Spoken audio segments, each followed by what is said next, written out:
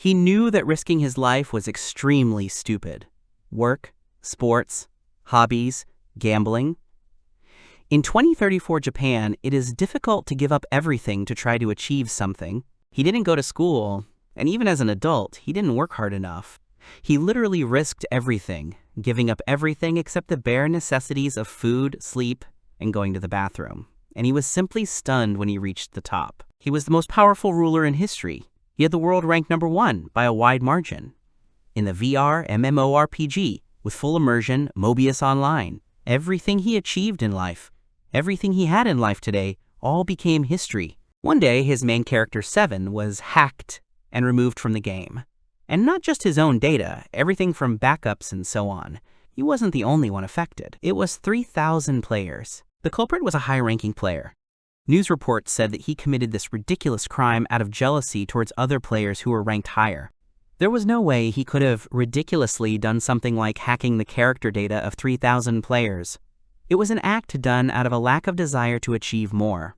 The young man clutched his VR headset in his hand. The game administration announced that they are unable to restore any of the affected characters. As compensation, they can only offer accelerated leveling when creating a new character and assistance in court. The hero threw down his helmet and cursed. No matter how many times people asked and raided their headquarters, their answer was the same. The young man felt sick from the whole situation. He ran towards the bathroom, where the contents of his stomach came out. Then he lay down on the bed and sighed. He couldn't bring himself to wish for anything. Nothing came to his mind. All he could do was breathe. He would never see his #1 status again. He stared blankly at the ceiling. Then he stood up and realized that he couldn't stay like that forever. With a wild look, he made a decision, and that decision was connected to the end of his lifeline. A young man stands in the middle of some city. He doesn't understand what's going on.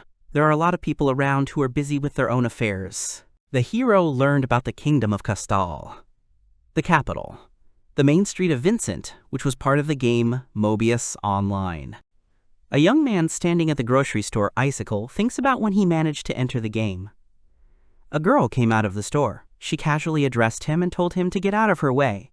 He occupies the area in front of her store. It was Ice-chan, the girl from the Icicle poster. He was used to hearing her voice, but he had never heard lines like that before.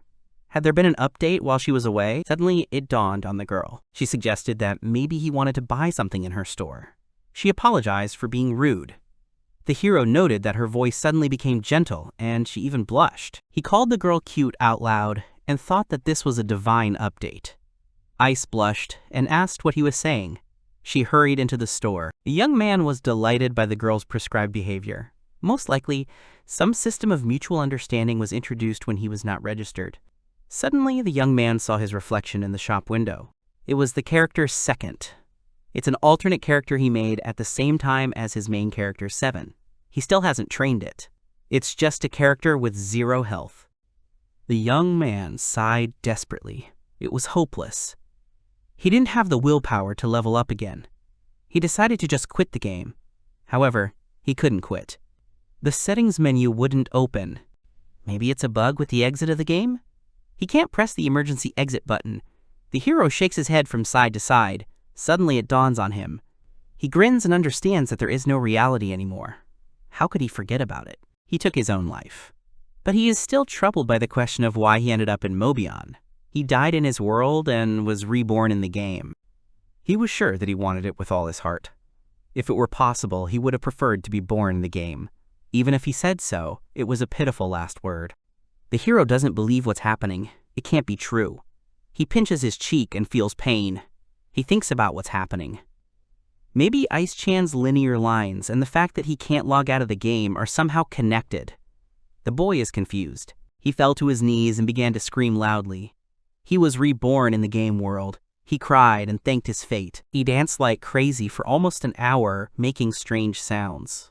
He was incredibly happy. People looked at him strangely. Suddenly, a man in uniform came up to him and said that he was under arrest. The guard turns to Ice-chan and asks if this is really the guy. She answers positively. The girl adds that the hero causes a ruckus in front of the store and asks to take him away. The hero is shocked. He is taken to the police station in the 3rd Knightly Order of the Kingdom of Castal. The girl in the knight's uniform grabbed the guy by the collar and asked the reason for his behavior. He replied that he was a little excited. Those who interrogate him from a layman's point of view are the police, but in reality, they are the third order of the kingdom of Cristal. The night girl suggested that the guy was a nobleman and began asking questions about why he was alone and where his companion was. The hero denied his noble origin. He looked at the girl. In his opinion, she was incomparable. He had never met such a beautiful non-game character before. The young lady noticed his gaze and asked him why he was looking at her. She slammed her hand on the table, and the hero flinched. She began to explain to him that his noble rights had no meaning for the knightly order. Whoever it was, if he broke the law, it was a crime. Their duty was to protect good citizens. She continues to say that he is a nobleman and demand the truth. The young man denies everything. The knight realized that the issue cannot be resolved peacefully, and the hero leaves her no choice. She reached for her sword, which was hanging by her side. This scared the guy, and he began to persuade her to just talk. First she asked his name. He answered that his name is Second, and he is an adventurer. The girl did not believe it. The guy does not understand what he should do. His outfit was so well made that it couldn't belong to an adventurer. It looks very expensive. The guy realized that his equipment was to blame. It was a rare item, so it looked nice. It was the reason he was mistaken for a nobleman. This was a serious problem. The feud between knights and nobles was a well-known story. The girl was accumulating a grudge. She was basically a constable, filled with a sense of justice. Judging by her appearance, one could say that it was greater than that of an ordinary person. This is bad, because he has nothing to prove his status. Suddenly, a man in a knight's uniform enters the room. He hit Sylvia on the head. Then he turned to the hero and said that the girl had been impolite. He would conduct the interrogation in her place. He apologized again. They suspected that he might be deliberately disrupting business, so they would have to ask him to elaborate on his social status and intentions first. The hero answered that his name is Second, and he is 17 years old. He is an adventurer, although his real name is Sato Shichiro. He is 28, single, and unemployed. He was 17 when he created this character. So he just said this number, not his real age. The knight then asked him about the reason for his strange behavior in front of the grocery store. He replied that he had unintentionally gotten carried away and asked for forgiveness. The man asked again about the reason. Sato replied that he had no intention of causing trouble for the store. He had no evil intentions now either. This place made the guy fully realize that he is now in the right company. The knight concluded that the guy did not intentionally interfere with the business, and later the hero apologized to the owner of the icicle store and was released. In any case, he will have to pay back the debt to society and pay compensation to the store in the amount of 150,000 SL. For such an amount in the game, they could not even afford the most basic armor. Now he has a tiny 2 billion SL in his account. Sato immediately changed his clothes so that his clothes would not attract attention anymore. He also has a suitable full-body armor that he bought. His budget is 2,300,000, and he does not know whether it is a lot or a little. It seems to him that the price of things will not be the same as Mobion. He urgently needs to look at the value of the currency of this world. However, his stomach has other plans. It rumbled treacherously. Sato decides to have lunch. It will be easy and convenient to find out the prices for food or lodging. He approached the building and thought that this place looked nice. The girl at the counter greeted the guy. He greeted me dryly and asked about the price for one night. The girl doesn't understand what the guy is talking about. Second thought that the girl at the reception was acting rather suspiciously. The girl said that the night would cost 7,000 SL per day, including breakfast and dinner. Without food, 4,000. The hero was surprised by the price. He decided to stay for 5 days without food. The employee gave him the keys. Their fingers touched. The girl blushed and looked away. The young man did not understand what kind of feeling he was experiencing. The hero is sitting at a table in a bar. There are many people around. The girls turn around and look at the guy with interest. Sato realized that he stood out from the others, especially for the girls with their strange views. It's all because of his avatar. It was the result of the author buying a limited edition. It was exceptionally beautiful. Even if a normal character was beautiful in an online game, no one would look at you.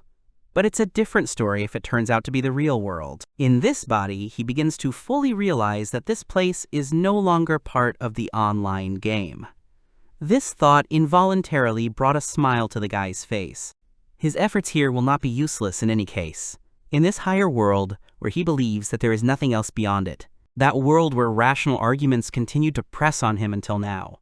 But now, the discontent in the very depths of his heart was reduced to nothing. The young man covered his eyes with his hand and then began to laugh loudly. He smiled slyly and decided that here he would again become #1 in the world. The young man woke up. He grabbed his head and sighed. He had overdone it with drinking yesterday. He was surprised to find he had a hangover. He got out of bed and opened the window. Now this place is no longer a game, but his reality. He sat down on the bed and began to analyze his further actions. And the first is to obtain the necessary skills. He cannot ignore these skills in this game. The nature of pumping in Mobion is built on the system of experience points. In order to learn skills and raise characteristics, you need experience, and this is extremely important. Experience is gained by defeating monsters or completing quests. Each skill has a rank system. From the beginning, from the 16th to the 1st grade, then from the 1st to the 9/10th stage. There is also a special rank for the broken skill title. It is important to gain experience points to increase the skill level. In addition, the method of increasing statistics differs depending on the build type that was chosen when creating the character. He went down to the bar and ordered a curry with rice. He sat down at the table and thought about how the whole setting brought back memories. The waitress greeted him nicely.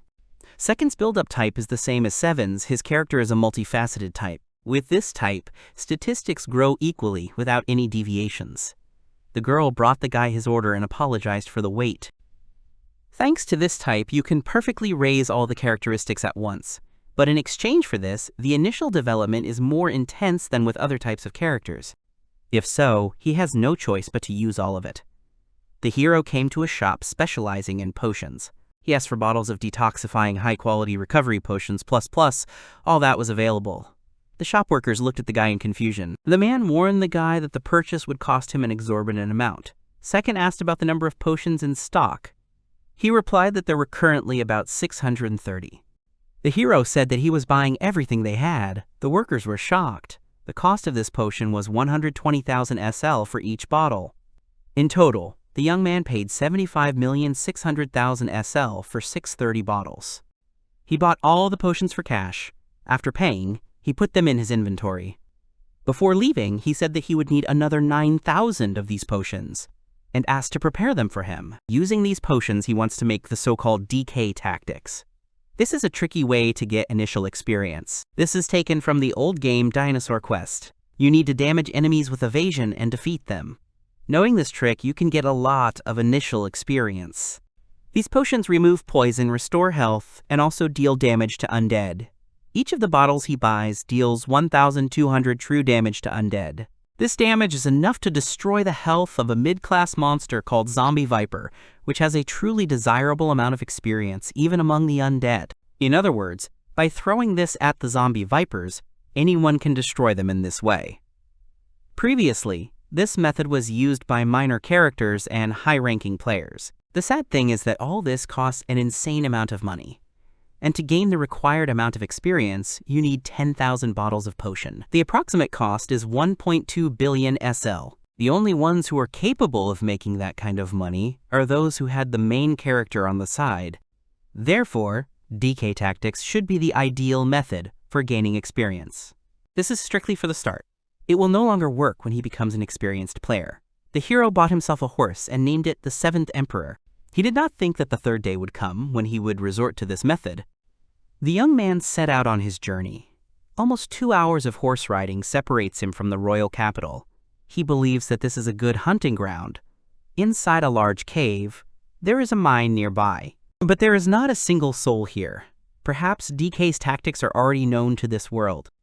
The protagonist begins to make various assumptions about this, but for him it is still a secret. But there is no one here. He can hunt everyone. He wants to. In the distance, he saw the snake he was looking for. The monster's appearance made the guy feel uneasy. He was scarier in real life. As he crept closer, he thought about how he needed to finish this quickly and go back. He takes out a potion and throws it at the serpent. The creature takes damage of 1200. The young man noted that it was pleasant. Having cleared one area, one must move on to the next, and so on ad infinitum. Without taking a single break, the hero continued throwing potions at them until all 630 bottles were thrown at them. The hero was satisfied with the amount of experience he had received. Soon he would collect almost all the necessary skills. He will ride back to the capital on horseback and realizes that he will not be able to return before sunset. He finally reached the royal capital. He was about to enter, but someone stopped him. It was the knight Sylvia, who had fiercely interrogated him last time. He recognized her immediately. The girl asked why he was here so late.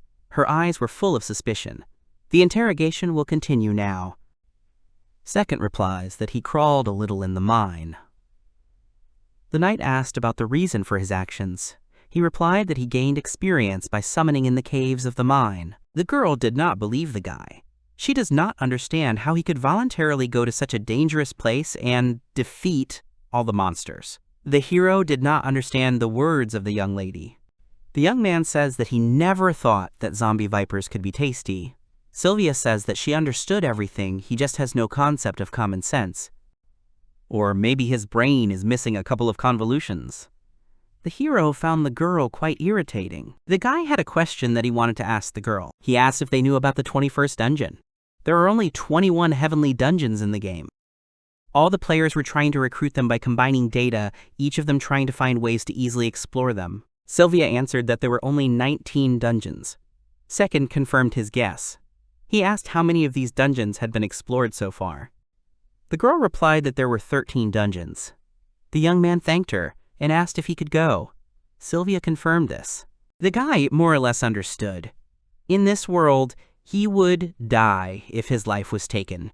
He already knew all the information, so he wouldn't have to risk his life 1,000 tens of thousands of times to acquire it. He may reach world number 1 sooner than he expected. If the player has gained enough experience, the next destination will be here. The young man went inside the building. It was the Great Royal Library. In Mobian, there are 2 conditions for obtaining skills. The first is reading skill books. There are many skill books in this library. The librarian asked the boy if he was looking for something. The boy replied that he was not looking for anything.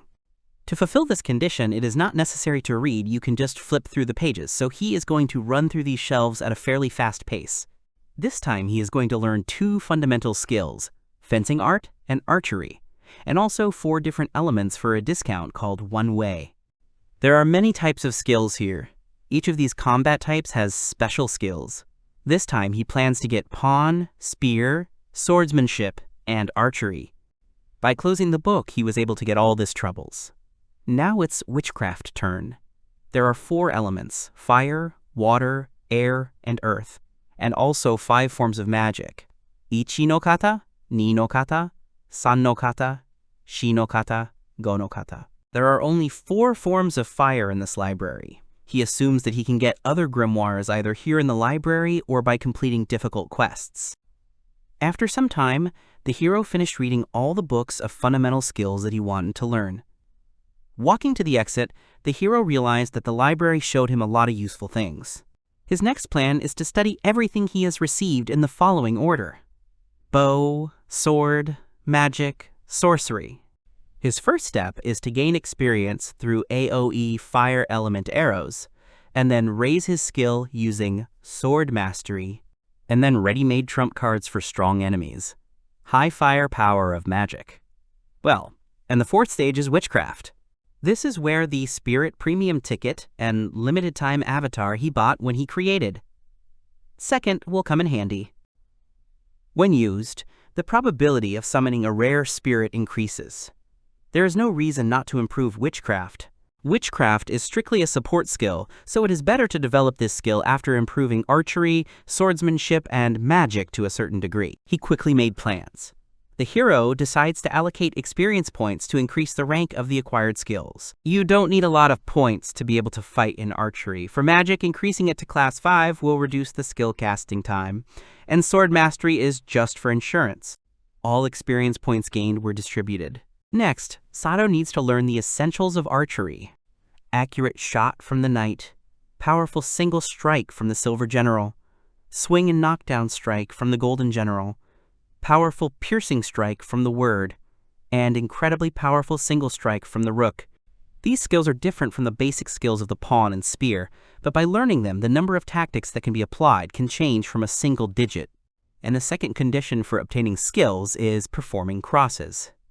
You can fulfill one of the conditions, and it is not necessary to take the quest for this. Killing a monster on the run. The shooting skill, Horse, defeating 20 monsters in a row. The skill, Silver General Shooting. Destroying 10 monsters in a row from 3 meters. The skill, Golden General Shooting. By killing 5 monsters at the same time and 2 monsters from 25 meters, using a combination of the spear and horse skills, you can move on to the archery elephant level. The most tedious but the most powerful one is Boosting Strike. At Class 16, single hits deal 250% pure firepower. And at Class 9, it increases to 600%. The hero finds that fulfilling all these conditions is tiring. Most of the conditions will be met as you go along, so they don't really matter. The real problem is the last condition. This is the condition: kill 3 monsters in a row that attacked and absorbed at least 50% of other players' health. He finds it exhausting just thinking about it. And having failed once, he has to do it all over again. It's pure hell. It would be possible to do this in a game, but this is the real world. When the health level is 50%, it is life-threatening, and it will be useless even if he tries to ask. But he really wants this skill no matter what. It is an absolutely essential skill in archery. The young man decided to bury his desires and just sit and wait for the opportunity that came unexpectedly. It's been a whole week since he reincarnated here. He used DK's tactics and also raised his other skills, which is quite nice. The hero was riding a horse and thinking that he needed to brush up on his fencing. Suddenly, he heard someone scream. The knight shouted to his comrades to retreat. He would make a way for them. Sato hid in the bushes and noticed that the knight's opponents were the Scarlet Mantises. People, monsters, fear, screams. It was a sight he had never seen even in the game.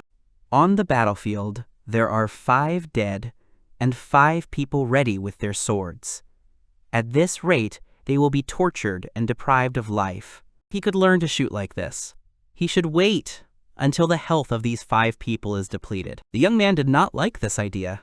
He realized that it was wrong. People die, they are not players, they are people. These people have lost what they risked their lives to get only halfway to, and now they are going to lose it again. The young man cannot allow this to happen. He takes out his bow and pulls the string. It was unbearable to see such despair. The hero shouted to the soldiers to lie down on the ground. One of the knights ordered everyone to lie down. The young man used the 5th grade spear skill. The monsters were defeated. Some of the knights remained alive. The girl knight was delighted with the main character, gallantly working even in a difficult situation. This fearless pose. It reminds her of the #1 in the world. Her first impression of him was terrible. She thought he was a young noble boy who lacked common sense. But what happened? He got rid of 6 Scarlet Mantises in 20 seconds, and only with a regular longbow and the incredible power of archery. And what about her? Ever since she was a child, she had strived for the path of a knight, coming this far with only a blade in her hand.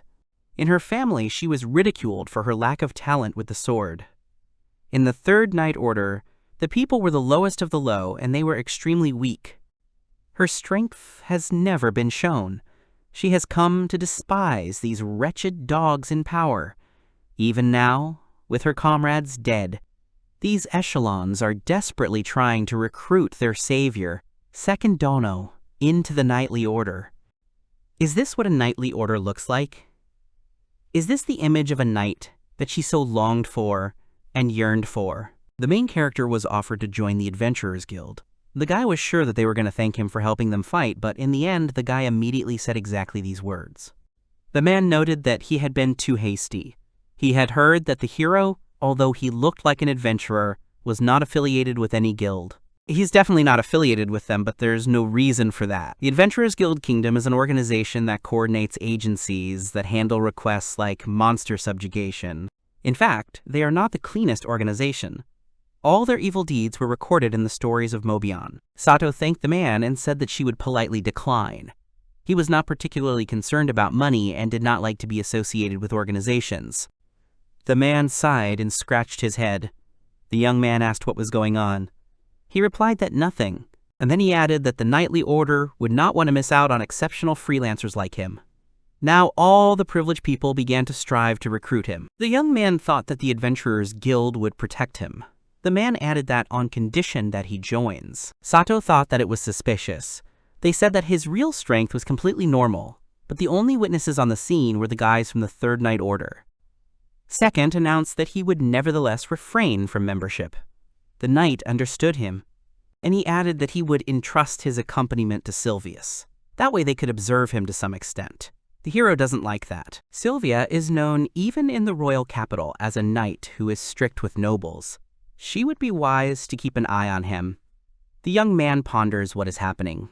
However, he does not know their true purpose. Sylvia is strict with the nobility, and the upper echelon of the knightly order is tied to them. This is a unique chance for a guy to get a hot female knight as a companion for free. The hero asked about the period of Sylvia's stay next to him. The knight suggested asking her himself and called the girl. She entered the room, and the man informed her that from now on, she would be taking responsibility for accompanying Seconduno. As for the time limit, the knightly order would try to take their opinions into account. The girl was surprised, which was not surprising. This was an actual demotion. In fact, the man meant that one word from his mouth would be enough to decide. The order really thought of her in a negative way. The girl agreed and became sad. The man looked at the guy. He cleared his throat and began to announce the term. He named a time frame of 2 years. That way he would have more than enough time to take first place in the world. The man answered what he understood, and that's how the female knight Sylvia became his escort. This is a demotion. The knightly order is getting rid of ballast. She is the second daughter of the Virginia Knights. Becoming a knight and distinguishing herself in battle is the duty of those born into the Virginia family. However, it is hopeless for her. She had no talent for the sword, even after she finally became a knight. Sato offered the girl a deal. He thinks that he told her to seduce him so that he would join the knightly order or something like that. Sylvia is shocked by his words. She didn't understand. Secondono suddenly said something like that. It was possible that too many shocking things had happened. The girl agreed to listen to the guy. She did not expect that the deal would change her life from then on and forever. Sato is sure that Sylvia wants to work as a proud knight, so he wants to help her. The young lady thought that until now she had never had time to delve into any. Mead opens up the senses. Sato told her that if she was tired of the current situation, she should decide to leave the Third Order once and for all. He also asked her out. The girl blushed and was very surprised. The hero asked her to calm down, because he said that he was making a deal. Sylvia mentally calmed herself and emptied the glass in one gulp. He believes that she simply cannot give in to these evil authorities. In this case, she needs to create sufficient power, and he has the means to make this happen. From the age of 4 until the age of 13, she always trained with the sword, but she never committed a single act of justice. The young man scratched his head and suggested that she try a spear or a bow, since she lacked the talent for a sword. Sylvia got angry and grabbed the guy by the collar. She cursed at him, and then, letting him go, she said that he was right. She grew up stubborn. Even though people always tell her that she has no talent for it, she continues to train with the sword. Knights are fighters for justice who wear armor, wield swords, ride horses, and gallantly rush into battle. She wanted to be a knight, a great knight, a defender of justice who would never give in to any evil. Tears welled up in her eyes. The young man told her to stop forcing herself to strive for such a knight. Anything could be used as a weapon. It was important to be a fighter for justice who gallantly ran into battle. The girl thought about it. She realized that she was right.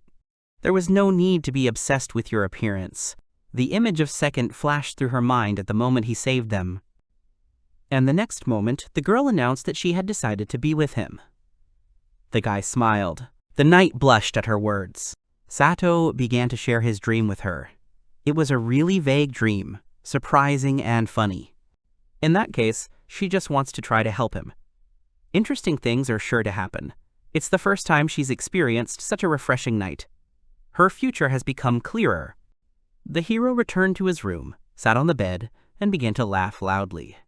He didn't expect everything to work out the way he planned. Getting a broken-hearted girl drunk and then winning her over was a tactic of the highest order. He was sure it would be good for her, too. Sylvia probably had a talent for archery or magic. In any case, finding a comrade is incredibly important. This way, his safety in battle increases. Given his current status, it would be strange if he didn't win. If so, it was a great opportunity. And it means he managed to learn the rook shooting he was so eager to learn. Tomorrow will be the beginning of fun days. First, Sylvia needs to acquire the necessary skills for fencing to train. He also wants to go to the dungeon to gain experience. The girl asks the guy again about magic archery. The hero thinks that she should concentrate on this specialty, since magic and sorcery can suit her perfectly. Dex is 121, and her INT is 103, but all other stats are double digits. She is a Dex type, but her INT is also unnaturally high. Therefore, she will be able to become a magic archer. The girl has never heard of magic archery. It was one of the most popular classes in Mobion, and the fact that people don't know about it is bad. In any case, such a class exists, so concentrate on mastering it. The girl agreed. The girl's first order of business is to go to the library, and then they'll head into the forest, where she'll give her a few lessons in swordsmanship. Sylvia is confused. Somehow, this is very similar to teaching newbies the basics of Mobion.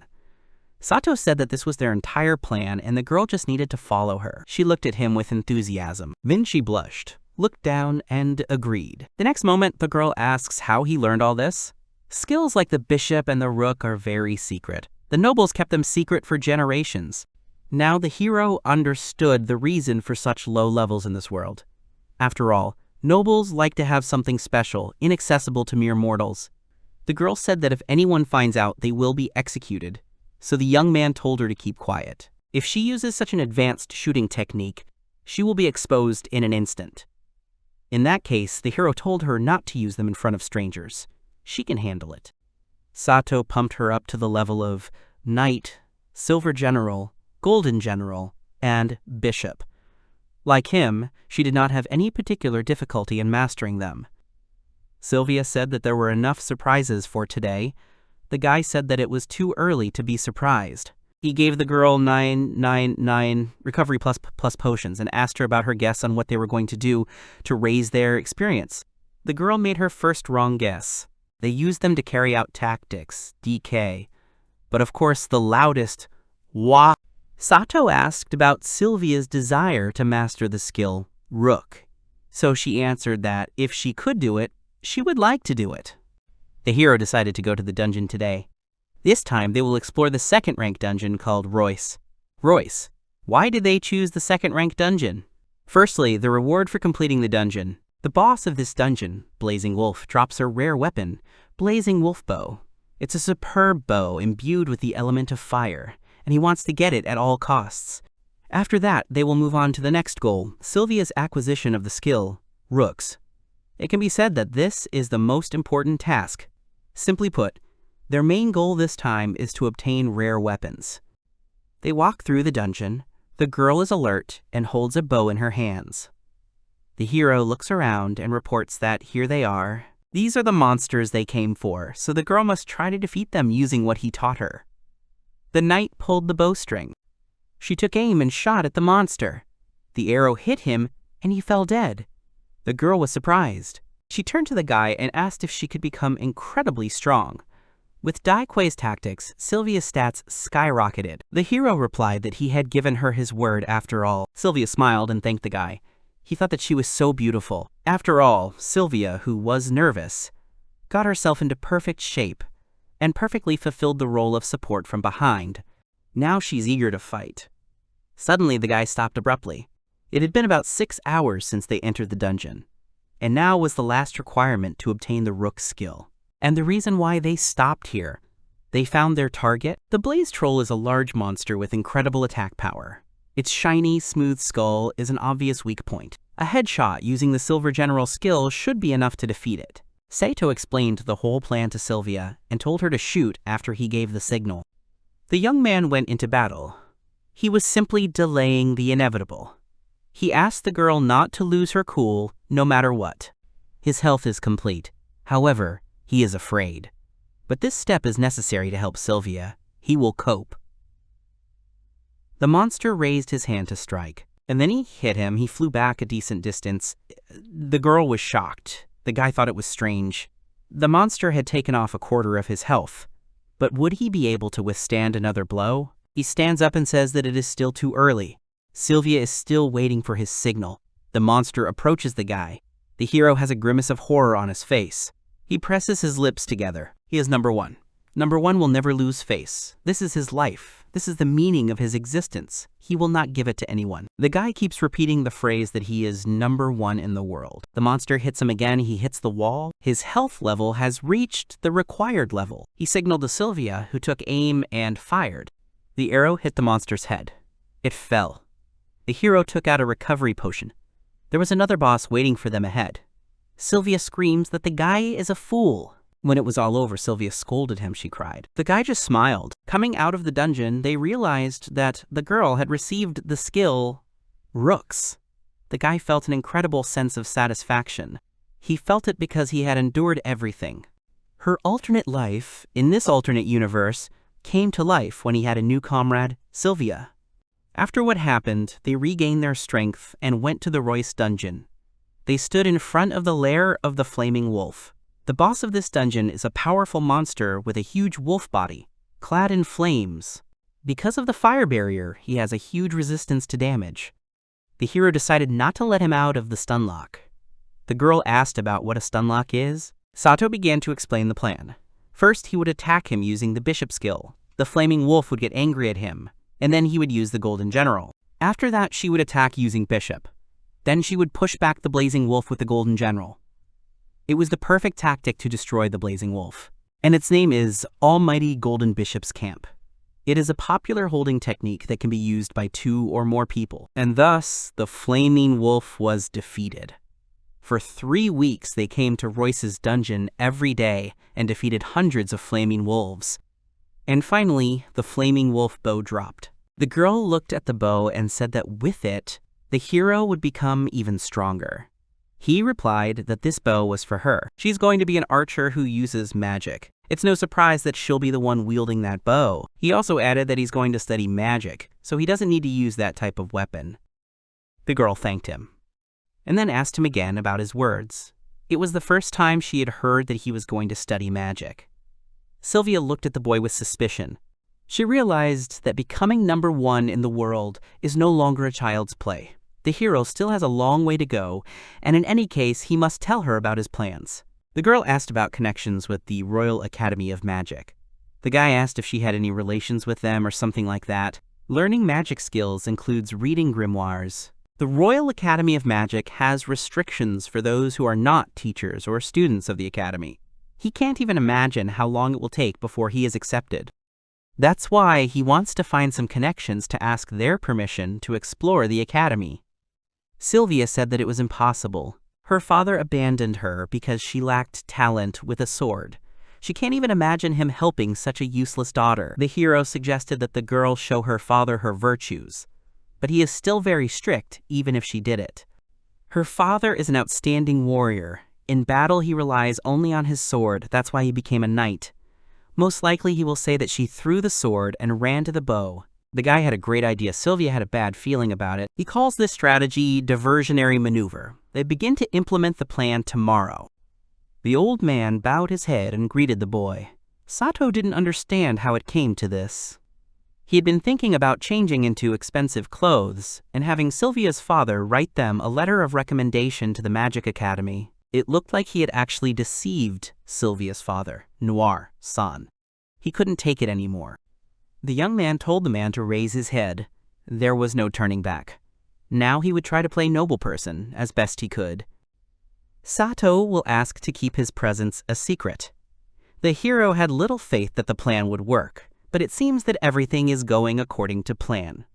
He said that he had 2 requests. First, the young man asked to connect him with the Magic Academy. The man replied that he could write him a letter of recommendation. The boy preferred something shorter. Nore-san suggested becoming an exchange student. It was a great idea. He would prefer the exchange to be as short as possible, but if he got there for 2 to 3 days and didn't find any grimoires, it would be bad. Sato asked to write him a letter of recommendation, indicating all the details. All this should take 2 weeks. It was time to move on to the second request. The young man asked the Lord for permission for Sylvia to go with him, because she had a talent for shooting and magic. The man replied that she was an undisciplined daughter, but if the hero turned a blind eye to it, he could use her as he wished. However, was he sure about Sylvia? She has no talent for swordsmanship. However, her skills in shooting and magic will make her world famous. Sylvia must leave the chivalric order to accompany him. The young man explained that he had invited her to join him and sign a 2-year contract. The man replied that he wanted only one thing: a bright future for Sylvia. Even if he was sitting here on the island, he would wait for their return. The girl blushed, and the hero thought that he didn't quite understand what he said, but he assumed it was yes. Sato said that his fortitude was remarkable. His Majesty will never forget Virginia's family. The girl walked and swore at the guy. She was shocked by his actions. The hero has a bad feeling about this. He is even a little scared. No one should deceive people. Since then, Sylvia and he sold the flaming wolf skins, gained experience, and enjoyed the magical lifestyle. They mined experience from slimes. They got a rare weapon, magic recovery wand. It is very useful, because when the healer uses it, he gets a double effect. While it lasts, skills used with the wand will be 2.5 times more powerful than usual. The heroes are currently holding a meeting at the Magic Academy. He and Sylvia are not at a high enough level to heal. However, the ability to restore will be very useful to them. He and Sylvia, after receiving the necessary items and experience, waited for a while and finally arrived at the Royal Academy. They were met by 2 professors. The young man thanked them for changing their plans and meeting with them. Then the young man introduced himself and said that they were counting on them for the next 2 weeks. The woman is the principal, Paula Memento, and the man is the homeroom teacher of first grade A, Kevin. The hero asked if Sylvia was in the same class with him. The principal confirmed everything, and she informed him that during the exchange, they would live in a house, not a dorm, so their rooms would not be separated. They also prepared uniforms for them. They walk down the hallway and the man tells them that he will teach lessons in the morning and later they will have a tour of the school. Sato asks who will give them the tour. It will be a student from Class A. Everything has already been decided. Evenings are the time for self-study, but the best students have a lot of free time. The young man replied that he was grateful for this. They arrived at Class A. The students stared at him. Kevin informed the students that 2 exchange students were joining them for 2 weeks. He asked them to come in. Second and Sylvia entered the classroom. The boy introduced himself as Sinand from the island country of Zipanga to check out the place. The girls were amazed by the boy's beauty and whispered to each other. Then it was Sylvia's turn. She introduced herself. The teacher invited them to sit down. The boys also noticed the girl. Since today is a special occasion, they will review the basics again. Sato is very worried now. When this lesson is over, he will quickly ask them to show him around. The young man will ask the teacher to introduce him to the person who will conduct the tour that evening. The man looked towards the main coon, who approached the professor. Kevin asked him to show them the cafeteria. The young man replied that it was a pleasure for him. Sato asked if he could ask him questions about magic. The hero wants to ask Main Coon first before he starts searching himself.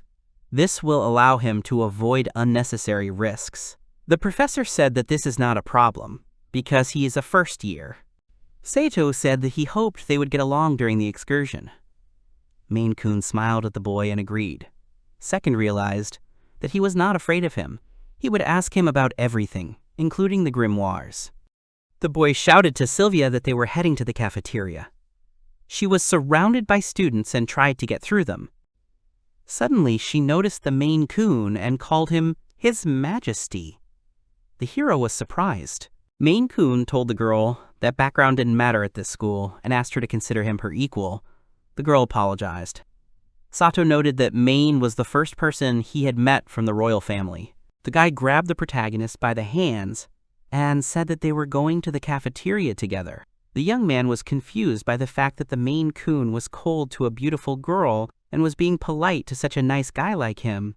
He felt like he was involved in something. This is stressing him out. He has to respond with the same face. The hero cannot reject the prince who has set his sights on him. He believes that this is the only chance to ask him right now. Sato asked if Main-kun had lost his way. He turned and looked at the guy in shock, blushing. He denied everything and asked the reason for such a question. Sylvia also blushed from this question. Second began to explain that, unlike Sylvia, he was a little like that with him. The Main-kun reported that the hero was mistaken, and that he was a natural. Suddenly, someone ran into the hero. He started looking around, but didn't see anyone, and a cat girl was walking by with a stack of books. She noticed that the guy was super cute. Main-kun said that second-san interested him. Sato asked what kind of disrespect this was. He was talking to the top 1 player in plans in the entire world. Sylvia was shocked by her friend's behavior. Main-kun replied that it was exactly like that.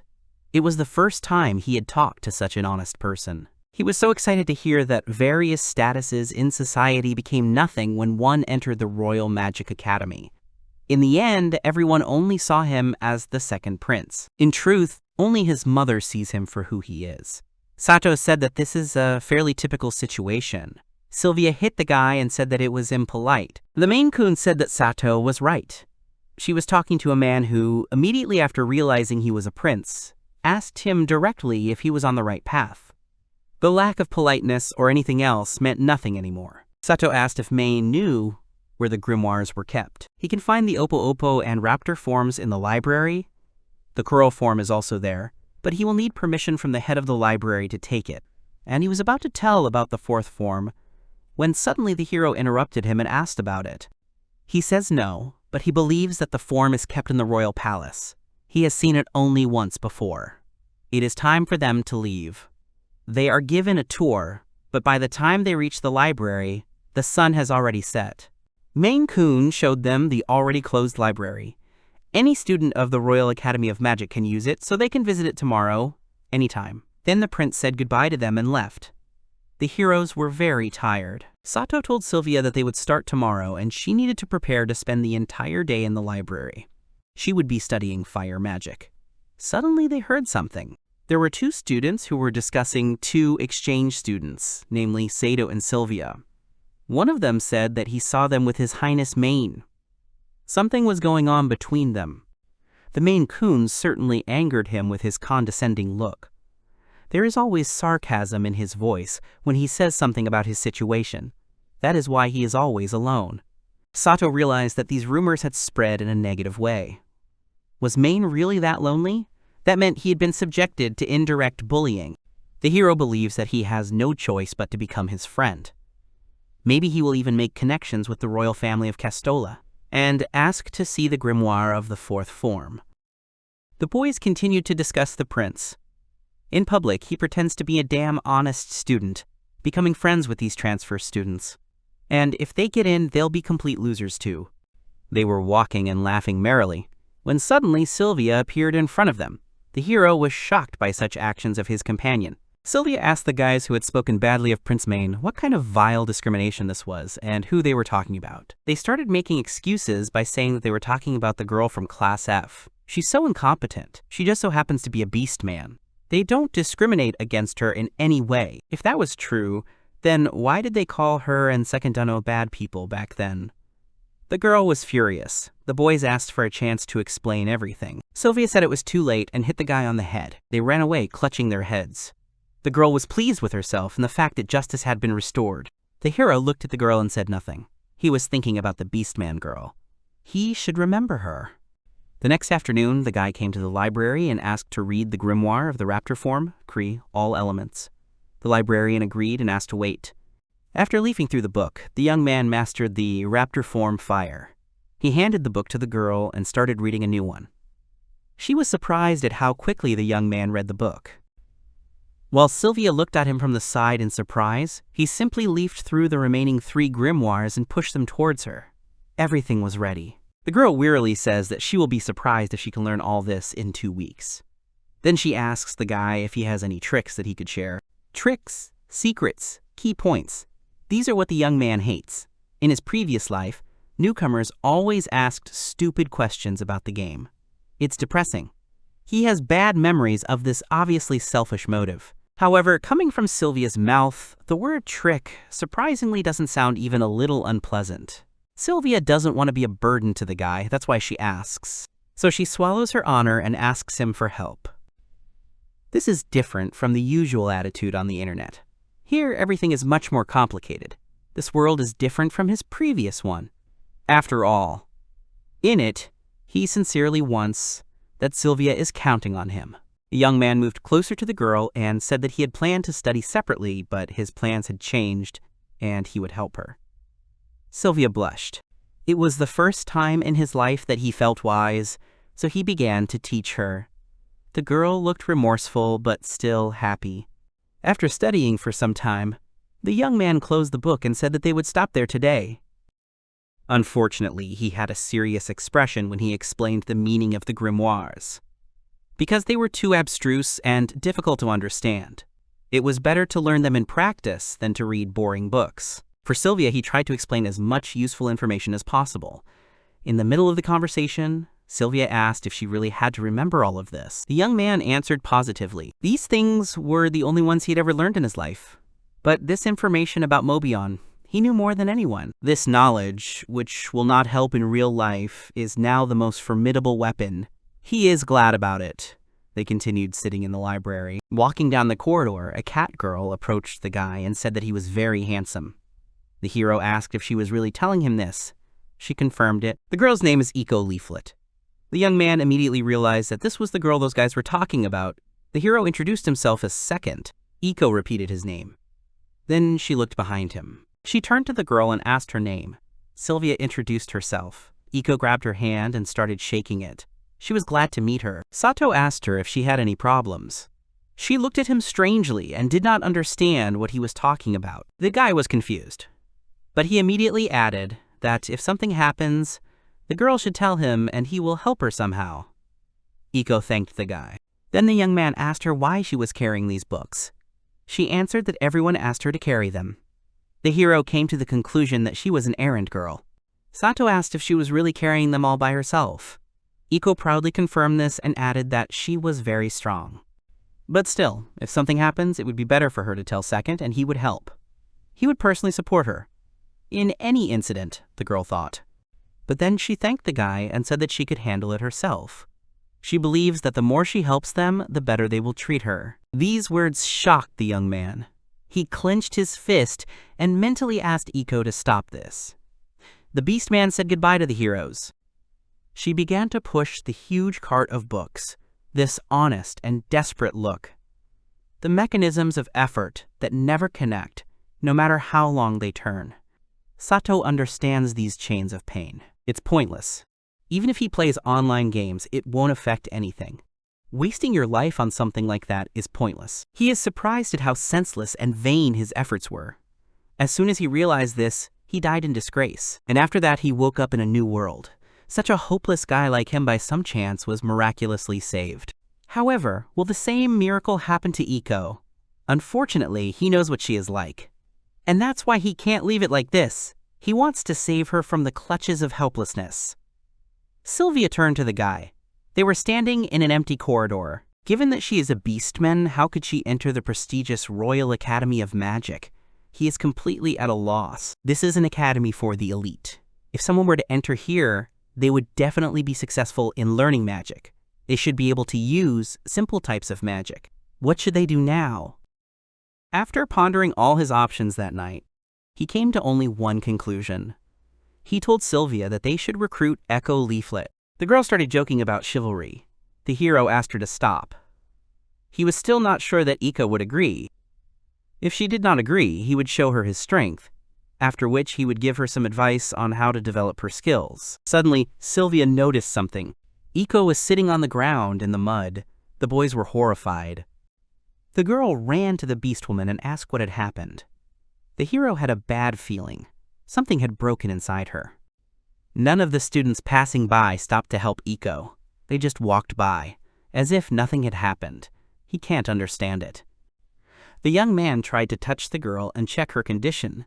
Suddenly, she hit him on the hand and told him not to talk to her, because she was fine. The young man understood what it was. This was it. The worst of all evils. This is what he felt before, despair. Eco jumped to her feet, shouted for them not to come near her, and ran away. Second and Sylvia ran after her. The hero doesn't know what happened to her, but he already knows that Iko has also realized this fact. Her efforts are useless. The little beast girl was carrying heavy bags and putting them down near the boys. They started laughing at her for putting her wishes aside to bring them dirt that would be dumped on her. And the next moment, a bag of dirt falls on the girl, and those guys start laughing at her. She was forced, without a shred of hope, to face the reality to which she had so far closed her eyes. She cannot continue. It is too sad to watch. Everyone should have a dream. Sato is determined to save the girl. They run after Iko, but she doesn't let them catch her and keeps pushing them away. Suddenly, she ran into a dead end and shouted at the heroes not to come closer. About an hour passed. Sylvia finally got tired. However, Iko still had stamina. They still had a chance. He began to explain to the girl that they just wanted to talk. She asked him to leave her alone. Iko is crying a lot. Leaving her alone now would make the situation even more hopeless. She's at a disadvantage. She's slow, strong, has a lot of stamina, and there's a chance she has low magic attack. It's a risky business. Very risky. But it's worth it. The hero drew his sword and told Sylvia not to interfere. Eko asks him not to come closer. The young man raises his sword. The girls do not understand what he is doing. And the next moment, the hero cuts off his hand. The girls are shocked. The guy is in unbearable pain. Sylvia ran to him, but he told her to stay where she was. He took out his magic staff. If he can convince Iko to side with him now, he's confident he'll be one step closer to becoming #1 in the world. He tells Eko that she needs restorative magic. She should use the staff and heal his hand. She's probably a paladin. The beast woman shakes her head and says that she can't. This is the recovery rod, an incredibly rare rod made from holy slime that allows anyone to use recovery magic. If the Iko type is paladin, then the ++ bonus, which healers have a limit on, is activated. The guy screams that he is in pain and urges the girl to restore his hand. She tries to find an excuse not to do it. The young man shouts at her and asks her to tell him that she can do it, and as soon as possible. Iko agreed. She took the staff in her hands. The young man mentally encouraged her and made her believe in herself. The rod in the girl's hands began to glow. She must realize, this is her path. She was surprised. Then she pointed the rod towards the guy and began the treatment. The boy's arm was restored. Everything was back to normal. Iko sank to the ground, and second fell. He couldn't stand. In this world, even if you have restored your health, your physical condition does not immediately return to normal. He guessed Eko's class when he was chasing her. She is slow, strong, enriched with stamina, and is a student at a magic academy. This means that she has an insanely low magic attack. She simply cannot be imagined as a mage. These factors of her life perfectly match the characteristics of a paladin. Her magic attack is low, magic is not suitable for her. Her agility is low, archery is not suitable for her. Her strength is stable, but her maneuverability is low. Even though her low attack is low, she has a huge amount of MP. However, some high-level players voluntarily choose this type. This is the reason why, when a team becomes famous, there is always a paladin among them. Paladins channel their high HP, SP, and VIT to cast a shield, becoming a wall for their allies and absorbing monster damage with one hand. Once they start to suffer damage, they use recovery magic themselves to regain their health. In other words, they can maintain the wall position until they run out of mana. If they made a paladin like Eko into their fighter. Eko the paladin, the all-rounder, and Sylvia the magic archer. He can make a full team with a strong player, a middling player, and a backline defender. He was very close to becoming #1 in the world and having the opportunity to aim even higher. He wanted it, no matter how. This is what came to his mind. Sato did something similar with Sylvia. He took advantage of the emptiness in her heart and somehow persuaded her. He overdid it, trying to get her attention, and somehow managed to not only pull her to his side, but also persuade her to join their group. But he wants her to follow them. He asks her to follow them. The hero opens his eyes. He is lying on a bed in the medical center. Sylvia saw that Second had come to his senses. The girl asks him not to overexert himself. If he had lost his arm, he would not have been able to become #1 in the world. The young man noted that. It was hard to tell her about it, but then it was his left arm, and the girl was holding his right. Sylvia let go of his hand and said that he had had quite a nightmare. Putting his hands under his head, the young man told her not to worry about him. Sylvia noted that it should be her words. Both she and Iko were saved by him. By no one else, they were saved by him. She was in absolute despair, and Second easily saved her from her. So he doesn't have to worry about anything. She will be his knight, and will follow them even to the ends of the earth. Having said this, the girl left the room. The young man stood up. The hero assumes that Sylvia saw through him from the very beginning. Even his attempts to benefit from her and use her.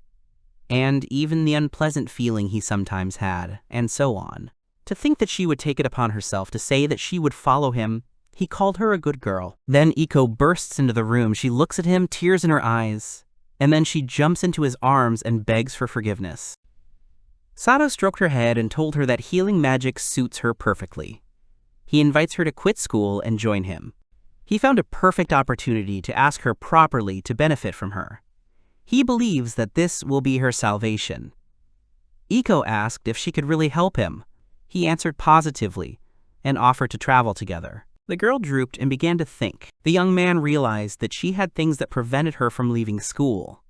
The girl was surprised at how he knew this. He replied that he was #1 in the world and told her to start over. Iko was born in a beastman village far away from the capital. She had an absurdly high amount of mana since she was a child, something her father bragged about. This gave the villagers hope. Time passed until one day all the villagers collected as much gold as possible so that she could enter the prestigious Royal Academy of Magic. They mistakenly believed that by becoming an outstanding sorceress, Iko would be able to help develop the village. The girl mastered the predator form for the wind and earth elements. However, due to her pitifully low magic attack, she did not have even half the capabilities of the other students. As a result, she was considered a loser. That's why she can't give up. She has no right to let the villagers down. With their expectations, the residents have created a huge, unbearable burden. It weighs heavily on the lonely girl's heart, even now destroying her. The hero tells her that he has already prepared her rescue route. She will be able to escape to her happiness. Here she has a great opportunity. Now everything is different, not like with her. Echo clarified his words about a wonderful opportunity. He asked her not to take it to heart. The hero told her that he was going to become #1 in the world. Iko was surprised. She did not understand what that meant. He explains that this means the best in the whole world. There is no one stronger than him, and she will become one of his comrades. The Royal Academy of Magic is nothing more than trash. Being a mage at the royal court is banal. He is sure that the villagers will be happy about it too. No, they will rejoice. They will build a huge bronze statue of her in the center of the village, making up legends about her until the end of time. The girl laughed at the guy's words. He said that Iko would return famous, and then her father will ask her to get Second Son's autograph. The girl started laughing out loud. They were both having fun and laughing. Iko said with complete confidence that she would go with him, and somehow Iko Leaflet, a beastman paladin, became his ally. Sato informs Iko that she is being recalled from school as of today, and asks her to obtain permission to join Class A as his escort. Iko, Sylvia, and Second are standing in the principal's office. The woman rubs her temple and asks the guys to give her some time. The young man agreed and specified the approximate waiting time. She replied that she had an urgent staff meeting scheduled for lunch. Then they would make a decision for them, too. The hero went to the door and said that in that case, they were expecting good news. Sylvia asked the guy why he asked for this. The hero noted for himself that it sounded a little implausible. Nevertheless, he believes that his request will be fulfilled. The girl does not understand why she is so sure. Sato replies that they are exchange students. Plus, he is a noble foreigner who witnessed the persecution, and, in particular, against the beastmen. Now Sylvia understands, because Zipan is a country that welcomes beastmen. They'll see it as a problem. In fact, even if it isn't, it'll be incredibly off-putting. Plus, the staff here are stuck in a situation where they can't do anything about it, even if someone points a finger at the cover-up. They don't want more problems to happen. They want to resolve this with the least amount of damage. So it's likely that they will agree to do what he asks. Iko screamed that Second was the smartest. He said that it was because he was #1 in the world. The heroes went into the cafeteria, where Maine noticed them. The prince immediately asked the hero if he would really make Iko-san his escort. Sato replied that the girl was an excellent healer. The inability to see this says a lot about the nature of this school. Main laughed and said that he simply adored his straightforwardness. The hero was embarrassed by this. He was about to ask about the prince's orientation, but Sylvia stopped him. She said his name angrily. Iko didn't understand what was happening. Suddenly, someone called them from the side. Saito turned towards the voice. It was Kevin. The young man immediately asked him about the verdict.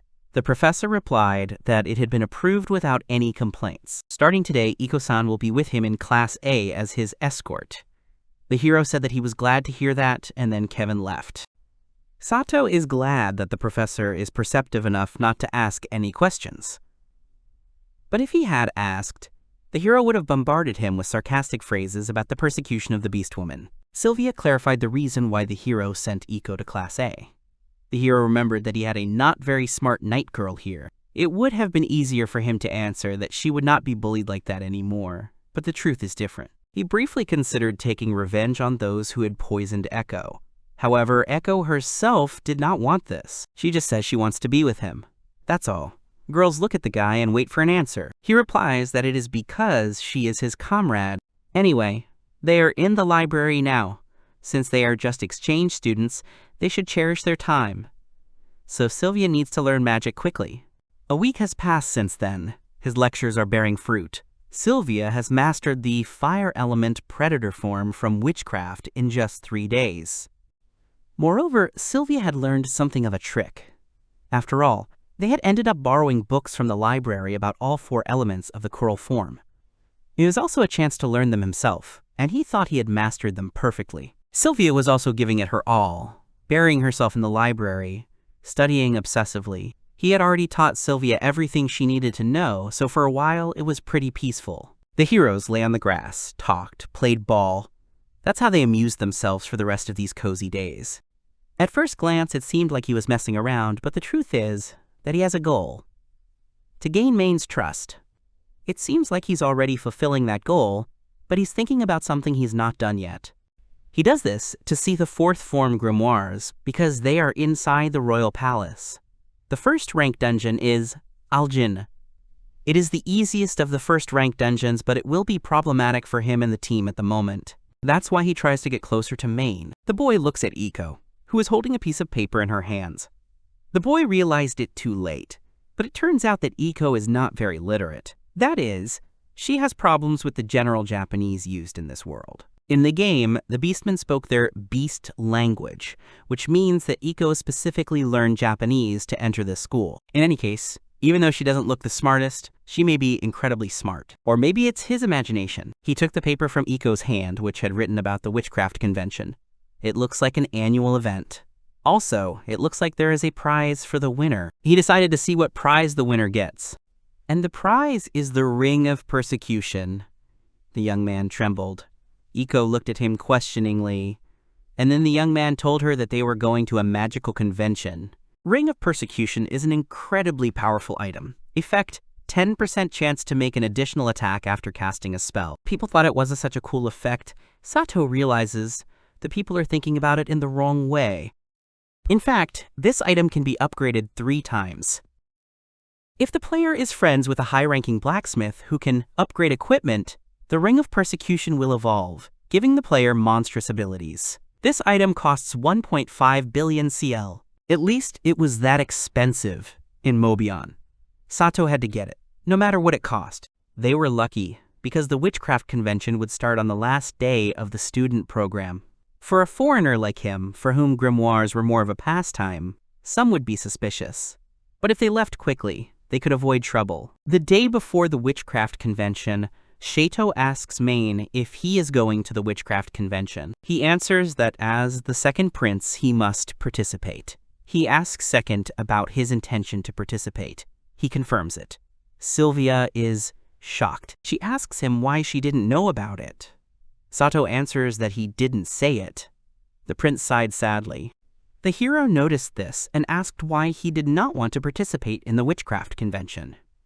He answered that his older brother would be here tomorrow. He and his brother do not get along. His older brother is a talented suprematist. While he is a gifted mage, his older brother, whose strength is swordsmanship, constantly looks down on him, calling him a weakling.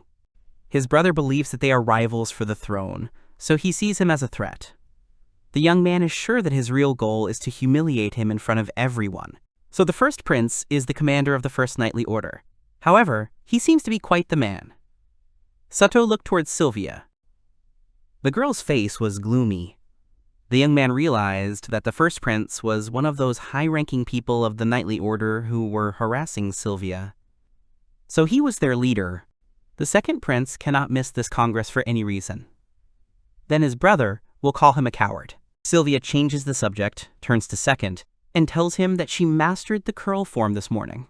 The boy asks why he didn't know about it. The girl answered him that she had not said that. The young man realized that she had repaid him in the same coin. Day of the Witchcraft Congress. There are many people in the stands. School children discuss the fact that there are fewer participants this year, and the rules have been revised, so now everything is going downhill. The hero is surprised that even though these guys are future magicians, they do not know about the value of the Ring of Persecution. One of the boys heard that this year one of the spectators would be His Majesty. Then they started discussing the relationship between the first and second princes. However, no matter where you look in the academy, they always talk about the battle between the first and second prince. Saito doesn't think that Main himself is the cause. There is a high probability that the first prince is manipulating their reputation. Does he really hate Main that much? Then the second prince comes in. The guys who were discussing him immediately fell silent. Sato asked about whether the prince was selling out of turn. He answered that he was in the semifinals straight away. Second hopes that they won't run into each other until the final. Main suggests that they meet in the final. The hero asked Main what to do at the witchcraft convention. The guys were shocked by such a question. The prince is surprised that he signed up without any idea. Sato assumed that the participants would destroy each other with magic. The prince denied this. Then it must be this. They just destroy each other. The prince asked about where to do magic. He grabbed his head and sighed. The Witchcraft Congress is held by the Crown of Competition. Therefore, nothing needs to be destroyed. This item allows the Congress to be held without risk to life. Everything that happens inside the competition created by the Crown is imaginary. If this is a competition, then even if his HP drops to 0, the competition will simply end, and no matter what, everything will return to normal. His attacks must be magical.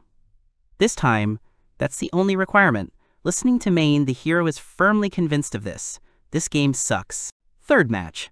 First years. Second from Class A versus Dan from Class F. Iko is really into this guy. A circle with a radius of 50 meters. From the competition arena lies within its boundaries. He left it. He lost. The judge told the boys to get ready and begin. The battle has begun. From the color and design of this magic, it can be understood that he is using the Wind Predator form. If you are damaged while casting the spell, it will be cancelled. This means that spells with preparation from Predator and above are useless during the competition. Was Den-kun really trying to fool him like that? He must have heard somewhere that second couldn't cast magic properly. To mock the world's #1 like that, the hero got angry and told the guy to get ready. He extended his hand forward and began to use Oppo Wind form, and Den responded with Wind Predator form. The two forces collided. There is one peculiarity of the clash of magical forces. This is a defense technique, the basis of which is to cancel the attack. A little lesson can be learned, but compared to the Oppo form, the recovery time after the Predator form is twice as long. Den is shocked by what is happening. Sato offers him a choice: be tortured or die with indelible shame. Then the protagonist uses the Fire Curl form. It is a 5th grade form, which reduces the casting time by 2 stages, and the attack power is 300% of the intelligence value. Den understands that he is finished. Second launched a fireball towards the enemy. It caught up with him and an explosion occurred. Den lay unconscious. Sato realizes that he used too much force. The judge declares that second has won. When the competition is over, the arena returns to normal, as if nothing had happened. The hero went to Sylvia and Iko and told them that he had won. The beast woman screams that the guy is very strong. The knight tells the guy that he overdid it. After all, he will become #1 in the world. Besides, Today they will say goodbye to them. Once they grab the prize, they can immediately run. The girl, however, tells him not to overdo it. Iko, on the contrary, shouts at the guy to give it his all. Semifinals. Match 2. Class A first year, second, versus Class A fourth year Kate. Winner advances to the finals with Main. The guy was ordered to get ready, and then the start of the match was announced. Keith immediately rushed into the attack. In a magic-only competition between normal students, the outcome depends on who attacks first. And if that's the point, the basis of the fight is in the Oppo form, which is the fastest to create a smart move. Both guys use the win form. The hero understands that now, everything is heading towards a dead end. After that, they will cast spells at the same time. The magic created at the same time will collide and destroy each other, sending them back to the beginning. This is where the flaw in the competition lies. This is one of the reasons why this game sucks. Naturally, being all newbies, they got along well. They managed to bring everything to a standstill. Kate tells the guy that he wants him to give up. He will reward him accordingly. Sato asked the reason. He replied that he could not allow him to fight with His Majesty Main. He would let His Majesty win, after which he would have a friendly competition with His Highness Klaus. The hero asks why he is telling him this. He answers that he does not deserve it. He just needs to lose. Is it really because he will beat the first prince in Maine? Kate denies everything. All because only the competition between their Majesties Maine and Klaus makes sense. So, to put it simply, they are putting a political spin on this competition. Kate replies that, at this rate, they will not reach an agreement. It seemed he was hired to help Maine win. Must be one of Klaus's lackeys. Assuming the format was friendly competition, he would beat Maine up in front of everyone. Then the rumors in the waiting room weren't far from the truth. The hero is dissatisfied. Such negotiations with him in a hopeless situation and efforts to make him surrender for the sake of a good cause, this is what he is most dissatisfied with. The hero asks if Keith really thought that everything would go smoothly. It's no use. They started attacking each other. Then they both used the Oppo form of fire. He is perfectly prepared to confront him. Naturally, nothing will work out like that. Such a possibility, so the hero will show them all a serious battle. Kate realizes where this is going. Seken has pulled out a bow from somewhere. How did he do it in a magic-only competition? However, it was too late to guess. He told Sylvia to watch carefully and fired a fire arrow. Magic shooting is one of the miracle attacks that uses witchcraft. And this is already the second reason why games suck. Keith tensed up. The magic arrow hit him. He stood and held his side. Sato asked him about the first prince's true goal. A competition where only a mage. Attacks matter. That's why a deadlock can happen. And Prince Klaus definitely has some technique to bypass the rules. It is quite possible that he uses magic fencing. As long as he has such a trump card, Prince Klaus will never lose to Maine. Sato said that it was low. He should know firsthand what a stupid act it was. Stabilize the aim with Knight's shooting, increase the power with Silver General shooting, and increase the momentum with Earth Curl form. This is a combination of 3 abilities. Keith started to run. The hero said that it was in vain. An avalanche of rocks fell on the guy. He fell. The judge announced that the winner was second. The people rejoice. Someone tells the first prince that he is sorry. He replies that everything is fine. Now he needs to change his plans. It looks like he's found himself a pretty good gem, if he recruits. Second, his stupid younger brother will remain a fool. Kate says that this guy is quite a strong opponent. The first prince is surprised that he found someone who can combine magic at the academy. He was right to visit. Sato will be an excellent pawn. Now they move on to the finale. Main says that he has a feeling that the hero is very strong. Sato apologized for hiding it. However, the prince was not upset. Now he liked him even more. The hero asks to be taken to the royal palace next time to read the 4th form. The prince is embarrassed. The judge tells them to get ready, and the next moment he announced the start. The prince and Sato used Oppo wind form, obviously, but Second won't use magic shooting. There's no fun in that. The young man thinks that the prince wants to destroy the attack again and take them back to the very beginning. It seems that expectations were not met immediately. Main will use the cancellation spell. The young man forcibly changed the timing of the spell. If he is attacked while casting the spell, it will be interrupted, but if he starts casting it in the middle of an attack, it will be stopped. Main began to cast wind curl form. The hero clicked his tongue. He noticed the prince's gaze, which is absolutely not allowed to be shown in PvP.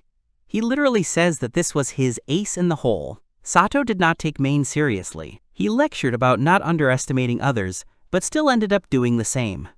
The young man will use the ultimate magic, which he performs with the dignity of a man who has defended the title of Wise General 22 times in a row. Sato told the prince to watch carefully. He starts using fire curl form, and the prince uses wind curl form. The hero attacks. At this distance, it is simply out of range. And the feeling that has strengthened in him, after so many years of experience, he knows it without measuring it. The hero's magic has absorbed the second prince's magic. He is in shock. Main noticed that the hero began to move for the next one. He was confused. He does not see the magical outlines. Magic is not always offensive. It can be used to hide your next move, and that move will be land predator form. After casting this spell, something began to appear from the ground. Sato summons a wall to restrict the opponent's freedom. It is also a respected magic attack. Now it is time to finish. The boy uses water curl form. The attack hit the prince. He fell to the ground. Sato looked at him. Main smiled and said that he had lost. The crowd cheered. The hero asked the prince why he was laughing. He was angry, and the prince was confused. The guy sighs standing in front of the man and tells Second that he is quite strong. Second says that if his curl form was at least class 5, he would have lost, a hair's breadth from defeat. Unknowingly, he would have made him look bad. There is no power here. He looks at Second plaintively and objects, asking him if he is really strong. Second looks intently. He asks the guy if he's mad. He lost to someone who looked down on him. Isn't he mad? The guy says, not really mad. Second asks him not to lie to himself. If he doesn't get angry here, he will remain that way for the rest of his life. After that, they remain silent. The blonde boy's older brother comes up and claps, saying that this is a great perception. Just like Second said, his brother lacks courage. He keeps repeating it over and over again. He caught a glimpse of his capabilities. He is truly capable. He gives him his permission to join him and learn leadership with him. People watch their conversation. Being under the direct supervision of Klaus, the first prince, means he is guaranteed a position in the highest echelon of the First Knightly Order. Plus, when Klaus ascends to the throne, he will be promoted even higher, which is an incredible situation, and he is aware of it.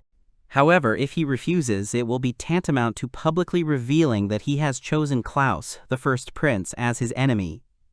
It is impossible to refuse this.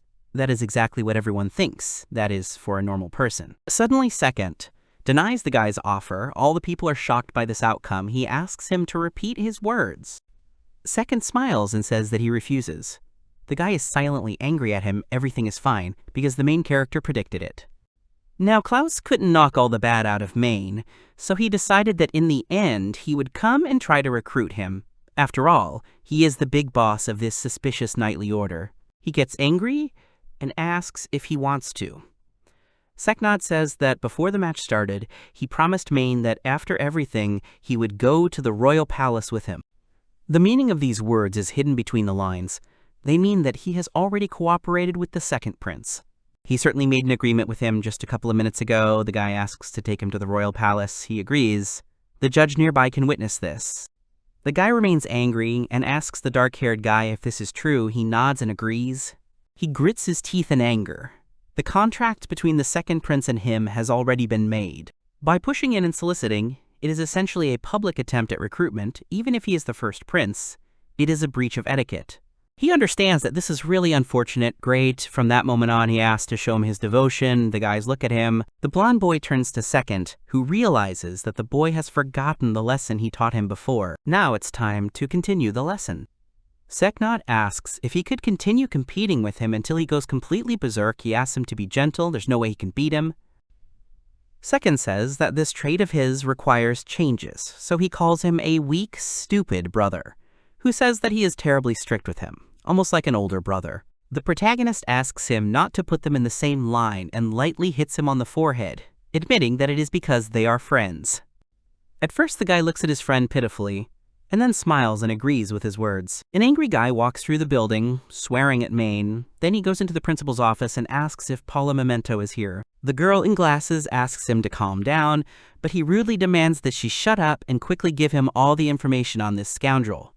Second, the girl takes out some papers from the table. Suddenly, he takes the documents from her by force, and after reading them, he notices something. He asks if that's all, if it's not just a description of how he spent his time at the academy. The girl explains that he is a man of even greater mysteries.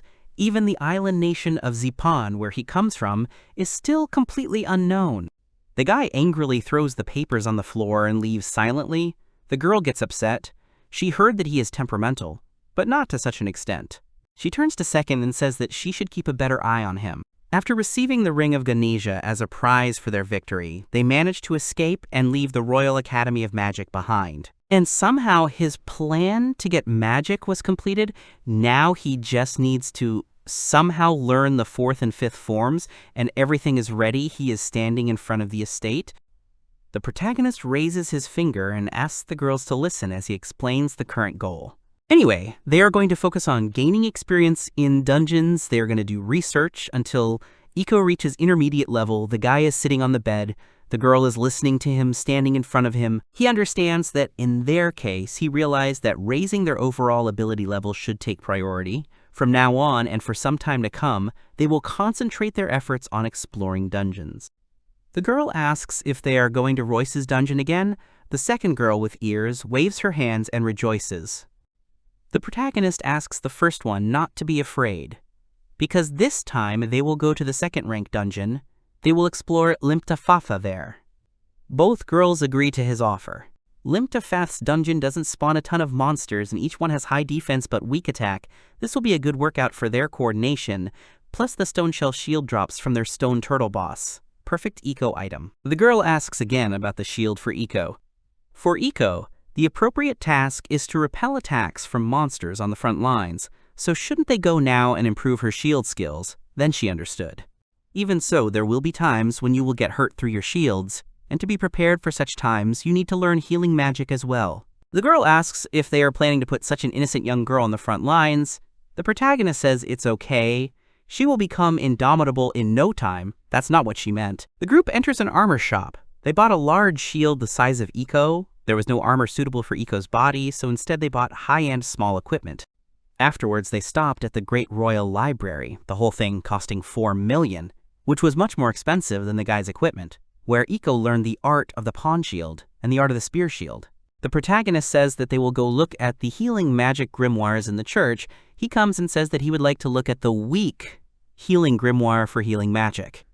The girl brings him a book. The girl with ears reads the book, and after a while, the magic of healing of small treatment is successfully learned by her. If you ride 4 hours from the royal capital on horseback, and another 30 minutes later the agricultural town of Peho, you can find the Liptafath dungeon. They arrive at the agricultural town of Peho. Soon after the day of arrival, they began to explore this dungeon. For the first 2 to 3 weeks, in their spare time, they focused on obtaining Iko's shield art abilities. Iko easily mastered the abilities of the art of counting, with which it was worth starting, excluding the 5 art of the bishop's shield. And they have the following effects: the pawn shield art, the usual defense, the spear shield art, acts as an armor-piercing reflection, the shield king's defense art and repulsion, and the golden general's shield art provides both area defense and repulsion. A few days later, and also on our 10th visit, Iko began to clearly describe himself as a paladin. A monster that looks like a dinosaur attacks a girl, but she successfully blocks his attack with a shield. The second girl shouts to Iko about whether she is okay. The protagonist reports that thanks to her skills, her health and defense have increased significantly. It seems that she is gradually growing into a promising tank. The protagonist thinks that it is time for the bishop's shield art, thinks that it is the right time. They advance to the boss located at the deepest point of the dungeon. The boss of the dungeon is Liptafatha, a huge monster called a stone turtle. It boasts high defense, but it does not have great strength. The guy asks Iko if she understood, let her use his team's abilities to protect them even if they make mistakes. They will need 15 minutes to win, and if they make a mistake, they will start over again. Will she cope with this? The girl nervously says that she can, then she walks forward a little. The main character suggests starting. She stands in front of the monster and holds the shield in front of her. The protagonist blocks the attack. The conditions for obtaining the bishop's countart are: use the countart to fully defend against 100 consecutive attacks from a boss that is stronger than you. The main nuance is full protection. Roughly speaking, she cannot receive even a unit of damage. That is why she will not have so many ways to protect herself. The protagonist blocks the blows again. She will reflect the long-range attacks with the shield spear art, or parry them and beat them back with the knight's count art, or the golden general's count art. Parry is a phenomenon that is provoked when you synchronize the enemy's attack and use defense at the right moment, which protects you from any damage and applies a small knockback effect. Now that it comes down to it, it's a music game, and it's damn hard to master. However, once they learn the timing of the attacks, they can constantly defend with parries, and they can fight with an insane advantage. The main character calls out to his friend Iko's team and blocks the blows. However, at the beginning, it is quite difficult to find the right moment to parry. This stone turtle attack is quite primitive and ordinary. However, nevertheless, at the beginning, it is quite difficult to find the right moment to parry. Suddenly, the girl flies away from a sudden blow. Her partners look at her in surprise. The main character reports that Anatoly has slowed down a bit, but can she continue? The girl confidently says that she can. She uses weak treatment. The monster rushes at the girl again with a scream. She hides behind the shield. From that moment on, they fought with the stone turtle for almost 2 hours, and eventually Iko received the art of counting the bishop. The main character holds onto the wall with his hand and tells Sylvia that it's time for her to learn magical shooting, and she looks at him in surprise. The girl agrees and says that if she can, then with pleasure. The main character reports that she can. From this moment, they will begin to master magical shooting. The girl is not ready to hear this. The girl with the ears beamed with joy, she asks about what about her. The main character thinks and understands that this is a good question. The guy says that today he is going to the dungeon to test the shield art of the bishop at Iko. She will fight with the stone turtle in order to get the shield stone shell. The girl suddenly rejoices. Lately, Iko is always happy this girl should be like a cat, but inside she is definitely a dog. The main character suggests moving on. They go into some forest. The Trinity walks through the forest. The main character says that then they will start by fulfilling the conditions of combining shooting and magic. The blonde girl agrees with him and pulls the bowstring. To acquire the combined ability of shooting magic, they need to use magic to kill 1,000 monsters whose 25% of health was taken away by shooting. She will easily fulfill this condition in about a week. The protagonist turns to Iko and asks her to try art. Considering the bishop, she will surprise them. She agrees with his proposal. The girl stands in front of the monster, covering herself with a shield. The monsters are about to attack her. However, she uses the bishop's shield art, and her shield begins to shine. Both girls are surprised that Iko managed to defeat the monster. The bishop's shield art has a defense-enhancing effect. It protects and enhances the shield at the same time. If the art reaches rank 9, they will be able to defend with 600% of your defense. If your character has high defense, it will be a strong ability that can even repel attacks from monster-class bosses. The guy says that this is an incredibly powerful ability, but it uses up quite a lot of mana. Let her use it only when needed. The girl looks at him in bewilderment. She's in tears. The guy asks what happened. The girl says it's amazing. She's finally useful. So the stunning usefulness of the bishop's shield art somehow touched the notes of Iko's soul. The blonde girl happily says that she has learned it. The guy suggests then to check it is necessary to use the form. The girl agrees. The girl is already standing with her bowstring pulled. Then she notices how big the monster is. She is shocked and asks the main character if he is sure. He agrees. After that, the girl releases the bowstring and shoots an arrow. The 5th rank pawn shoots, then the 9th class fire curl form. This is a combination. The monster explodes. The protagonist realizes that she has rank 9 fire curl form. The critical damage was 1.612, which is quite worthy of use. If they turn her pawn shooting into a rook or silver general and improve her curl form, then magic shooting will become a support skill for the rear. He wants her to give it her all. Iko is happy with Sylvia's progress. The main character wants to do this. He suddenly approaches the girl. She looks at him in shock. Sylvia doesn't understand what came over him. He tells her that he wants to do it here and now. The girl asks him to stop. Isn't it too early for this? Maybe they should get to know each other better first. He says he can't help except to become stronger. The girl is confused. He says that when they got to the ring of persecution, they should become stronger. The girl gets angry and sarcastically agrees with him. She hit him on the cheek with her palm, which left a mark. The guy apologizes for this, but she must understand that it also affects her bow of the fiery wolf.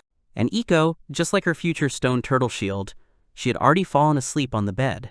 In any case, he asks her to listen carefully. The reinforced equipment is insanely important. How much damage will she now do using Rook's shooting? She assumes about 3,000. The protagonist says that if she enhances the Flame Wolf bow to the final version, this number will increase to 12,000. She is shocked. 3,000 added to the upgrade will give you 12,000. That's 4 times more. If the upgrade is that significant, then it's definitely important. The girl asks what happens when it comes to improvement. The guy understands that she understood. They will need a blacksmith. How will he get it? He has 4 possible paths. Create a team and register in the guild, and then accept new recruits.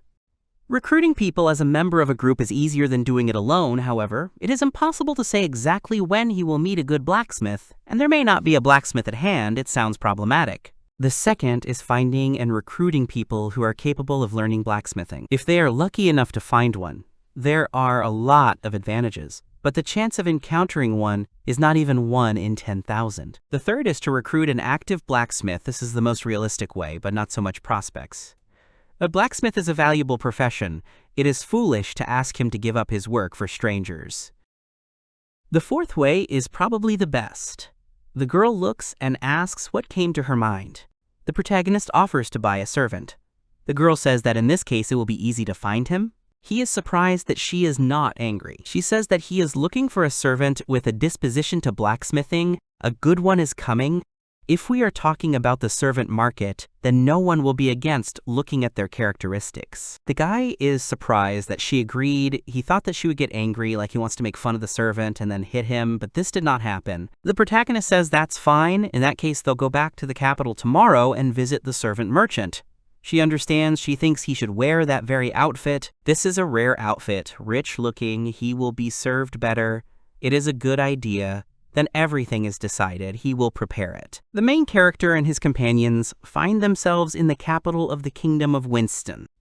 They enter the servants' market of Maurice's company, where they are met by a cheerful man who greets them and says that he is pleased to meet them. He is the president of the company, Philip. This is the most influential man in these lands. After all, the influence of this clothing is truly amazing. Its mere presence gives incredible results. The protagonist says that he is looking for a blacksmith's servant. Is it possible to look at the characteristics of several to analyze them? The man allows and asks to allow him to introduce them to him. There is a cup of tea on the table, and several chained men enter the room. The protagonist now understands why Sylvia was not angry with him that time. He sits with his arms folded. It seemed like it was a misunderstanding on his part. They were looking for blacksmiths here. But even so, the servants encouraged him, since he expected them to be young men. The guy sighed in disappointment. Philip asks if he likes anyone. The guy asks to give him some time. He was surprised by the fact that they are all grown men. Because of this, he didn't like anyone. Now they showed their characteristics, and he sorted them. As for the desired characteristics for a blacksmith, you need strength, dexterity, and luck. A good intellect would not be superfluous, and a class that completely fits this description is a blacksmith. Besides, since they can become the blacksmiths who service the weapons of the man who is going to become #1 in the world, he would want them to have naturally high stats. The protagonist thinks hard. The main character reports that this is not good, because the one he is looking for is not among them. The servants silently look at him. Philip asks for forgiveness, in which case only criminal servants remain at his disposal. The protagonist does not even know how they differ from ordinary ones. But as long as there is an excellent blacksmith among them, he does not care. The protagonist agrees and asks Philip to show him. He agrees and says that since they are criminals, he cannot bring them here. He will need to go with him to the slave-holding cells. The guy asks Iko and Sylvia to stay here. In that case, they agree. It seems that Maurice's company is quite wealthy. Apparently the servants here live in reasonable conditions, and only a handful here look desperate. Philip shows that here are the cells of the criminal servants. One of the prisoners is a blacksmith. A blonde guy sits and looks at them.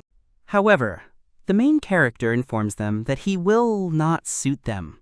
Philip understands this. He is terribly sorry that they could not live up to their expectations. Suddenly, the guy notices something. He notices a secure door and asks who is hiding behind it. Philip says that this is the least he can do for him and opens the window of the iron door. There is an elf there, fixing her hair. She is an assassin who served the Duchess, who was recently executed because she was forced to kill using a servant contract. The court decided that she was not guilty of any crimes.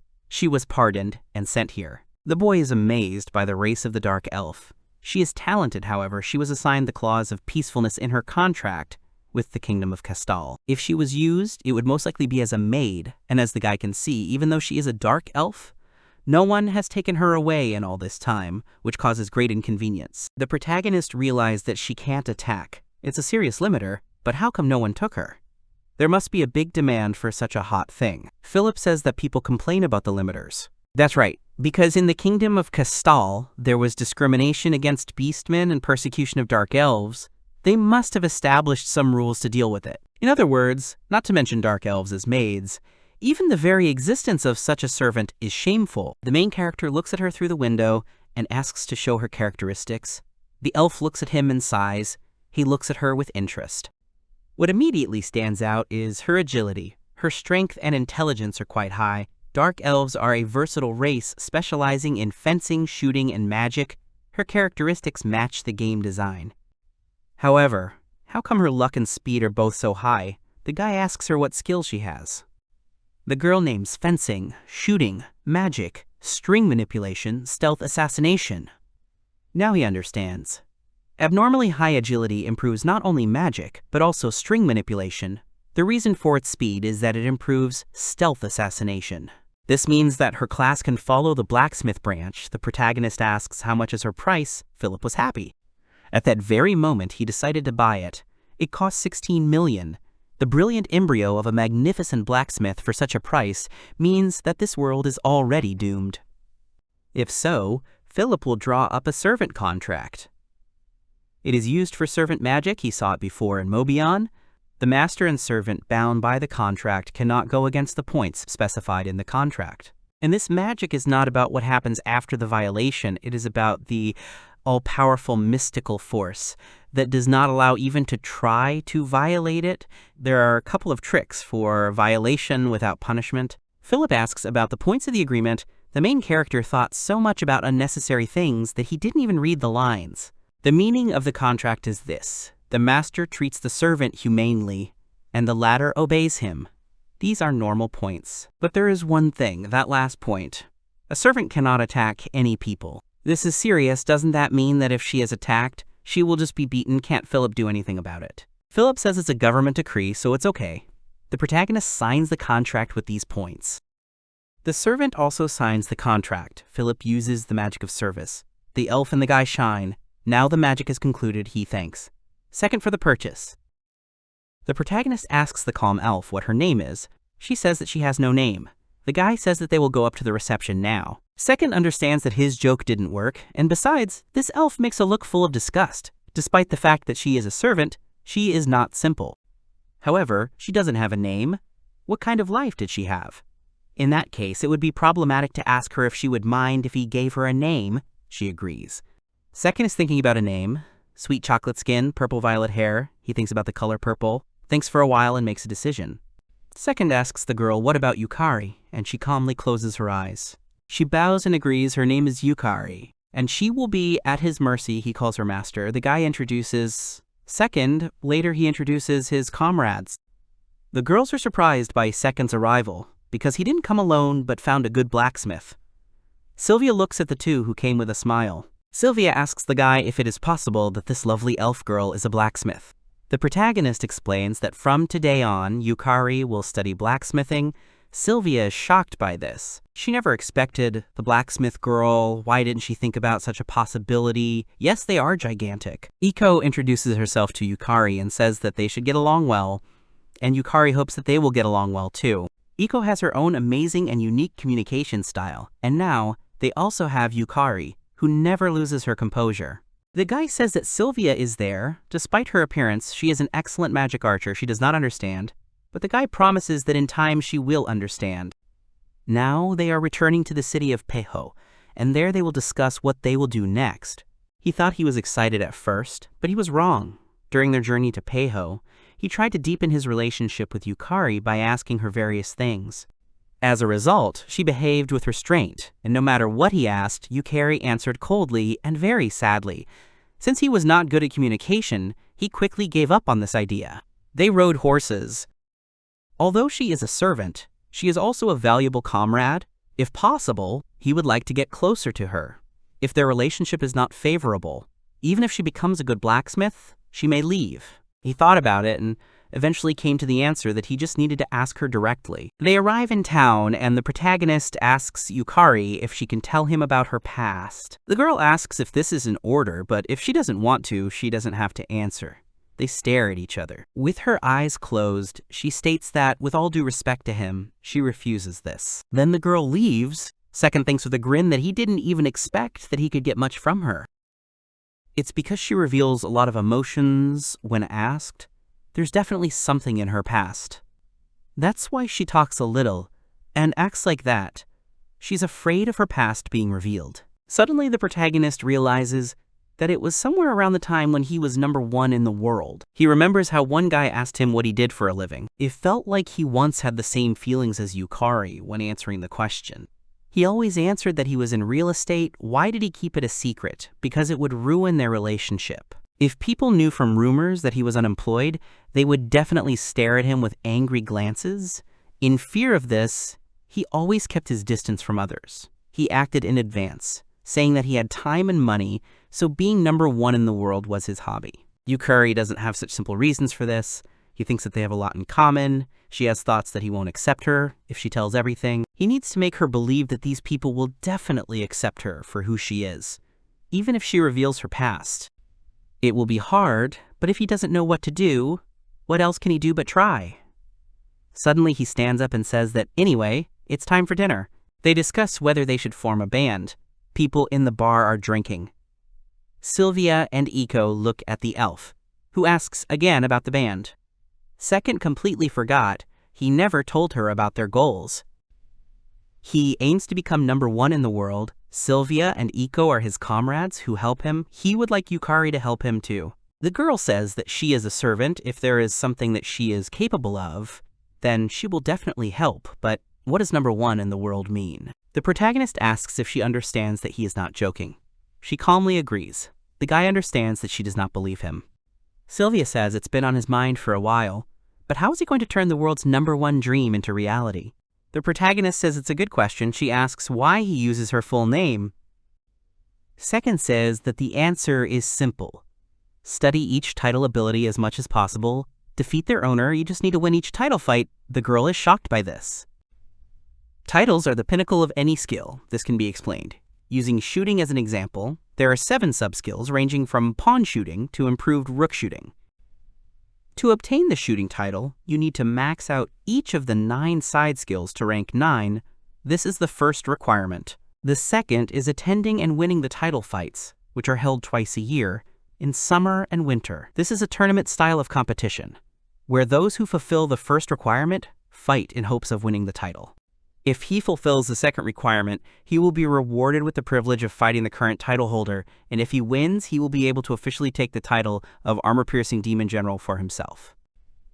It is possible to be the first to fulfill a requirement on a server, or to defeat others in a title fight, which means that the same title cannot belong to different people at the same time. From this, it is clear that the title is the absolute mastery of the skill. It can be considered that in theory and in practice, it is the highest status. If they were able to achieve it for each skill, they become the best.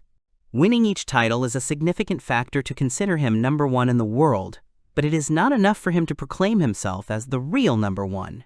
Mobion's ranking system included other criteria. The first thing to do is to aim for every title. He asks if she is familiar with title fights. The girl says yes, and asks if he will take part in them. The main character will aim for world #1. There is nothing surprising about this, but the elf says that this is impossible. The guy asks again. She repeats again that it is impossible. Seknod asks why she thinks so. She explains that this is the way the world is, you can't be that powerful. That's not the reason why she thinks that. She says you can't be that powerful. The girl says that she thinks he shouldn't talk so frivolously. They both look angry. The protagonist asks her to stop avoiding the question and let her show him the reason she thinks they can't become stronger. The girl again answers that this is the way the world is, but the protagonist does not give up and asks why she thinks so. The girl wants to finally give an answer, but suddenly remains silent and then asks him to forget it.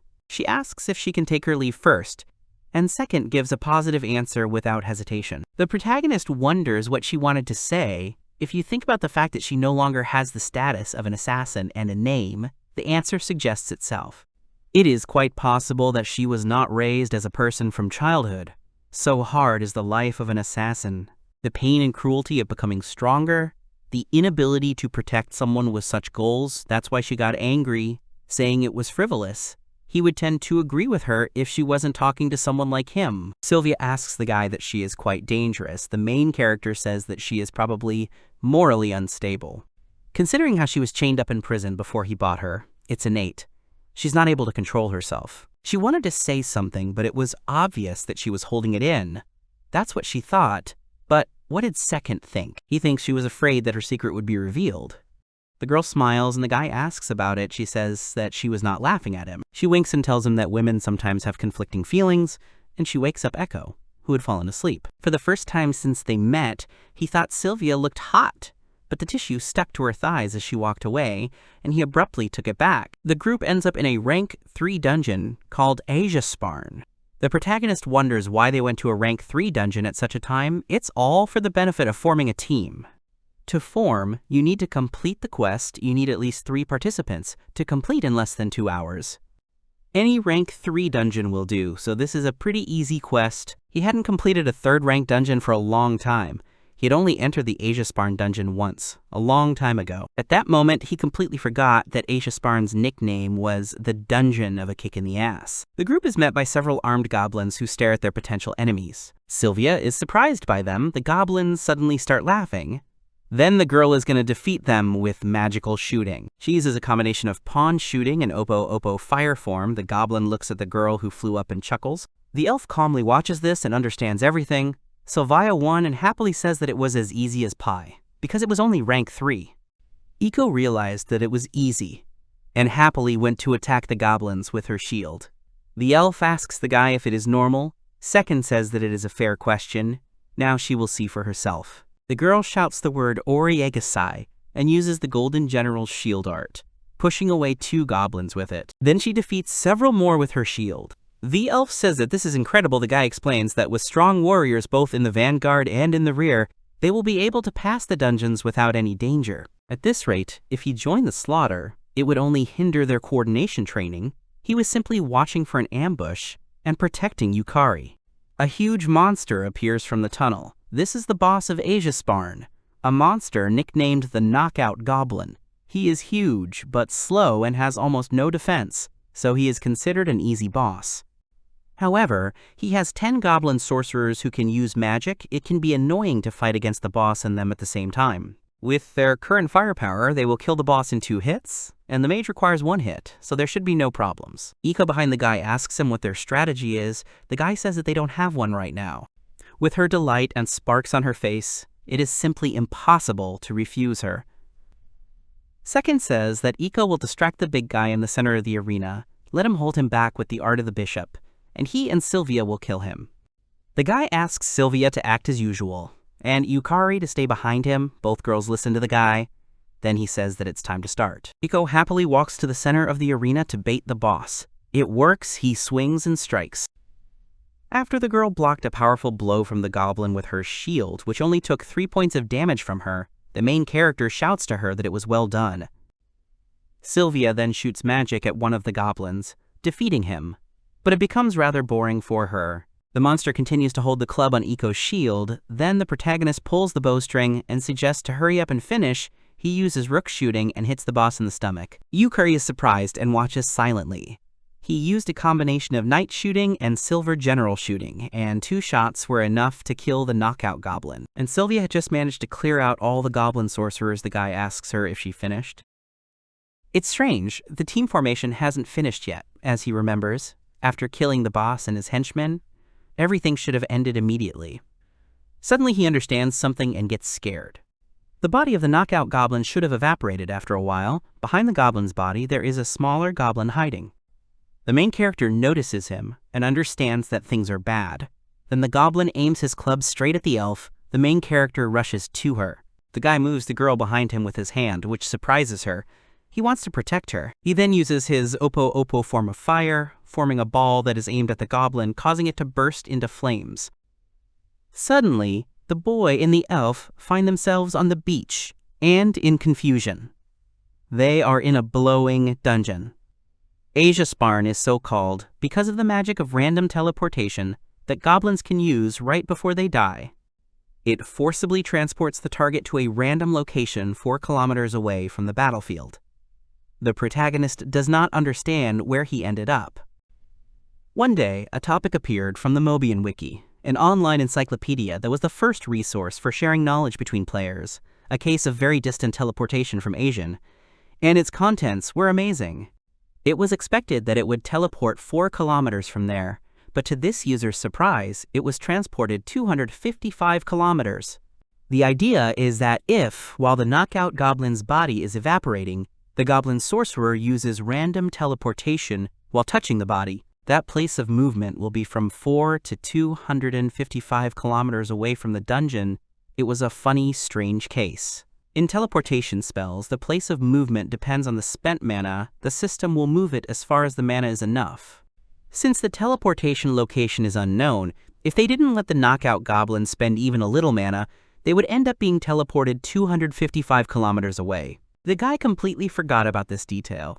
All because the pumped players do not monitor the 3rd rank dungeon. Only newbies go there. The main character looks around with displeasure and rubs his neck. The elf also looks around. The elf is horrified by what is happening. She does not understand what happened.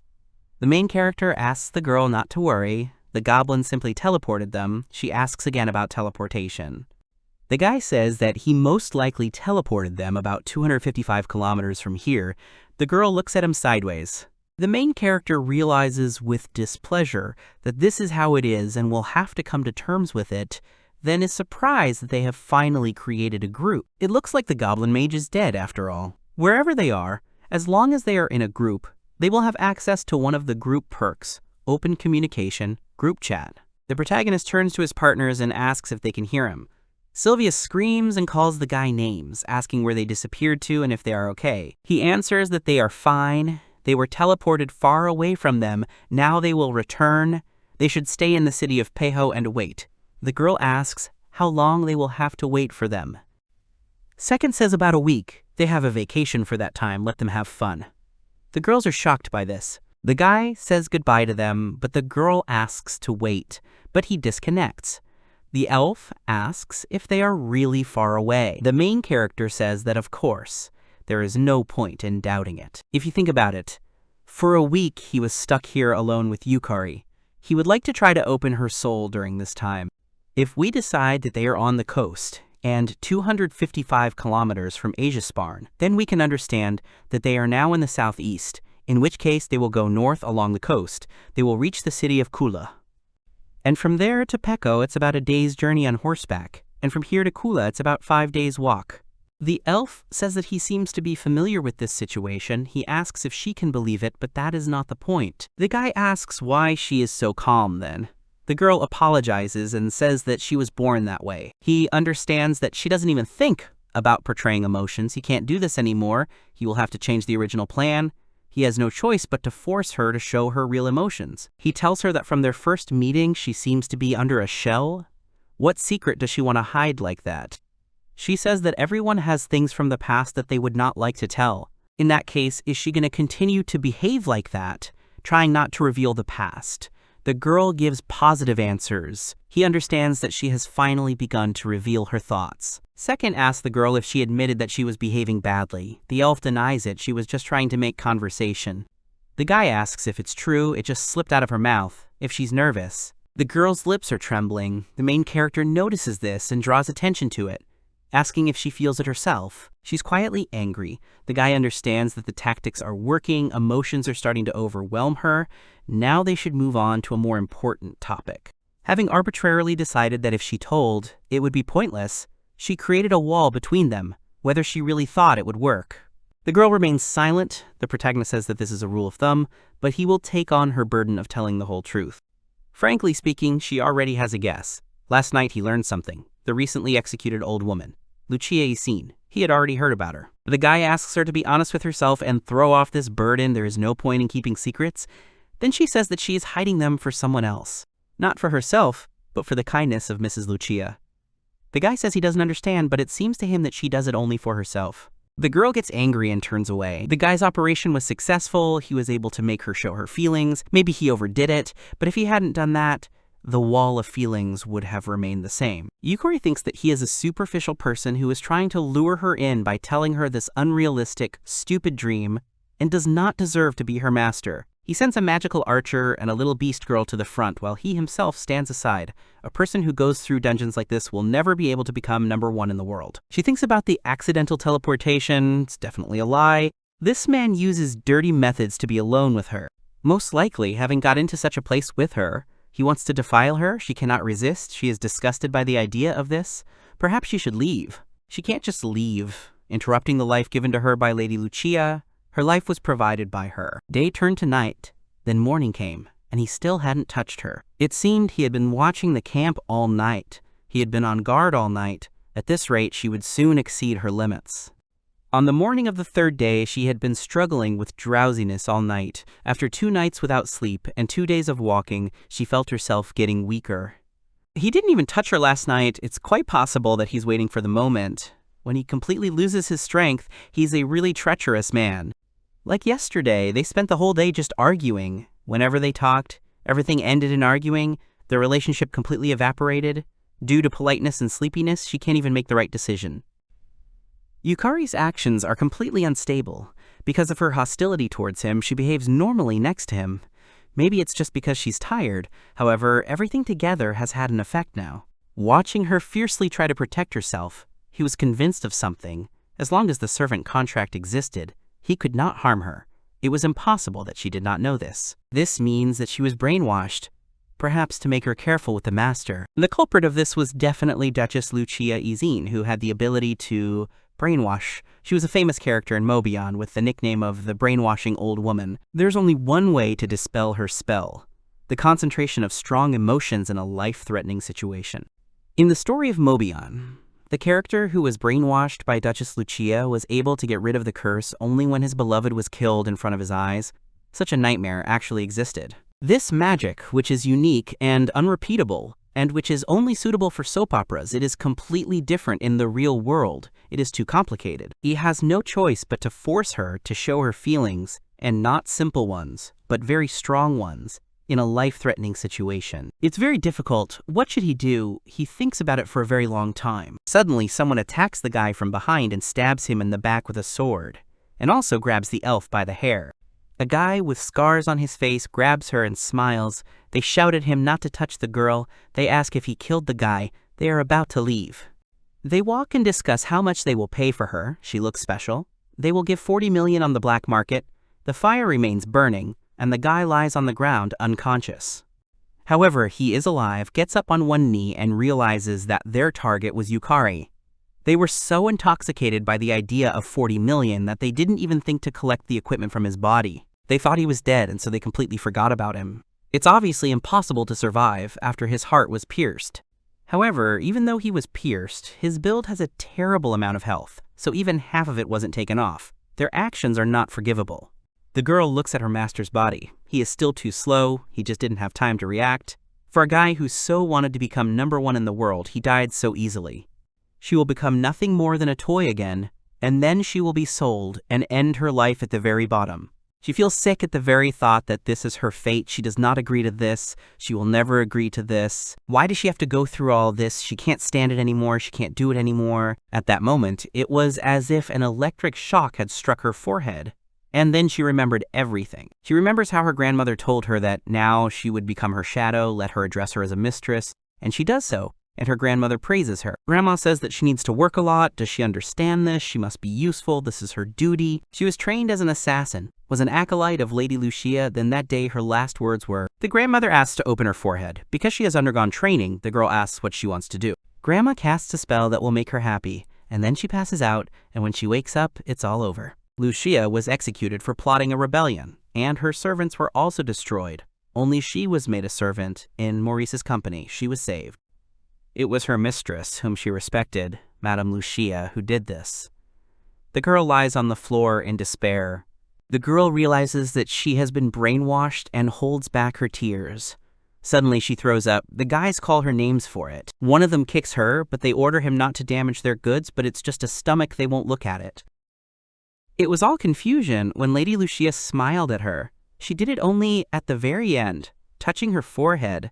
She created a murderer out of an orphan. Can she be a mother? Has she forgotten this life filled with blood? Why they freed her? Why they erased her memories? She screams and asks why this is happening. The guys ask what happened to her. Is she completely crazy? The girl cries and realizes that no one has ever loved her. The only man she clung to lied to her. The guys understand that they can't let her bite her tongue off. They need to shut her up, so they tie her mouth with a rope. Night falls. The protagonist approaches the house. Among those entering the hut, he notices 5 people and a tied-up Yukari. There are 2 more on guard. No one knows how many more are inside. He must not hesitate, or all is lost. This magnificent seed of the future blacksmith that he found, he must not lose it here. The guy shoots arrows using piercing arrows, knightly arrows, and a combination of the 2 kills 2 people. He killed them. He thinks he won't be able to forget this feeling for some time, but now he has no time to think. People inside heard something on the street, want to go check. 2 people come out. The main character is ready to attack them. He suddenly lunges at them. They both look at him in shock. He rips one of their heads off. The main character goes inside, sees the door, and realizes that the elf must be there. He kicks the door down. He bursts into the room. 3 guys look at him in horror. The guy uses the Golden General's swordsmanship and kills the 3. One of the guys is ready to swear that he died. They stand in front of the elf, ready, and ask if this is the guy. They rush to attack, but the protagonist uses the bishop's fencing and defeats them all. One of the guys asks the guy why he is so bloodthirsty. The elf is surprised when she sees the owner. He notices all the hostile caution in Yukari's eyes. The brainwashing spell is cancelled. The guy demands that the protagonist not move, then holds a sword to the girl and demands that he drop the sword. The main character does just that, and then the guy is about to do something when suddenly he feels something.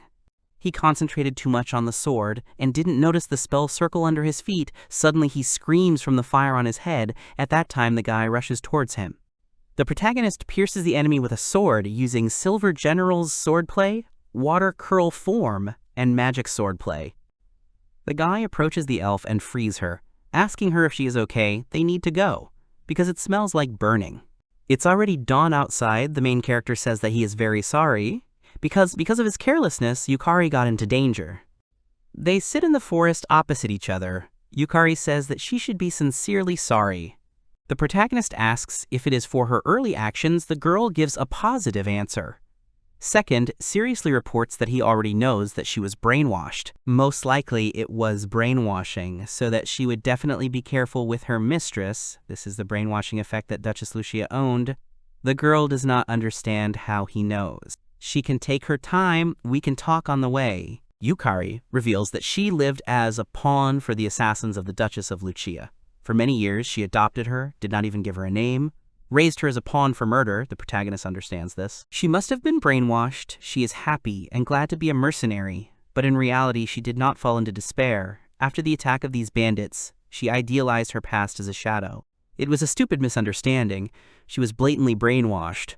But real despair came after the spell was lifted, she cries, realizing that Lady Lucia never loved her. She lived a lie all this time, relied on fictitious love. She was not a good housewife, much less a good mother. The main character listens to the elf. The girl asks permission to talk about her silence, although it would be better to talk about what she kept silent about because of brainwashing. The guy asks if she means the execution of the Duchess. She agrees. Officially, Lady Lucia was executed for plotting a rebellion, but this was a lie prepared by her enemies, one of whom was Prime Minister Balmoro. Second asks how she found out about this. The girl says that it was the shadow of Lady Lucia. Her duty was to kill for her. He probably already knows about this, but she was brainwashed because if she told that information, Lucia would be at a disadvantage. The guy asks if she could listen to what he thinks for a second. At first, she is silent. The protagonist says that she probably thought about it, but nevertheless, Lucia, I seen, definitely loved Yukari. The girl says that this is impossible because all her memories were washed. The main character asks if the brainwashing was also done to protect her. However, this cannot be. If it were so, she would at least have given her a name and would not have raised her as a murderer. The guy explains that the reluctance to give her a name and the memory washing, all this was for her protection. She created the image of a pathetic servant who was forced to kill with memory washing magic. Yukari says that it's not an image. She really lived as a murderer, but she was happy, at least once. But she thought about it. She already said that it's just a memory wash. The protagonist then asks her to listen carefully and tells her that the memory wash can only be used once on a person. The conditions for washing memories in Mobion are the same as in this world, so he felt that something was wrong with this situation and decided to take it apart. In their case, the brainwashing was to be careful with the new owner. He is sure of this. It means that she was truly happy. The reasoning was half truth and half sweet lies. She had to believe it unconditionally. To be honest, now she wants to say that she doesn't believe him, but if he tells the truth, then she and her life, love and faith will cease to be a lie. He asks the girl why she doesn't escape from captivity. He thought about it after the memory wash was over. Well, in simple terms, he means a loophole. To be more precise, he will be able to illegally avoid slavery, and as a bonus, he will also get rid of the ban on fighting. Maurice's company will keep an eye on them, but it doesn't matter. There are more important things. She must trust him, because he needs her, no matter what. The girl looks closely at the guy. She thinks it's absurd. He needs to think about Maurice. Escape from captivity. In other words, he wants to free her without officially canceling magic, but it's impossible. Since she has decided to escape from captivity, then why doesn't she trust him? She doesn't mind. She is obliged to trust him. The main character says that, in that case, let her hit him with her head with all her might. The girl looks at him in bewilderment and agrees, but according to the contract, she still won't be able to do this. But she can. Let her not be afraid. Just try to do it as hard as possible. Let her hit him very hard. Suddenly, the girl swings and does what the guy said. She hits him with her head. He writhes in pain. The girl understands that she did it. She somehow managed it. He didn't lie to her. It was definitely an attack.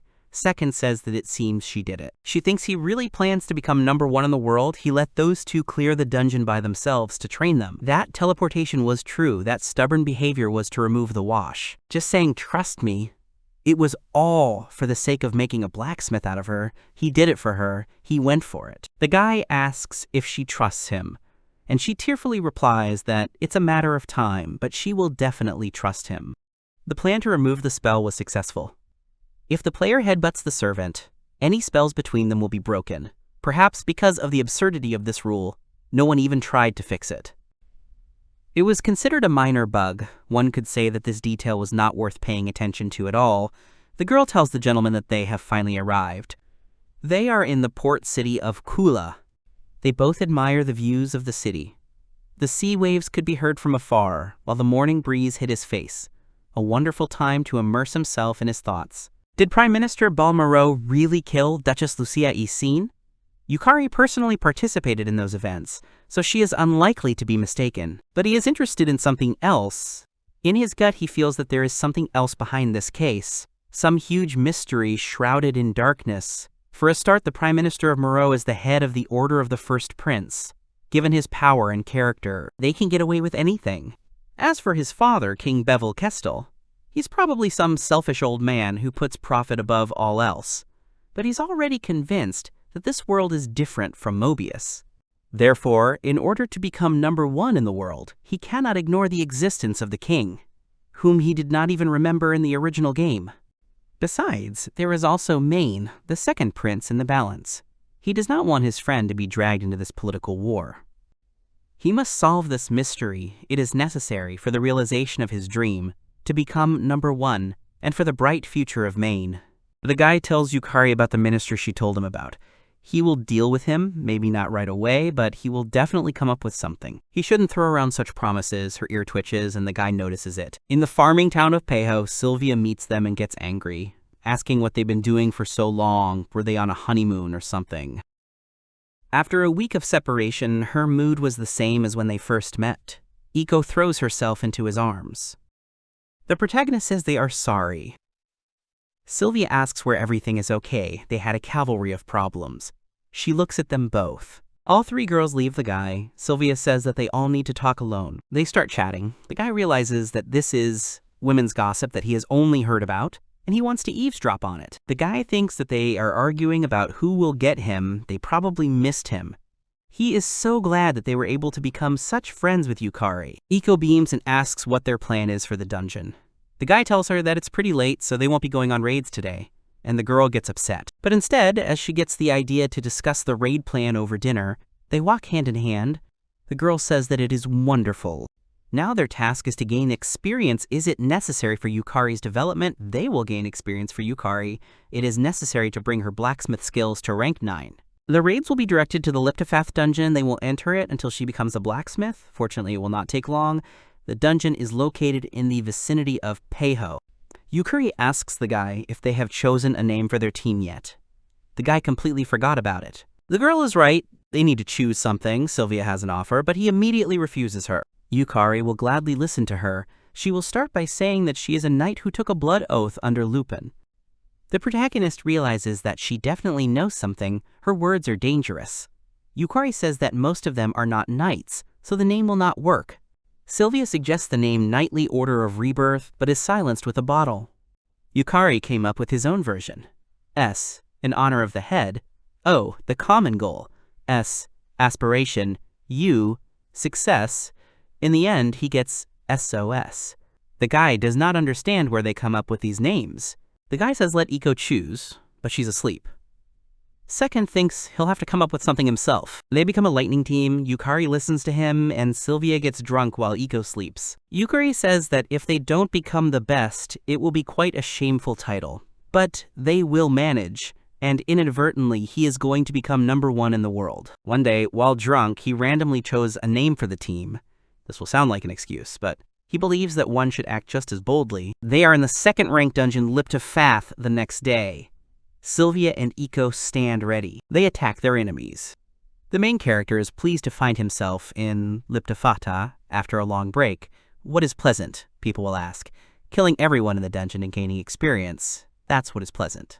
Even a month would be enough for Yukari's blacksmith skills to reach rank 9. What was she thinking about? She didn't expect it to be so fast. They were very lucky. Among all her skills, the ones that reached the ranking system were first rank of pawn shooting and first rank of knight killing. Only 2, the rest couldn't reach it. Rank 2 monsters fall dead before his eyes. As if they weren't there, he never thought he'd see something like that in real life. The guy says that if she becomes a good blacksmith, she will be able to forget about upgrading her combat skills and will be able to explore the world with them. Thanks to her, his dream has become much closer. They are approaching the goal step by step, so he hopes for her, of course. She should also follow the path of #1 in the world to be worthy of her master. The #1 blacksmith in the world, she considered these words a joke, but now she seriously decided to become #1. These are the same words that in the past angered her, made her doubt human strength. He thinks about her smile. Just the sight of it was enough. He was in 7th heaven. He is glad that she became his friend. It's been 2 weeks since they continued their routine life of farming Liptafata, and for once they got the desired item, the stone turtle shield.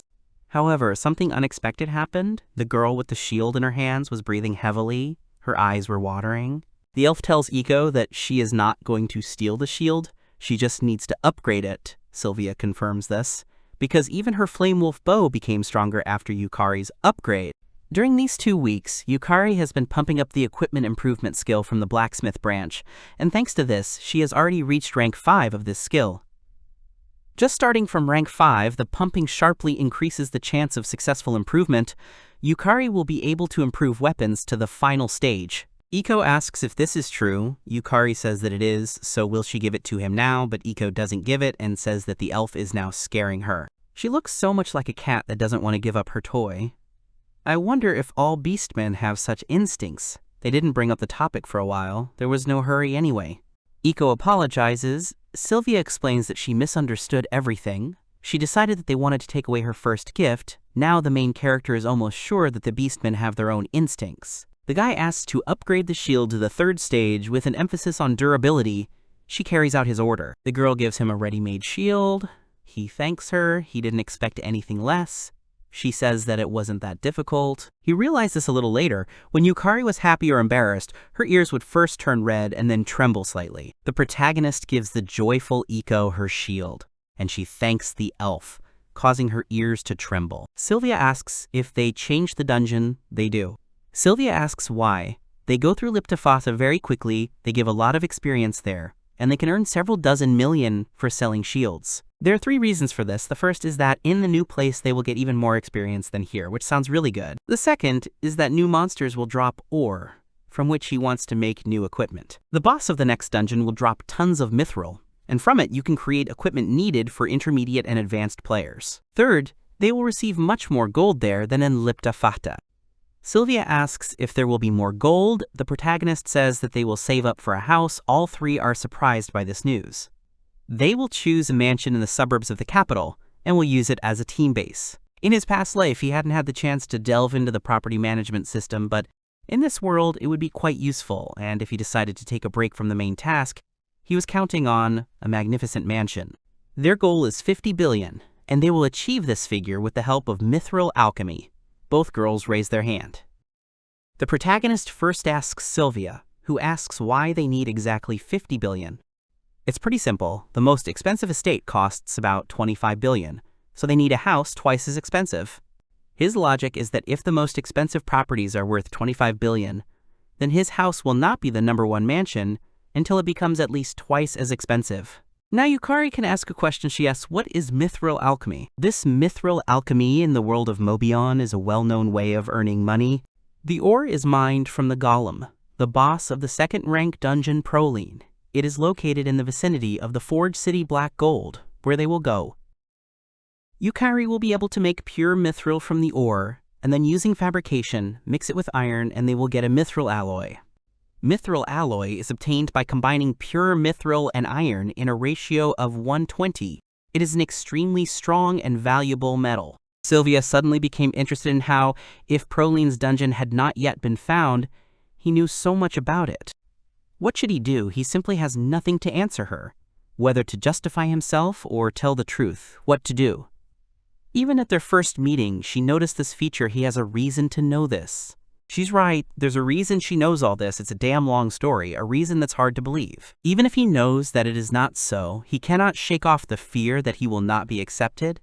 He feels this because of the guilt hidden deep inside him, and if so, then maybe he should just accept himself and tell the truth. The main character in reality lies in glasses.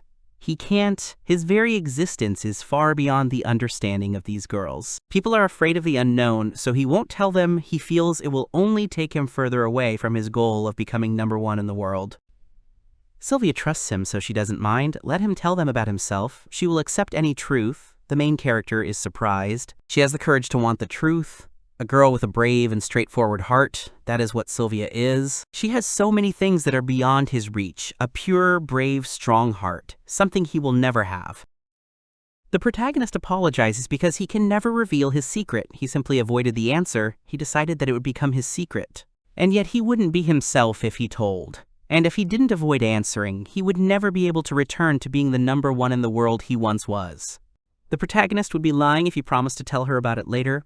Because it is a secret he will take to his grave, Sylvia looks at him silently. She says that in general she is not against it if someday it will torment him, that he should not be afraid to cancel the promise about the grave and tell her about it. The group ends up in the city of the blacksmiths of bad gold. The protagonist says that as soon as they find buyers for the mithril alloy, they will head to Prolin.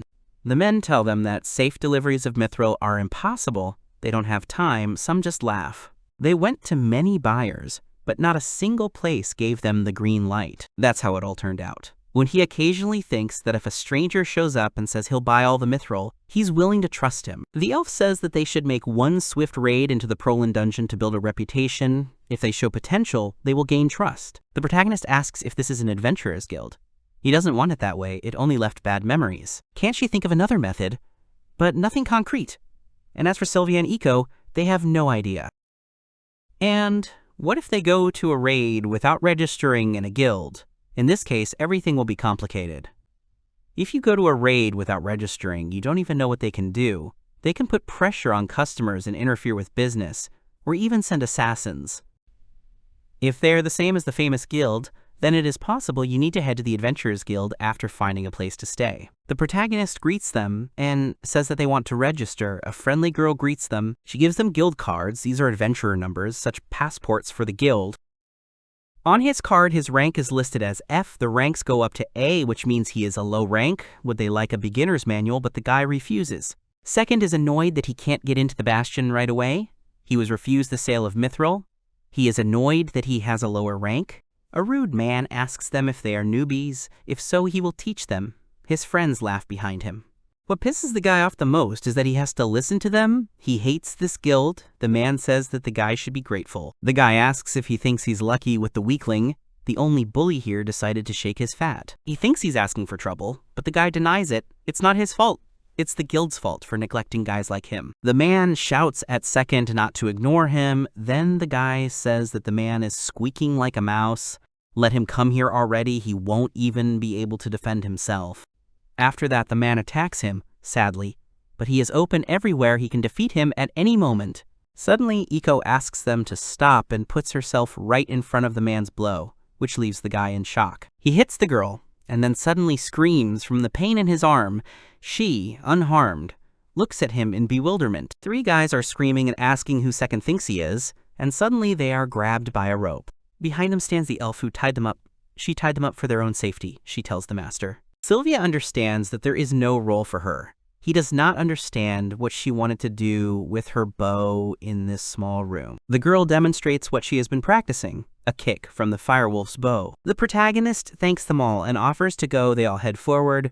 The guy notices that he is shaking. The guy doesn't understand whether he was afraid of that giant. He was afraid of himself. If he hadn't allowed himself to lose his temper and fought with them. There might have been a massacre. If he had won, it wouldn't have been killing the player. It's not a game, he knows, but he didn't understand until now. The guy lies on his bed and stares at the ceiling, thinking that becoming the absolute and flawless number one in the world will probably be somewhat difficult. At the table, the guy is talking about how he thinks they should go to the proline today. The girls are looking at him. The elf says that she understands, but even if they go there themselves, the blacksmith's guild will most likely not approve of this. He asks why. Dungeon raids are conducted by large groups and are organized on a regular basis, like mass raids conducted by an adventurer's guild. If an unfamiliar group claims to go voluntarily, it will seem like a lie. Then how about collecting mithril by the end of the week? They could do this for weeks. She forgot about that possibility since it seemed too weird. In this case, there is an opportunity to skip the mass raid and make a deal with the blacksmith's guild. But will it turn a blind eye to their invasion? Sylvia asks why they don't join the raid and let the second lord show his full fury. If only they would agree to accept a rank F group, Sylvia says. That's a good point. Warriors from the kingdom will gather for mass raids. Even if they conquer it, no one will believe them. How many months will it take? He won't be able to motivate himself for that long. It's all because he thinks of it as a game. He suddenly asks Yukari to tell him if his rank was higher, would they be able to join the raids? The girl says yes, it is an extreme case. The protagonist says that he named the best method. In the past, when he played in Modian, he was of no use. That method was a soaring bomber. They will rush to the dungeon. The soaring bomber is a method that will allow them to instantly raise their adventurer rank. The method is simple. There are items that appear in their place in the dungeon, mana crystals. They will collect them and give them to the guild, that's all. Proline Dungeon generates 128 crystals every day. To reach rank A within 6 days, it is enough to donate 83 crystals, so they will get rank A if they bring in about 500 mana crystals. Why exactly 83? It is because crystals are not born in huge quantities. At the same time, they are restored over certain intervals of time, forcing one to be patient. You can take them in a secret room. They contain tons of mana crystals. The name of the soaring bomber is justified by the way it reaches these rooms. It uses a technique, a rocket jump. The protagonist explains that the moment she jumps, he will cast Curl's wind form on her legs.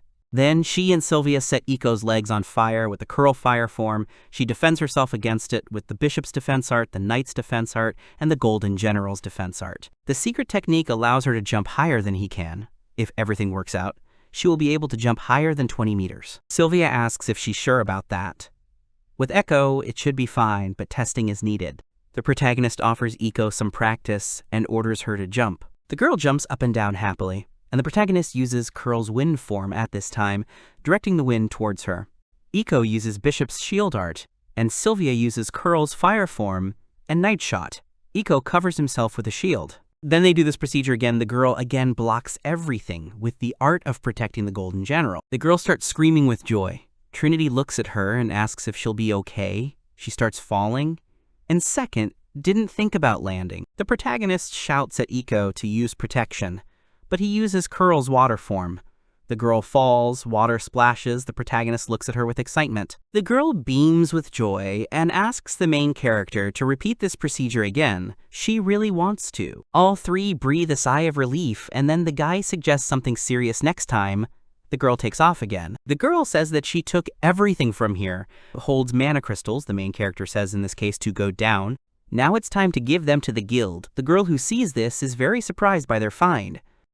She understands that they are real and there are many of them. Second asks if their team will rise in rank. The girl answers that this is exactly the case. He gives all the mana crystals to the guild. They also contribute all their money. Let them raise the ranks of the participants and the team itself, the girl agrees. The protagonist winks and thanks her. He will bring more tomorrow.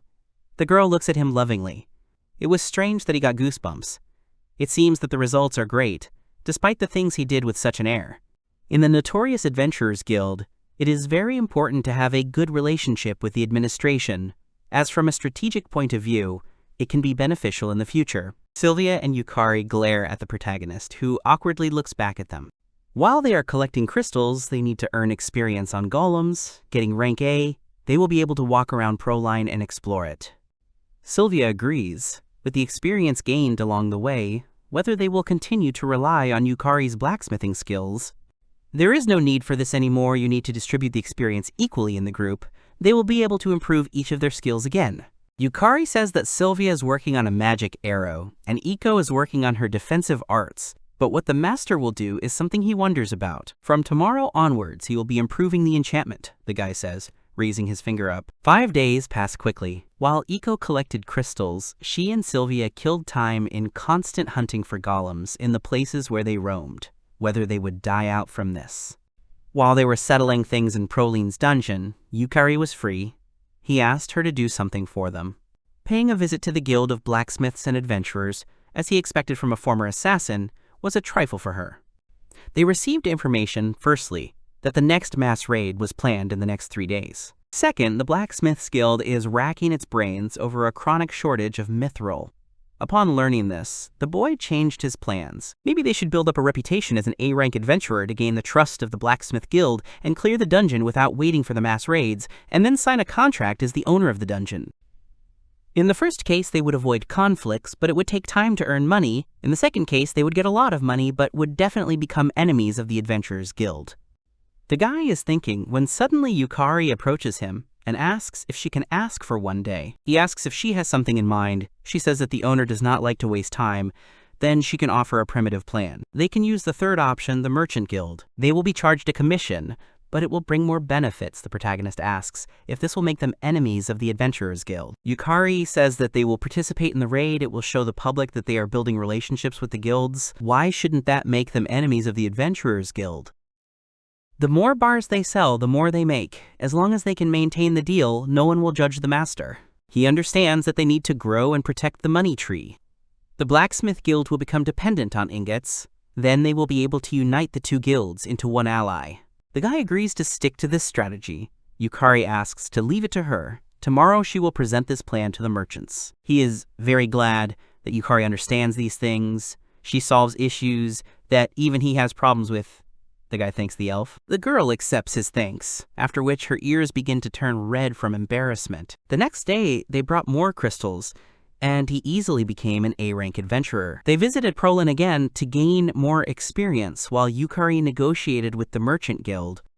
To pour every drop of experience into sorcery to improve the spirit summoning skill, which has almost reached level 4. The monster summoning skill will allow you to control tamed monsters, and the spirit summoning skill will allow you to control one spirit, unique to each. Raising spirit summoning to level 4 will unlock the possess skill. This will allow the summoned spirit to possess a body, a buffing skill that a high-level player should definitely have. He will immediately open possession once the spell reaches level 4. He still hasn't chosen a spirit. Summoning situations are rare, so he plans to use the premium ticket he was given when he purchased the temporarily available premium avatar. He was promised that his strength of spirit would be at least 25,001. It's so cool that it's even worth shouting something. Spirit power is an indicator of the strength and rarity of a spirit, something that will be encountered in typical gacha games. The question is when he should use the ticket and summon the spirit. He worries that in Mobian, spirits were considered natural, but now that they are in the real world, he realized that even spirits have the ability to exercise will. If this is true, then another comrade will join the group. In such unstable times, he does not really want a new member in the group. Sylvia, with Iko sleeping on her lap, says that she received a message from Yukari. She received their consent, but they have a condition. The protagonist asks if they need to prove their strength. Yukari agrees. She received an answer and a contract from the Merchant Guild, but it will be approved if they prove the strength of the group. A bald man comes in and introduces himself as the current master of the Merchants Guild. His name is Shinsei. He asks if he is. Second, he hopes that they will get along. The main character also hopes for this and shakes his hand. The master says that they are grateful, but the Merchant Guild is interested in results. With all due respect, they do not care how great the A-rank adventurers are. After all, you can declare anything you want. Iko notices that he has a scary face and hides behind the main character. The man says that he still has hope, so he would like them to prove their strength. They are going to conquer Prulene, as if it were easy. If they can do it, they will accept their offer. The protagonist understands that this threat would affect an ordinary person, but it does not make an impression on him. This is because he is confident that he can cope. If we talk about ranks, this muscular guy wouldn't even reach 10,000th place. He asks what it will take to prove his strength. Should he go conquer Prolene right now? The protagonist thinks that he wants proof that he can explore Prolene multiple times. They look at each other and then the man starts laughing. It was easier than he expected. He was exactly as Yukari described him. Sylvia realizes he was testing them. Yukari apologizes and says that it was necessary. The man gave Yukari the task. He felt it was necessary to find out if they were capable of ensuring a stable supply of ingots. The main character notices the frightened Iko and starts to get angry, shouting for the man to apologize to the girl. He apologizes twice. And then, a few moments later, they came to an agreement with the Merchants Guild. Maybe it seemed to him. But in reality, there was one problem left. The man says that they still need to prove their strength. If his judgment is correct, Second has reached a high level. But no one except Shin trusts him. Sylvia will use a magic bow, and Iko will deflect the attack with a shield to demonstrate her strength. The man asks what techniques.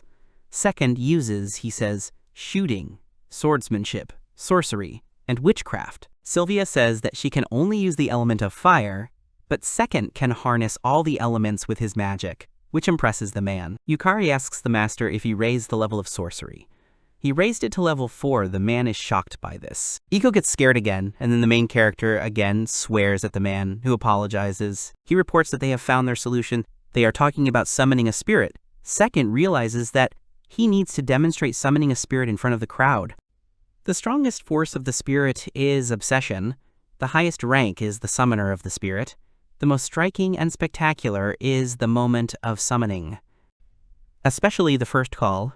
And in Mobian, each call of the spirit was accompanied by a unique scene. If such appearances are inherent in this world, none of the observers will have any complaints about the demonstration. The guy understands that people understand that the summoning of level 4 is very high. It is a good idea. With the help of the spirit ticket bonus, he can summon a spirit with a high initial spiritual power. He is sure that it will be a spectacular scene. The protagonist agrees and is going to develop their discussion in this direction. He never dreamed that their issue would be resolved this way. The atmosphere on the court was tense. Sylvia held her bow with the string drawn, and Iko readied her shield to deflect the blow. At some point, the arrow left the bow and flew towards the shield in a bright flash, but Iko was unwavering.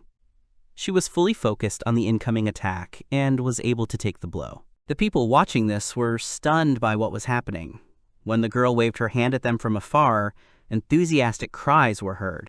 One of the men with a serious face said that they could really clear the proline, but the other one with a thoughtful face said that the fire bow and impenetrable shield could go there several times a day. At this point, the girls began to leave, and the host said that it was time for the last demonstration, namely the main character of second. The guy confidently appeared before the crowd. Without saying a word, he raised his hand up. A premium ticket lit up in it, after which a magic circle in the shape of a pentagram lit up under the guy. Looking at him, people did not understand what was happening. One of the men exclaimed in surprise and pointed his finger at the sky, where gray clouds began to appear and lightning flashed. They started talking in shock about how the sky looked. They were surprised that he could control the weather. The main character stood and looked above himself. He thought that this was just a summoning scene. At that moment, he remembered something. People just continued to be amazed by what was happening. In Mobion Online, after each massive update, every first-player summoner receives spirits with spiritual power of at least 35,000 units, and they took a spirit of a certain type. In the past, the game that went through 29 major updates had 29 people playing who owned it. Of all the spirits, there is one powerful and rare one whose spiritual power was equal to 41,000. Shocked people continued to watch the sky, where at that moment something began to form. At some point, the giant cloud outlines turned into a human hand. It gradually formed, and you could see that it had a vague tattoo on it.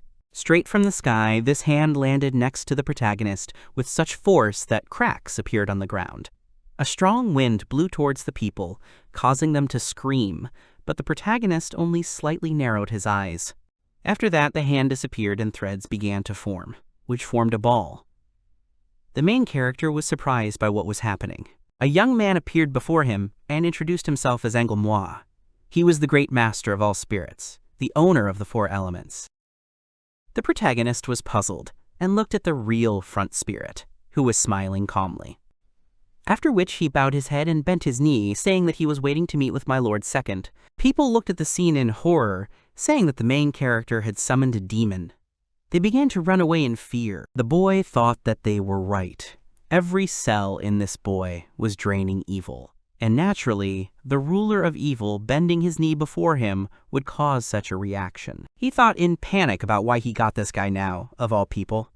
The probability of getting a spirit with a spirit power of over 35,000 was 1 in 10. He would be satisfied with a spirit power of 35,000. He apologized to the spirit tensely. He told him that he would chat with him next time, but now he was letting him go. He also asked him to show up normally next time. The spirit asked if he was unhappy, after which he apologized, as he was delighted with his first summoning. After that, the protagonist said goodbye to him and returned him back without listening to him. He was constantly thinking about how he could explain everything that was happening to the people around him. Looking back, he saw that their negotiators had disappeared as if they had never been there. In the end, the merchant and blacksmith guilds had fled in panic, shouting words that they would never deal with him. The guy himself was stunned that he was able to summon him. The character Manhua, the great master of spirits, standing above all other spirits and controlling the four elements. In the end, the scene of his appearance was too unique. The guy apologized to the girls who were waiting for him, and they asked him not to worry. Second was number 1 in the world, even in his past life. Manhua was a rather rare spirit that no one had ever owned before.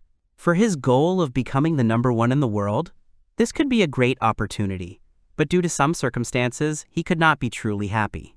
Yukari bowed her head and offered her sincere apologies. The protagonist, sitting in front of her on the bed, asked what she was apologizing for. He added that he was very much at fault. The girl replied that she had miscalculated. It was pointless for a simpleton like her to suggest such an idea to him, and that had led to her master now being tied up. The boy asked her again, puzzled. She replied that the master was extraordinary. Persuading the guild to cooperate or gaining their trust, worrying about such things and making beautiful plans, none of that was necessary. She had learned a lesson from this situation. The protagonist asked her in surprise why she thought so. She replied that the owner was unusually carefree about this.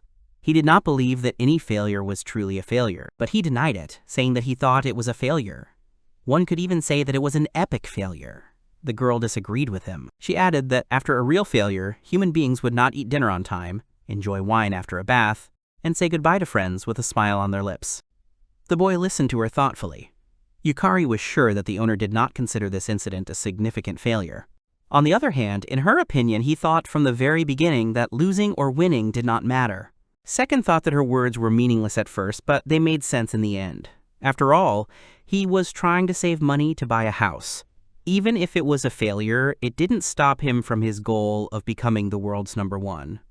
After these reflections, he realized that, indeed, as the girl had said, he did not consider what had happened a failure. He told the girl in amazement that it was amazing it seemed she knew him better than he knew himself. In response, the girl exclaimed that it was not that. After that, she became calm again and apologized. She also added that she understood the owner well, but if she knew the owner a little better, she could come up with a better plan for this situation. He told her that she shouldn't worry about it. Although he didn't know her well, he could only rely on her in everything. The girl replied sadly that she had taken responsibility for it and that it was her failure. But the guy insisted that it was his fault. There was nothing she could do to prevent this incident, and she has nothing to worry about. Only he made this decision. Moreover, he took full responsibility for it. The girl kept her head down and remained silent in response. The guy continued encouragingly that this time the plan had not worked as well as it should have. He was sure that next time everything would work out, and suggested that she develop a new plan with him. The girl happily agreed with him. Raising his finger up, the guy said that he would count on her. The girl again agreed with him. She also added shyly that then she needs to know more about the owner. She wants to know everything about her owner. Her words left the protagonist speechless, and the girl began to approach him. Coming close to him, she invited him to be with her that night. She was embarrassed, and her cheeks turned red. Her face was already a few centimeters away from the main character, but at that moment there was an unexpected knock on the door, which made the girl wary. She looked away, her face full of discontent, causing the protagonist to literally freeze with a distorted face. The door opened, and an elderly man entered the room, apologizing for such a late visit. Looking at the guy, he asked if he was Mr. Second. The guy confirmed his words. He introduced himself as Major Domo Forrest, an employee of the lumberjack family. He was sent by a gentleman who wanted to talk to the main character. The guy did not understand the essence of what was happening. The girl said that this was a Count's family, who owned the trading city of Renyado. A personal visit from the housekeeper was a sign of respect. The guy understood what was happening. In his opinion, a major domo is a butler. These complicated terms were hard for him to understand, but he still didn't understand why the Count's major domo had come to him so late. The girl added that she believed he wanted it to remain a secret. Yukari read him like an open book. The boy turned to the major domo. He was curious about what the Count wanted to talk to him about. He replied that the Count had a proposal regarding the trade of mithril ingots. The protagonist asked what he meant. He thought that if the Count wanted to talk to him despite his recent terrible failure, then he probably had some ulterior motive. The butler confirmed his words and added that the Count wanted the boy to sell the ingots wholesale to his family at any cost. The guy grimaced thoughtfully. He found it suspicious. But at the same time, it was a very attractive offer. He noticed the girl who was looking at him with a serious face. He realized that she was eager to prove herself. She probably hopes that this time she will definitely succeed and that she will have a chance to make amends. He asked her if she was ready to take on this case. Putting her hand to her chest, the girl agreed with him and asked him to give it to her.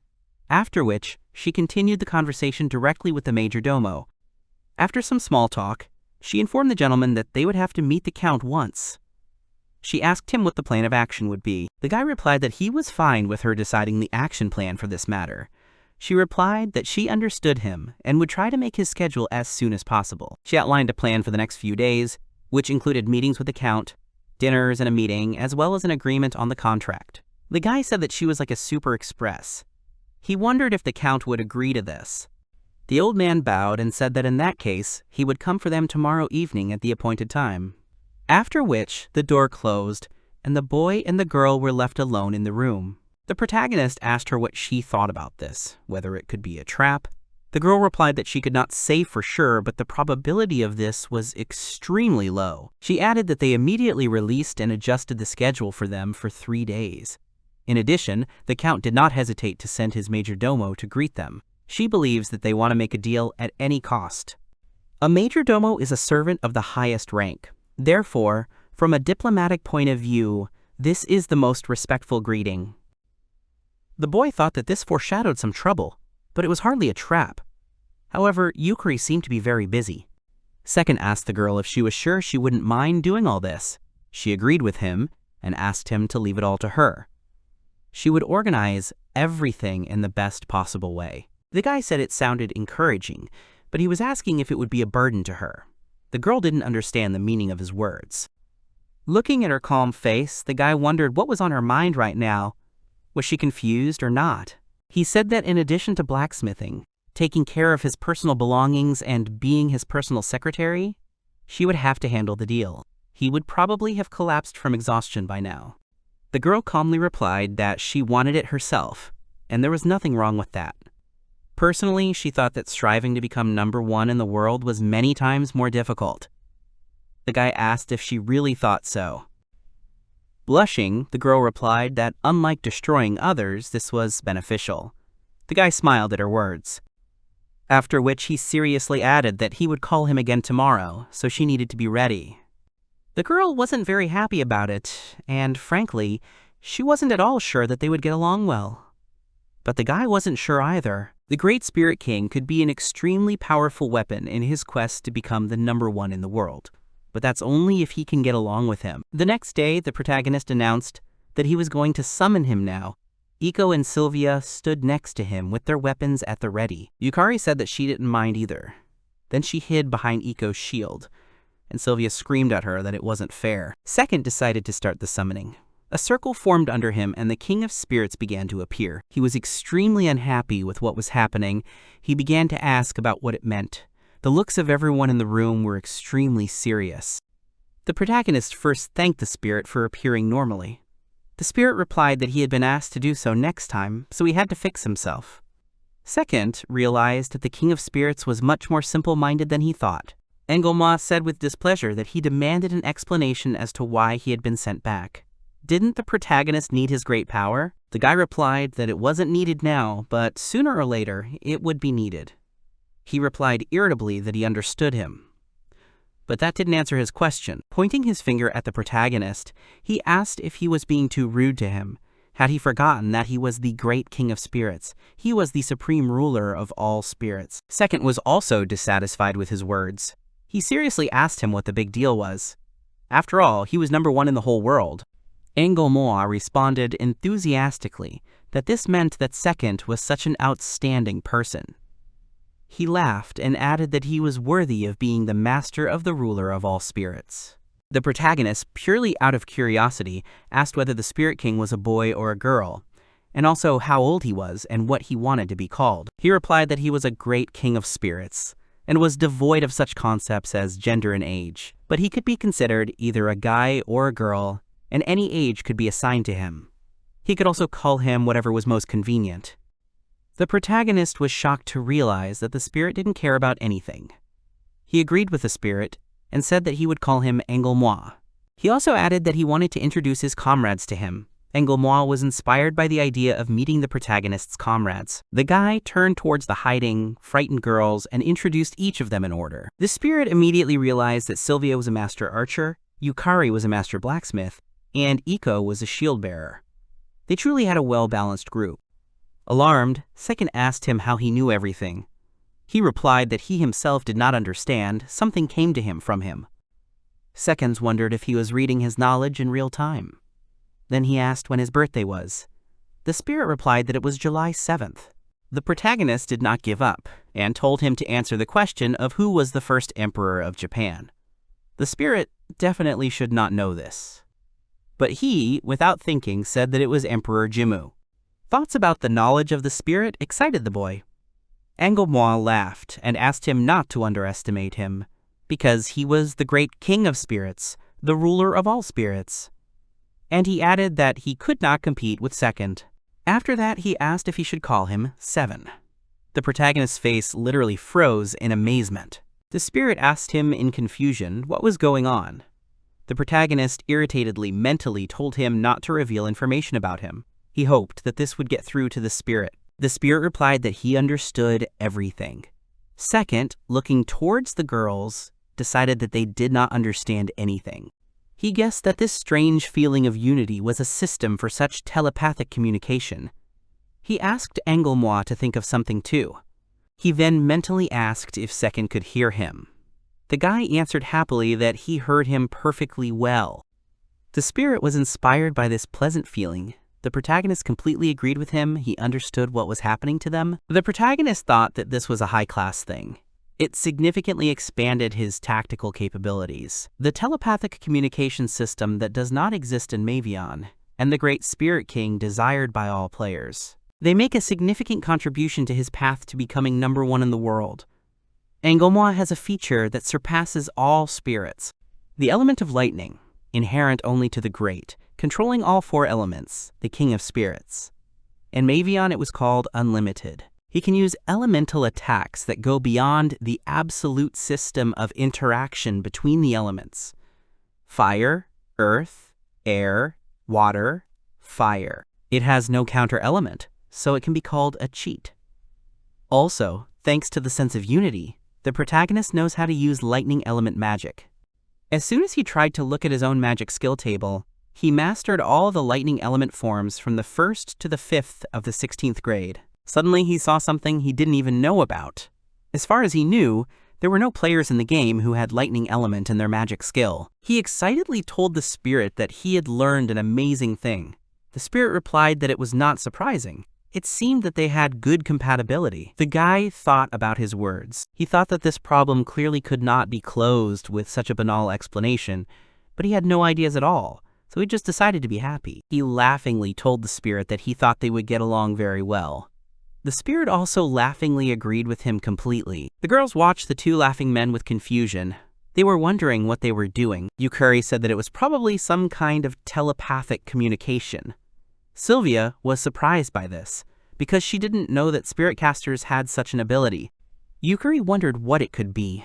Perhaps it was due to the Great Spirit King. Or perhaps it was the Master's unique ability. The girls' faces became extremely serious. Sylvia decided that it was both. At that moment, Iko looked out from under the shield and asked with frightened eyes if the King of Spirits had already disappeared. Sylvia pointed towards the 2 men and said that they were still there, to which the girl began to howl with tears. After a while, Sylvia was greatly shocked by the words about the Count's family.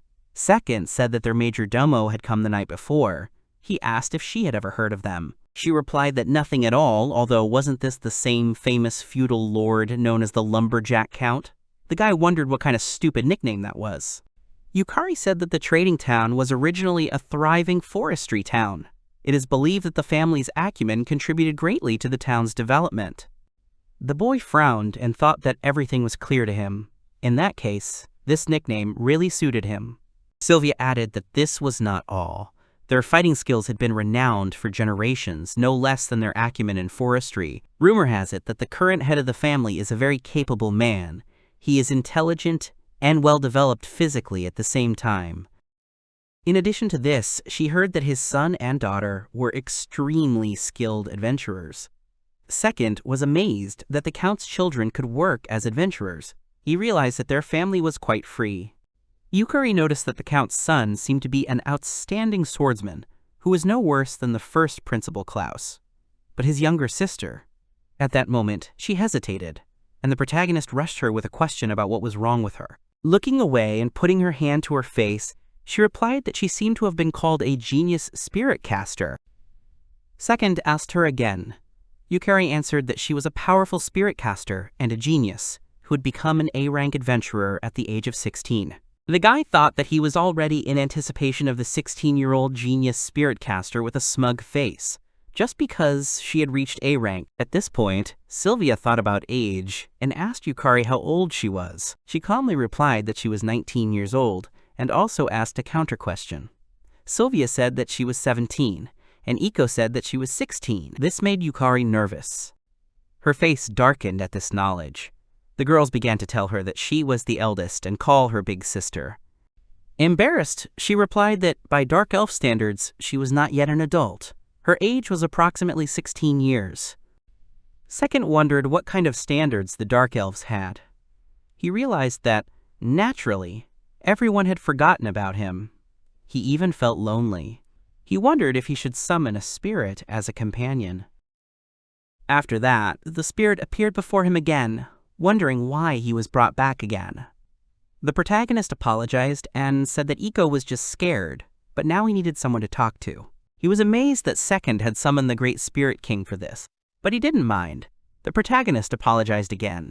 Angomwa decided to tell him the story of how he had destroyed the Great Spirit of the land, Nomu. The protagonist asked him again, and the spirit continued that it had happened deep in the night. He had rebelled against him, planning to take his place as ruler by crushing him. Second thought that if such conflicts also occur in the spirit world, then something like this is inevitable. Meanwhile, the spirit, sitting on the bed, puffed and told him that not only had he stained his favorite pajamas with earth, but he had also left a crack in his favorite mug, and that was unforgivable. He shouted that he should be ashamed for attacking him in his sleep, but he ignored it and attacked him without a twinge of conscience. Enraged, the spirit instantly turned Nomu into embers with a deadly bolt of lightning. The protagonist looked at the boy with distrust. Angomwa added that he shouldn't worry. His daughter had taken the place of the next great spirit of the earth. At that moment, there was a knock at the door. The major domo had arrived and announced that the count was waiting for them at the nearest establishment. The protagonist realized that it was time for the spirit to return. After some time, they were at a table with a variety of dishes on it. The count laughed and wished everyone a bon appetit. At the table at that time were the man himself, the main character, Yukari, Sylvia, and Iko. The major domo stood at a distance. Second thought about the count. He was an outstanding man, who was an experienced merchant and a brave veteran warrior. He had a clear mind and a seasoned body, and he doesn't act arrogant with him. This is a real trick. The guy was wondering if the count really wanted the alloys so much that he treated them to obvious surpluses. The count asked them how they liked it. In front of them was vegetable soup with mushrooms, picked in reñado. The children simply adore it. He added that he heard that all the members of the A-ranked first team were teenagers. His daughter was 16 now. She was a bit stubborn, so he hoped that they would get along well at the banquet tomorrow. After the meal, the men shook hands and said goodbye. Second thought that this was perfect. He had simply humiliated himself. He had everything: position, glory, power, and pride. So why did he have to humiliate himself like that? The count smiled and, spreading his arms out to the sides, asked if there was anything else he could do to help. The guy asked the count seriously why he attached such great importance to this deal.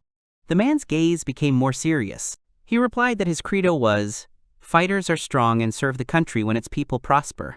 The production of weapons and armor using mithril alloys will increase the state's power many times over, because they will be strong, light, and last a long time. And they must do this in his reñado, the trading center of the Kingdom of Castal. The guy asked if it was really for the good of the country. He disagreed and added that it was for the country, the fighters, and the people. All three of these elements had to be in harmony in his business. Second thought he was well aware of the difference between the people and the fighters. In this case, by fighters he meant not only soldiers in the service of the kingdom, but rather those who fight, including all sorts of adventurers. The Count understands very well how this world works, and the difference between the strong and the weak. Therefore, he will not fool around with him under any circumstances. It seems that betting on this deal will be the right decision. The boy said that he would look forward to their meeting tomorrow. The Count confirmed this and added that he would be expecting them in his domain tomorrow.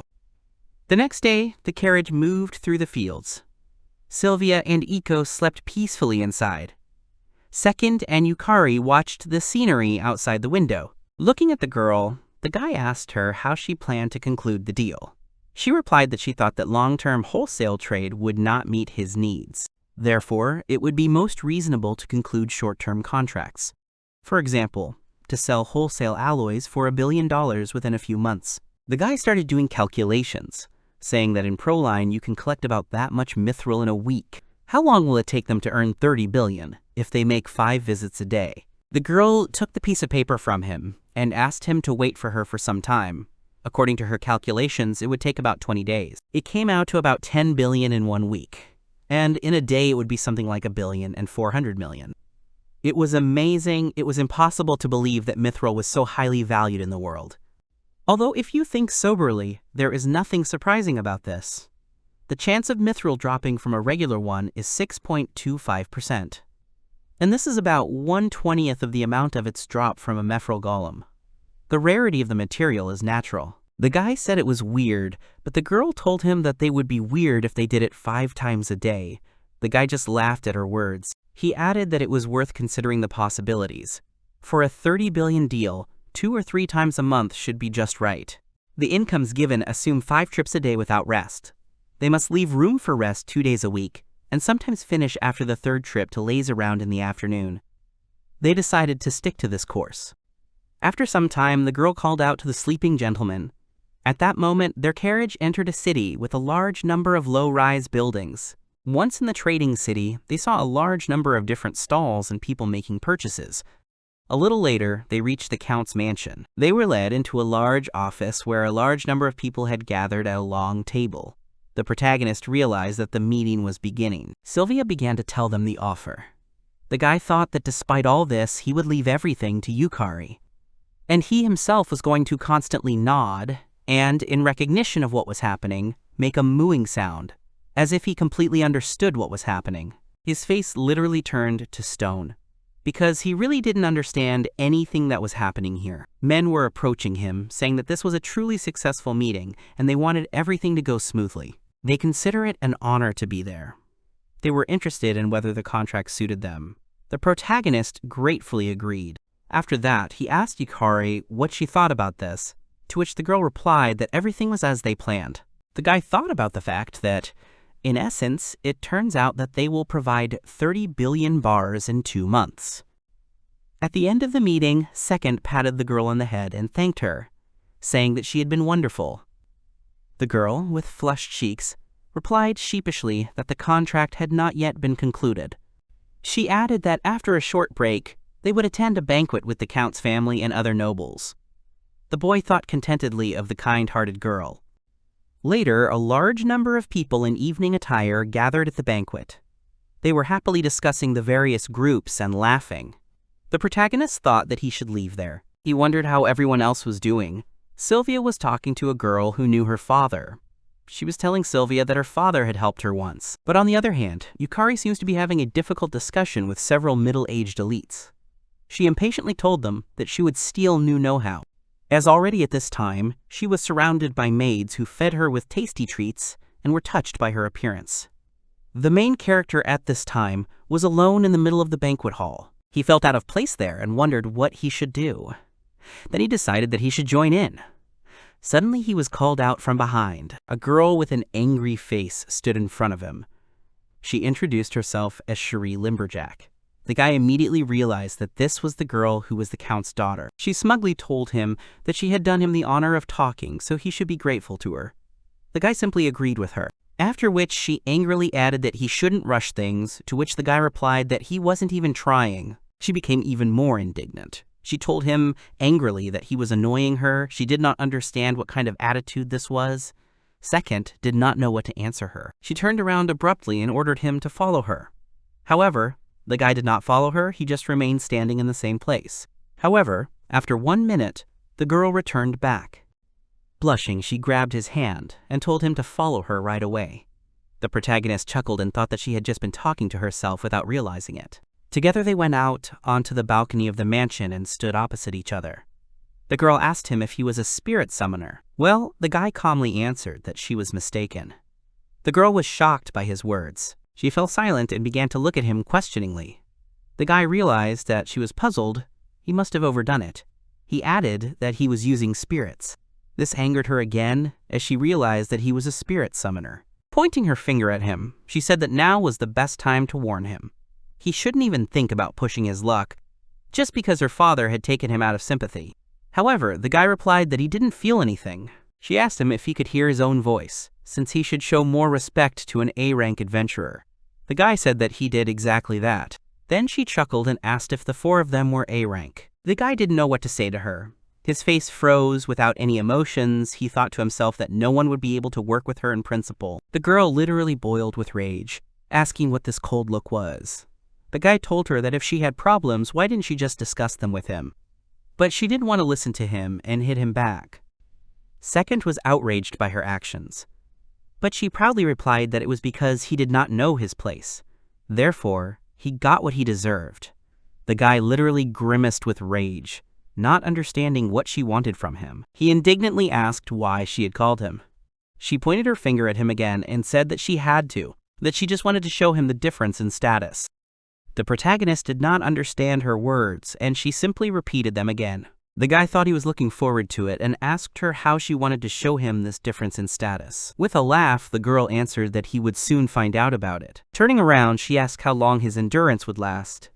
After that, a summoning circle formed between them and her spirit appeared. The spirit's name was Terra. She asked why she had been called. Cherie ordered her to show the boy who she was. The girl agreed with her. Terra said that she was a great spirit of the earth. The boy shook her hand and thanked her for her kindness, introducing himself in return. They were glad to meet each other. Cherie was extremely angry. She ordered her to stop being nice, as she wanted her to just say her name. The spirit apologized in response. The protagonist thought that the spirit of the earth is quite rare. He thought the spirit's number was equal to 32,000. He realized that the difference in their status becomes clearer. Cherie was outraged by his laughter and demanded to call his spirit. She also added that calling him after the great spirit of the earth would be very funny. The main character thought that it would be really funny and said that if she insisted, then there was nothing to talk about. At that moment, Sylvia ran onto the balcony and said that something bad had happened to Iko. Without thinking, he ran after her. Cherie tried to stop him. In the room, the doctor said that the girl had eaten too much. With proper care, she would soon come to her senses. Iko said sadly that she thought it would be a big omission to leave it uneaten. The guy wondered if it was really that tasty or if this was just cat behavior. In any case, he realized that he would have to watch her diet. He didn't want her to become a fat cat. If she became fat, it would affect her role. The next morning during the final meeting, according to Yukari, it was decided that they should supply the existing stock of mithril ingots of 30 billion or more. The guy didn't understand all the details, but his part in this deal was crystal clear. He had to actively explore the dungeon and earn experience points. They finally signed the contract and shook hands. The Count smiled and said he was looking forward to the day they would see each other again. The butler asked if it would be okay if they took them to the city of bad gold. The boy was perfectly happy with that. Suddenly, the protagonist had a feeling that he had forgotten something. Yukari called him, not understanding. He decided that it was unimportant, and it was time to go. At that moment, he was asked to stop. Cherie came running to them and said that she wanted to join them. Second and Yukari looked at her suspiciously. Throughout the journey, the protagonist and Cherie talked incessantly. Whenever he tried to act stupid or embarrassing, Cherie would intervene and fight him. From the outside, it looked like a comedy duo, where everything revolved around the funny person and the straightforward man. The guy realized that overall, this girl always seemed happy, regardless of her complaints. He decided to ask her what made her go with them. She thought about it at first, and then said that it was a competition between her and Second.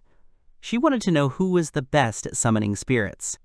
The guy asked her how she wanted to test it. She asked indignantly why they would do it that way. They were spirit summoners, so obviously they would be measuring their summoning skills.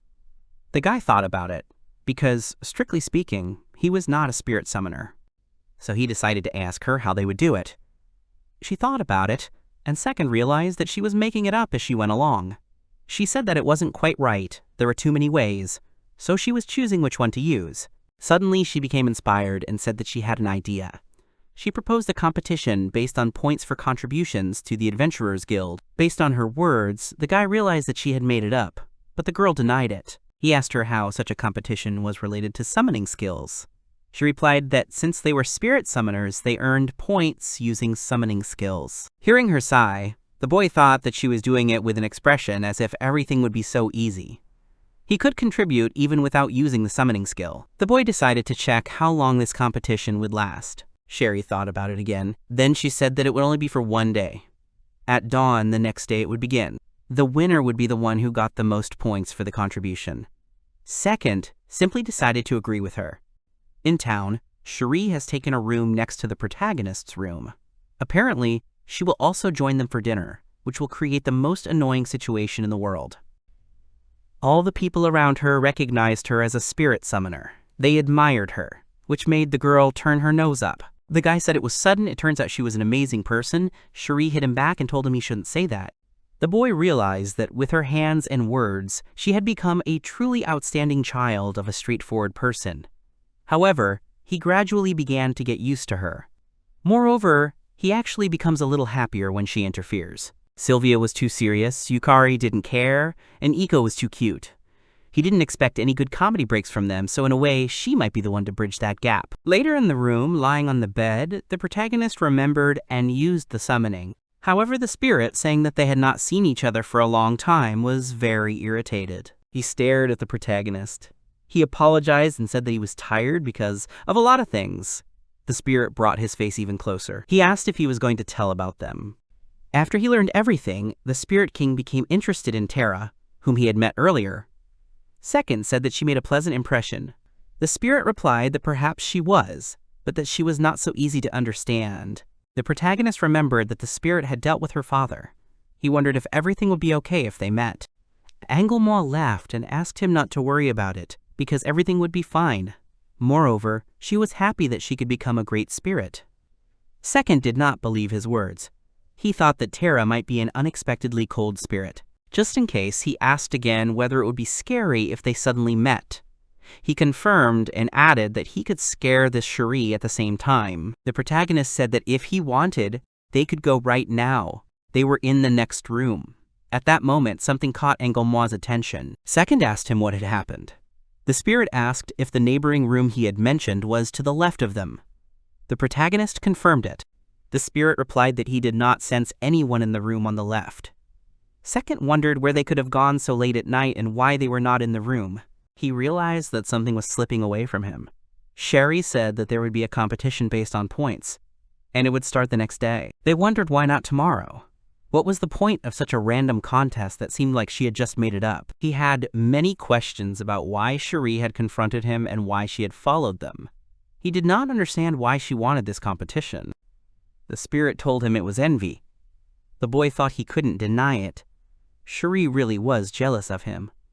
And most likely, as a fellow summoner, trying to figure out a way to get rid of this envy.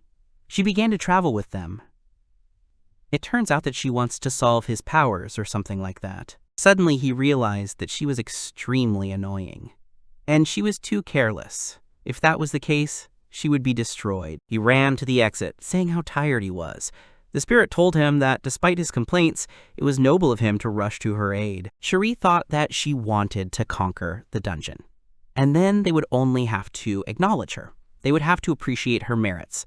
Everyone would look only at her, and no one would abandon her. All the admirers surrounding Second will be hers. She will never be alone again. She will change and use her envy as a stepping stone to rise above herself. She turned to her spirit, asking her if she could not offer to be her companion, that she would do so in her place. Second rode his horse, and thought that Cherie had fought regular golems in her life. He should slap her and go back.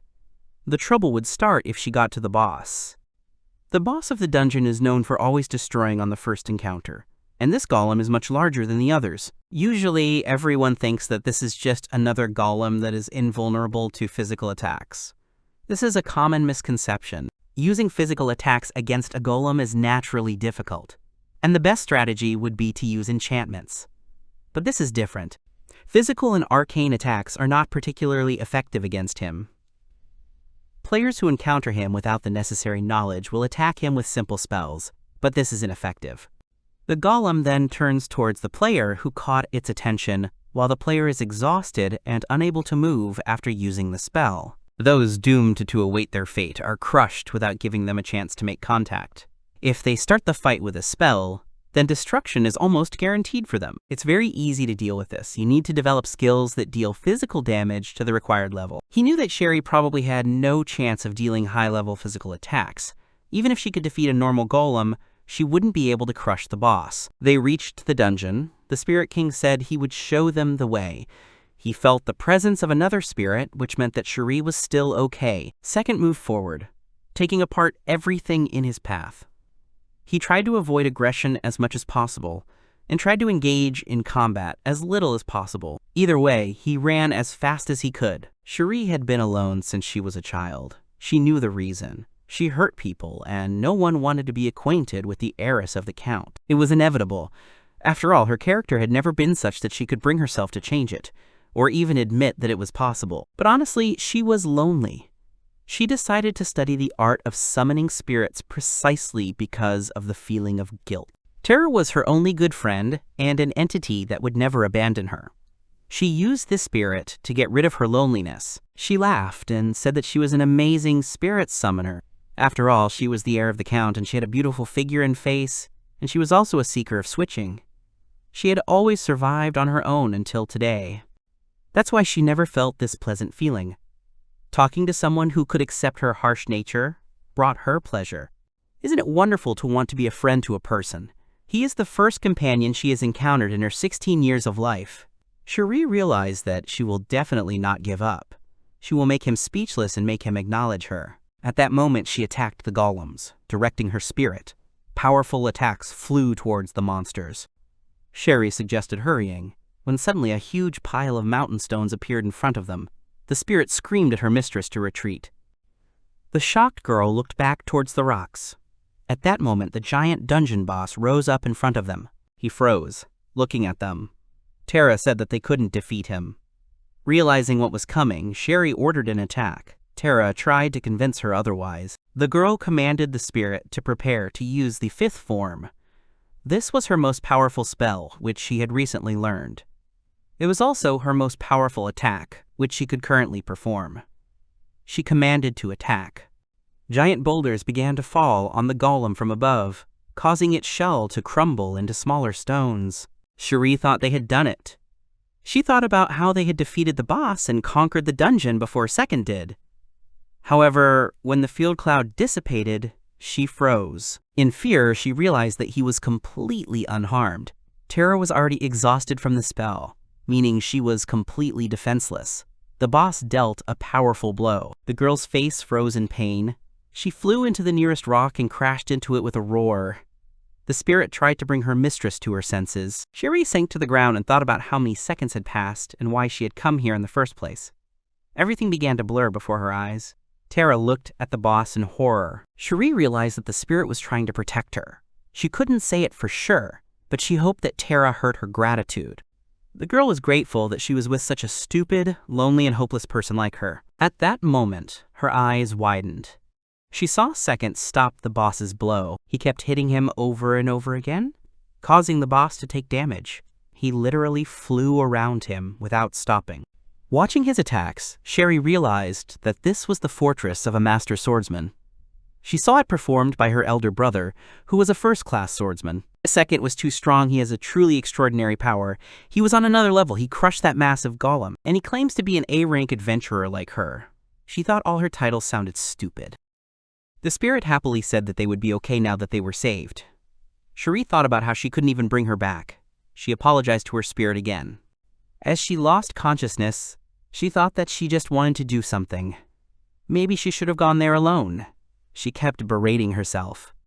The protagonist distributed all the experience points he got from monsters into spirit possession.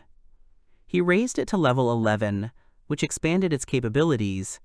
The spirit lord said the girl was in danger. Second realized that things were very bad. He said he was going to use possession. After the spirit agreed with him, a whirlwind arose between them, and they united into one person. The protagonist was delighted with what was happening. Spirit possession lasted for 120 seconds at class 11. However, after recharging, it can be used again. It increases its characteristics by 2.5 times. Ahead, he saw a giant golem trying to attack the girls. He managed to run up and stop the powerful fist with his sword. From this collision, the giant's hand began to crumble. As long as one has enough physical attack power, and the enemy follows relatively predictable patterns, such as these are easy to defeat. However, one must gradually get used to it. Sadly, people of this world lose their lives before they get used to it. Second stood on the defeated monster. He exhaled and released the spell. It was a stunningly amazing feeling for him. He thought it would become a habit. At that moment, Terra called out to him, congratulating him on his victory. Second began to scold the girl. If he had not intervened, they would have been destroyed. The The spirit only bowed her head. The guy remembered that he needed to give Sherry a potion. Looking at the girl's face, the guy realized that everything would be fine with her.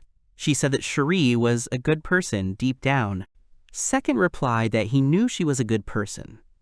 She just had a slightly different character from the others. She was limited, stupid, and lonely. The spirit agreed with him and added that she had no friends except her since childhood. The guy noted that he understood it that way. The girl added that she believed that Sherry had taken a liking to him, but she is not sure how to deal with it since birth. The protagonist asked her why she only said this now.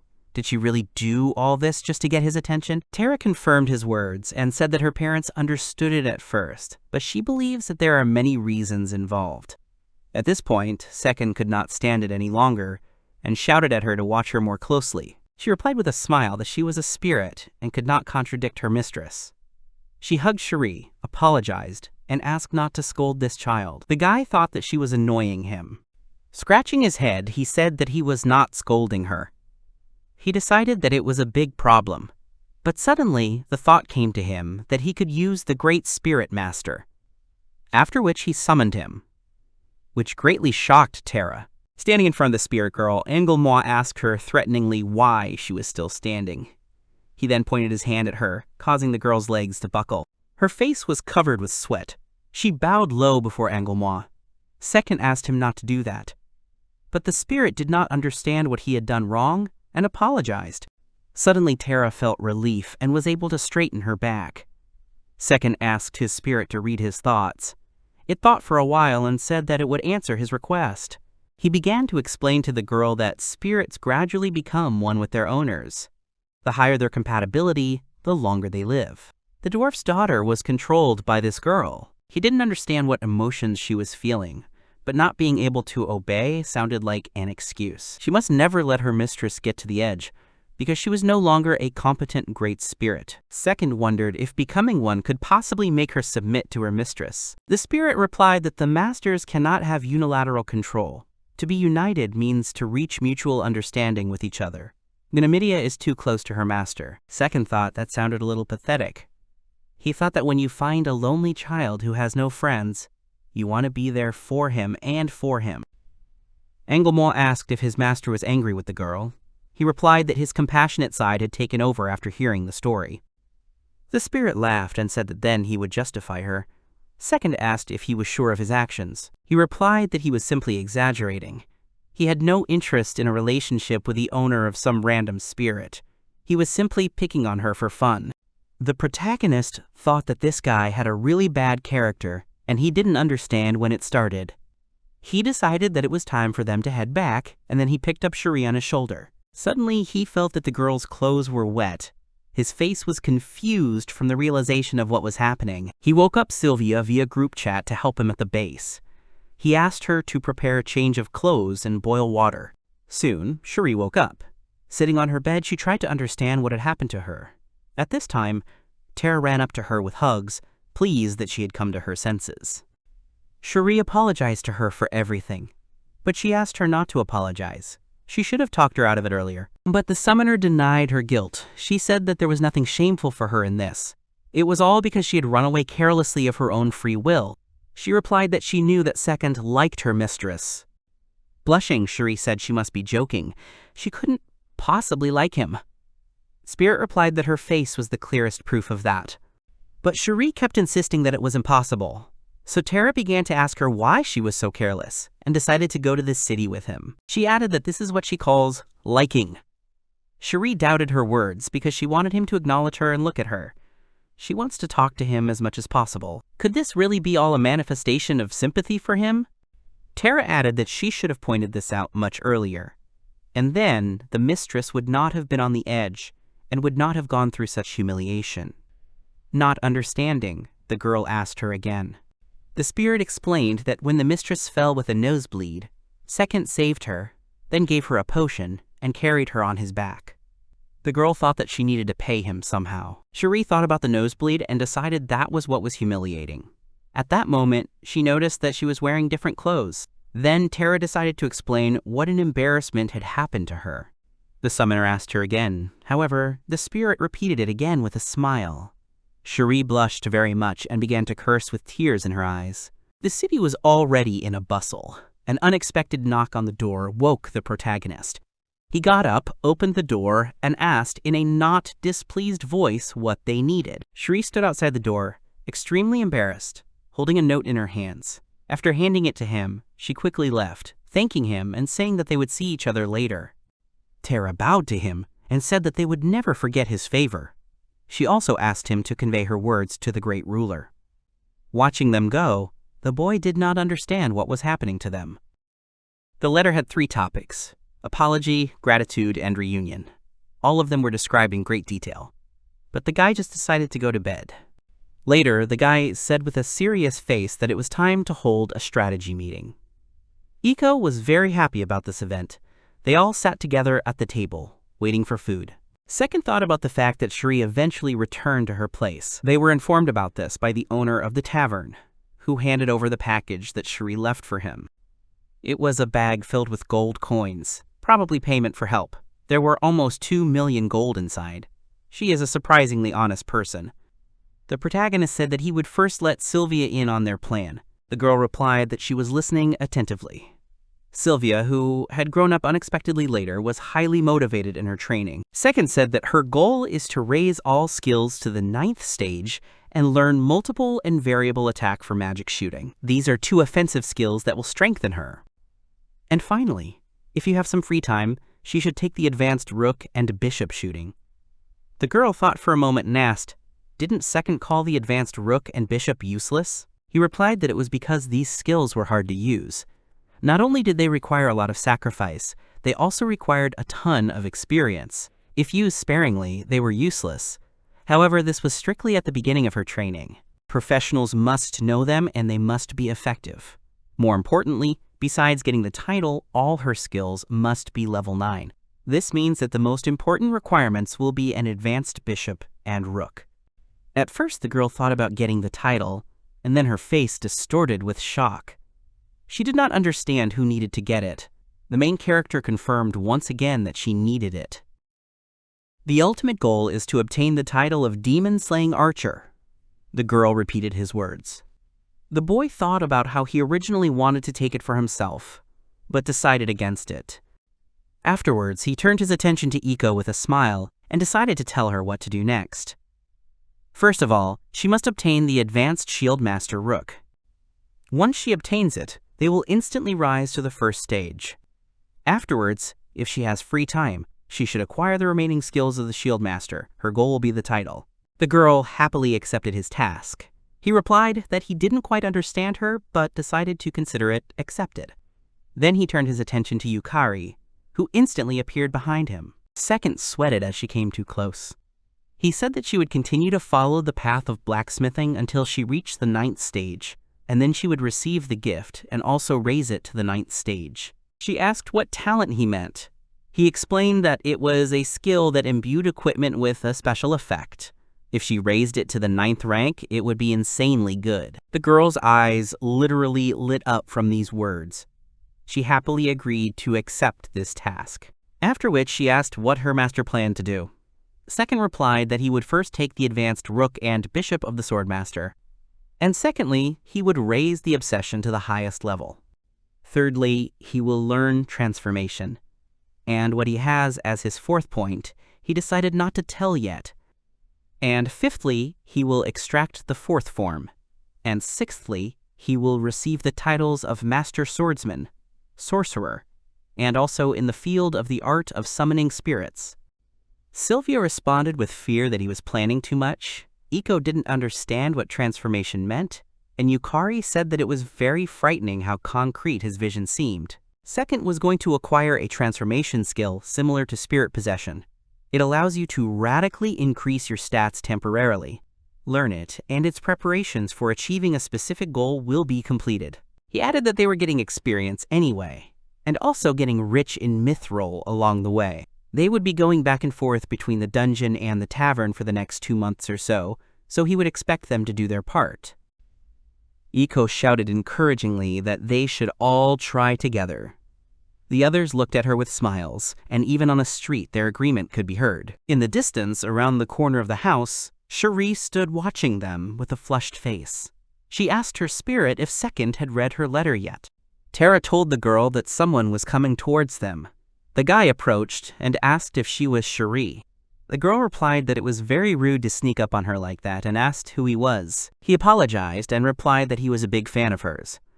His name was Serum, he was 19 years old and a C-rank adventurer who was still practicing summoning spirits. The girl replied that he irritated her and that she was not interested in him at all, and, in general, couldn't you see that she was busy right now? But he replied with a smile that he had always dreamed of seeing the great spirit of the earth up close. He said that she was magnificent, and if you compare her with a nymph, then her aura was on a completely different level. At that moment, a wind spirit appeared nearby and apologized for being a spirit without an aura. She introduced herself as a nymph, a wind spirit. It was an honor to meet Nomidia. She replied that she was also glad to meet her. And then she added that earlier in the night she had met a great lord. The nymph was amazed by these words. Serum, delighted, asked again if she really meant that very Lord of Spirits. Tara confirmed his words and added that he was a truly terrifying person. The guy asked her where he could find him. Tara pointed towards Second and said that he was his servant. Sherry asked her in shock why she didn't tell her. She couldn't believe that he had such an incomprehensible spirit that served him. She immediately remembered her recent words, to which the spirit replied that she had forgotten and asked for forgiveness for it. Shire exclaimed that she should not have forgotten something. This was a very important detail. She thought about how she would never be able to compete with him in her life. She asked Tara where the long-haired guy had gone.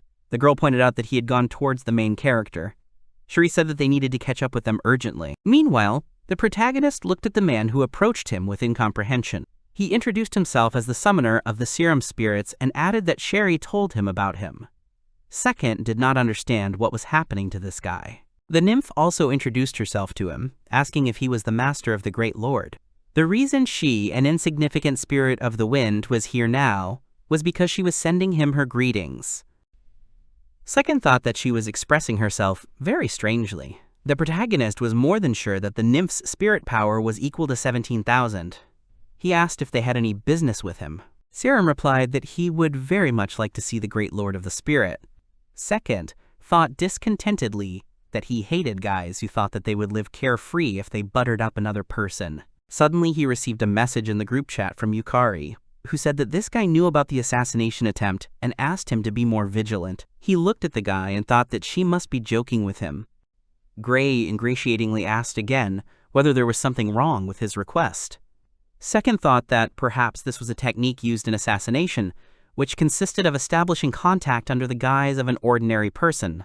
If that's the case, what's the guy's motive, and what benefits does he get from being called up? The protagonist asked him why he wanted to see him. It was typical of the protagonist to ask if he didn't know something. He said that the great spirit of the land claimed to be a fearsome figure who stood at the pinnacle of the spirit world. To gain an audience at any cost was the desire of every spirit summoner. Second thought that was an acceptable answer. If he is really a real spirit summoner. Suddenly the protagonist had a good idea. He said that he would show it. Then he summoned Moi. The protagonist mentally gave the order to the spirit to make them fall down. It agreed with him and used its power. Serum was literally pressed to the ground. He did not understand what was happening. Looking at them from above, the protagonist thought that the spirit had done the same to Tara. If this technique that made people crawl could be used in combat, it would be impossible to defeat them. Moi informed him that this was a special privilege of the Great Lord of Spirits, shining dominance. However, it works on timid spirits and their masters, so its use is limited. The boy realized that the spirit was using him to make scared people bow down, and then making them even more scared. It was just monstrous. Trembling, the nymph said that it was an honor for her to see the greatest ruler himself. The protagonist thought that they looked pathetic now. Perhaps they should lift her head. Moi immediately ordered us to look at him. Second thought again that this feeling of unity was magnificent. At that moment, Serum turned to the Lord of Spirits. Moi told Second that this man was strange. He wanted to investigate it with the help of the nymph. He asked for a minute. Yukari added that the man was waiting for an opportunity to escape. Suddenly, lightning struck the nymphs. The Spirit Lord ordered the boy not to move. Engelmois reported that this man is a spy from the so-called Empire. It seems that he is sniffing around in the adventurers' area of the Kingdom of Castal. In the game, the Empire was a famous country for its belligerence. They gave the impression of a powerful country with a penchant for aggressive warriors. Second is confident that they will eventually come to war with the Kingdom of Castal. A spy from such a country attracted his attention. Perhaps he was simply observing or trying to recruit him. Second didn't know for sure, but it didn't seem like the real reason. He asked the spirit to raise his head. The man was crying and asking what he had done to offend them. The protagonist thought that if this was a game, then the situation was serious. Maybe he was just a dog of the Empire, he was still a first-class agent. The main character didn't care about the Empire. They seized power over neighboring countries with face-to-face battles, and the sudden rise of their powerful nation is somehow connected to the #1 place in the world. The protagonist decided that he would just do something that he would always remember, the name of the person who would eventually become #1. Then he would send him on his way. He told Serum with an angry face that he had done a good job. In order to investigate the potential enemy empire of Marbel, Serum infiltrated Castal in that kingdom. It is extremely fortunate that he was able to investigate Sherry's spirit so closely. She will cause problems. It would be nice to count on her in the coming war. But there is someone else he is counting on. He didn't think that he actually existed. He wasn't the only one who noticed that there was a spirit world ruler in this potential enemy country. So he couldn't leave it as it was. He couldn't let go of this opportunity. However, he was exposed. He thought anxiously that this man might have known everything from the very beginning, but he didn't understand how he could have known it. Maybe the Great Spirit Lord had done something. But he didn't even say a word to his master. He couldn't understand how he had given himself away, because there was not a single factor that would expose him as a spy for the Empire. Perhaps he could read his mind. He realized that here he had lost in his own arena. This man was superior to him in every way possible. He realized that this was the end of his struggle, and that here he would meet his destiny. Serum said that he had lost, and if possible, he would like to write a letter to his family. He decided to report the real state of affairs to the Empire at any cost. This was the last mission he had to carry out. Second wasn't going to deal with him. The guy asked him again, to which the main character replied that he could do whatever he wanted. If he wanted, he could even go with them. They were just about to go on a raid. Serum thought about his words, because not only did he know from the start that he was a spy for the Empire, he was trying to confront him before letting him go. He was testing him, manipulating him, leading him on. This unnatural composure of his stemmed from the game he was playing. Serum was an operative for the Empire's intelligence service. In fact, his life was on the line, and he was trying to win. He didn't understand where such composure came from. His legs were shaking. He thought it was all just awful. He said that he had to refuse, to which the main character replied that he could go.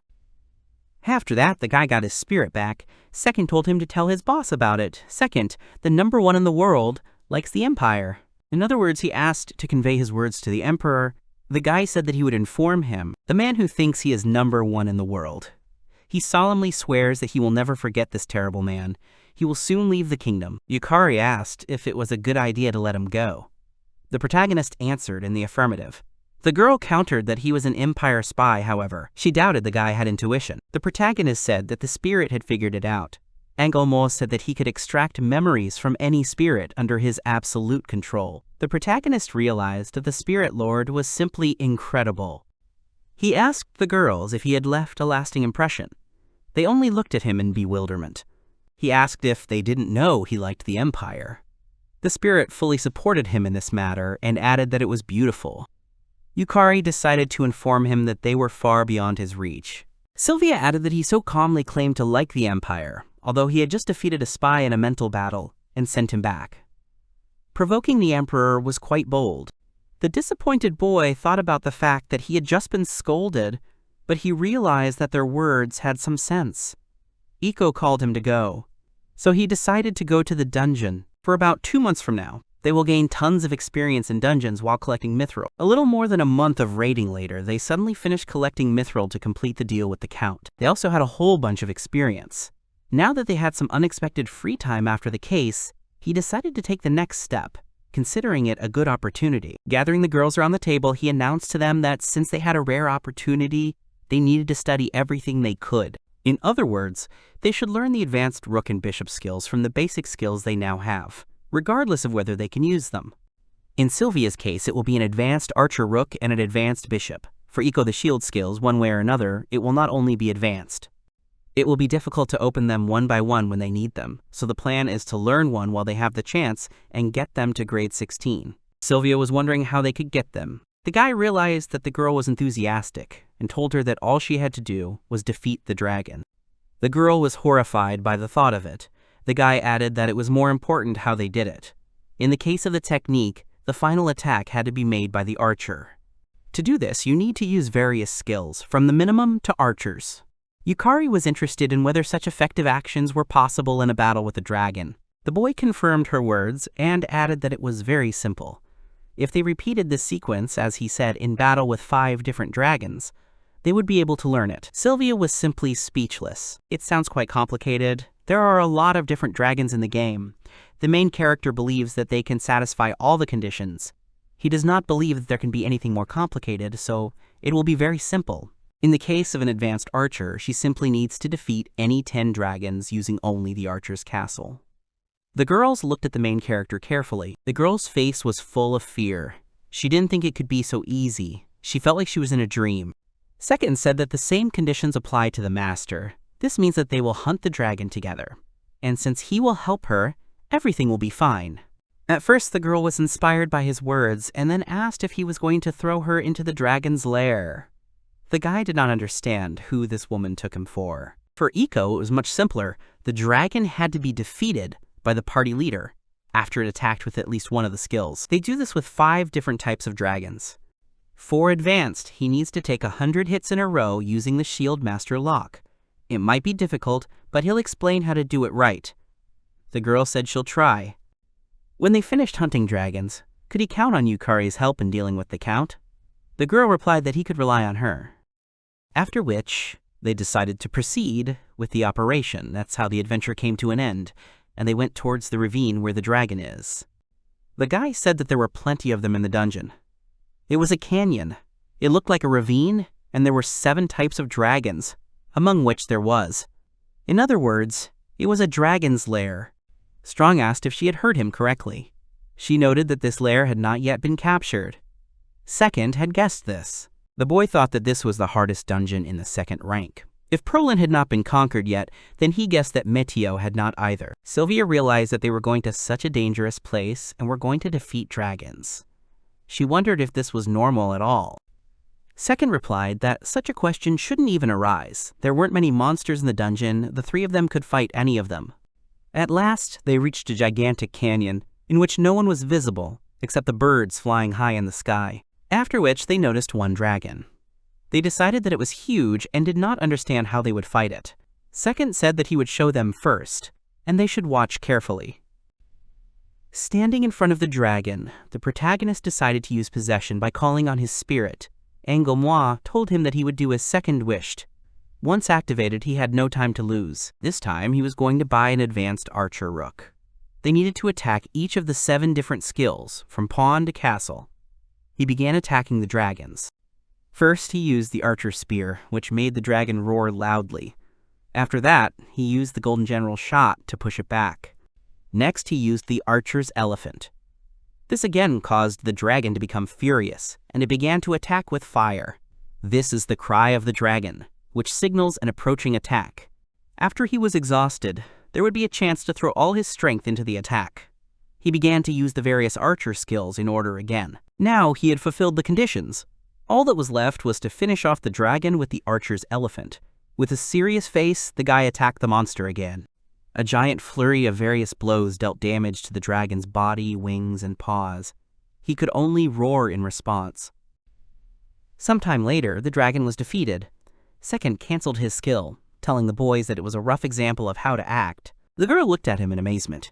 The guy added that he had just destroyed one to demonstrate how it worked, but that they would do it together from now on. It is not difficult to destroy the white dragons.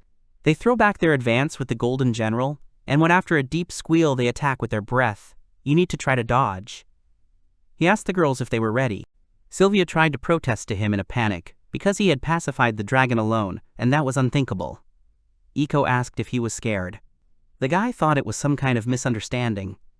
With a serious face, he said that there was nothing to be afraid of. He started explaining from the beginning. Even if the white dragon hit them 3 times with its strongest attacks, they would be fine. Plus, he mentioned recently that she pushes back his attack with a golden general and dodges immediately when he makes a stupid whiz. As long as she can do that, experience doesn't matter. Anyone can win. And the 9 want to become #1 in the world. Therefore, they must be able to defeat the white dragon with 1 blow.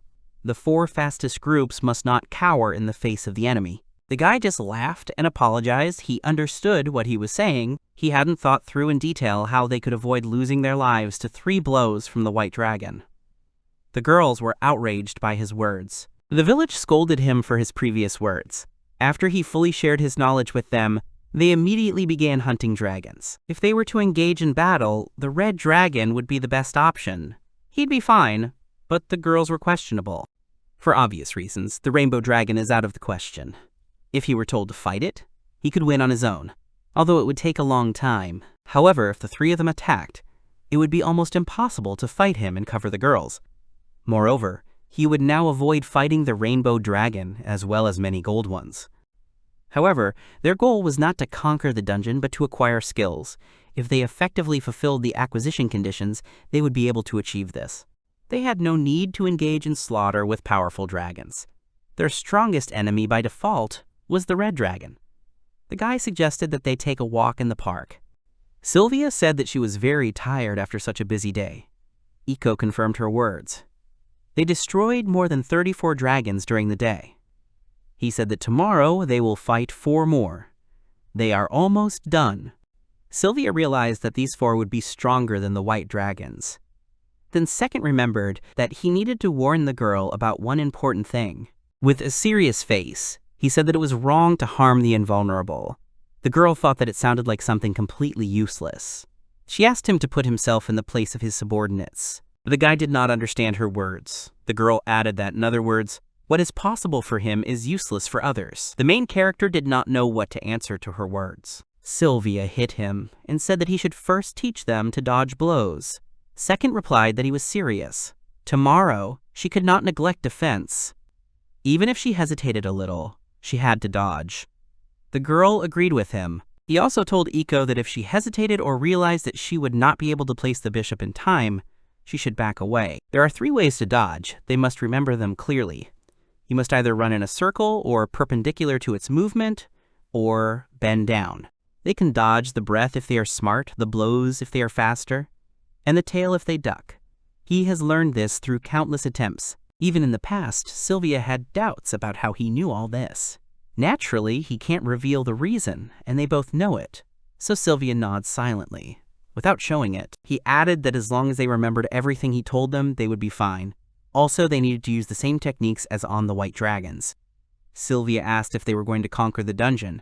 The guy answered negatively. If they prepare well, there will even be a possibility of conquest, but even so, they will not gain any benefit from it. The girls realized that the dungeon can be conquered. Sylvia thought that the protagonist was very strange. Even if he wanted to become #1, he was not satisfied with the honor of conquering dungeons. The protagonist thought that he fully understood the fact that she was absolutely right.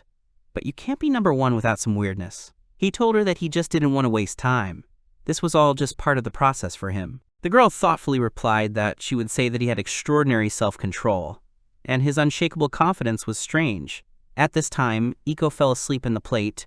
It was already night outside. He described in detail the order in which they needed to destroy the dragons in order to achieve the goals they needed, and he also indicated the strength of each of the dragons. Sylvia watched in amazement as Second attacked the red dragon. She had already acquired the necessary skills. They constantly attacked each dragon in 3, and even if they encountered green or red ones, they could resist them.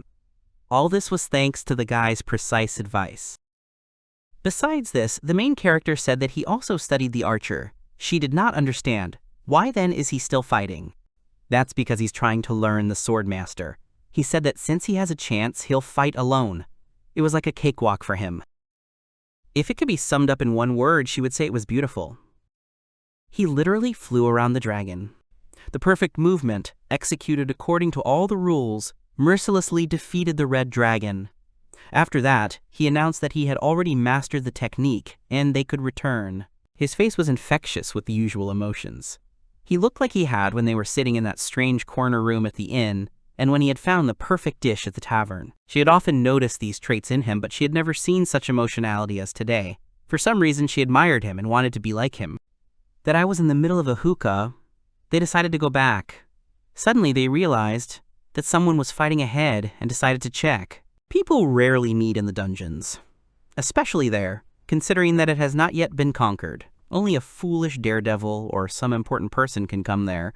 Watching the battle, Second realized that this was a sword master. They realized that he was strong, because he defeated the yellow dragon alone.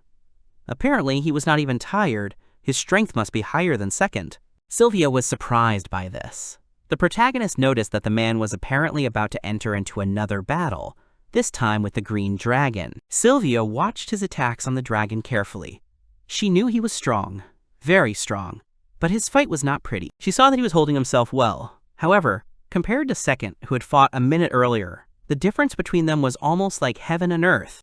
The protagonist said that he would lose his life if he met a rainbow dragon. Even with a golden one, he would have a problem.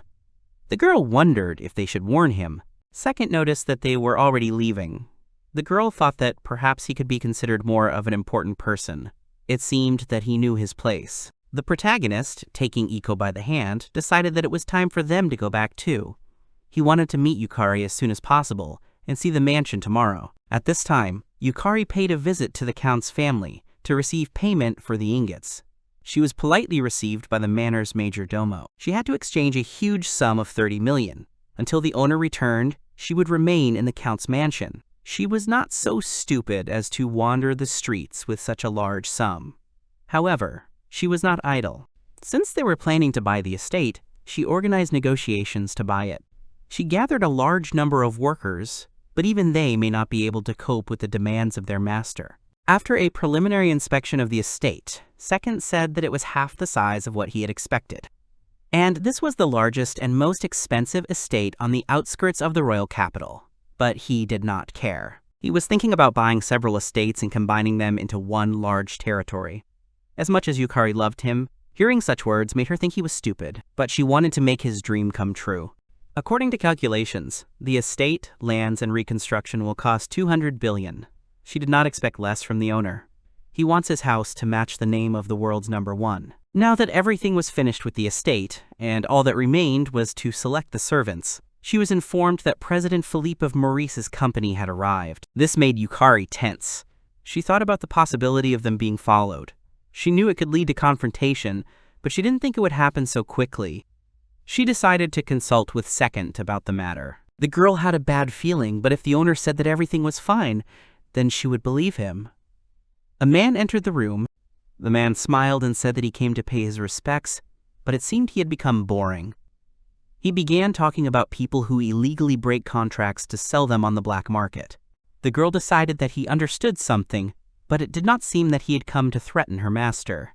The man added that for this reason her master was great. After all, he handled her so well. The girl realized that she had finally escaped. The man reached into his pocket and told Sylvia that it was for her master. He had been entrusted with something by her previous master. The girl did not understand why the Duchess was handing over the letter to her master.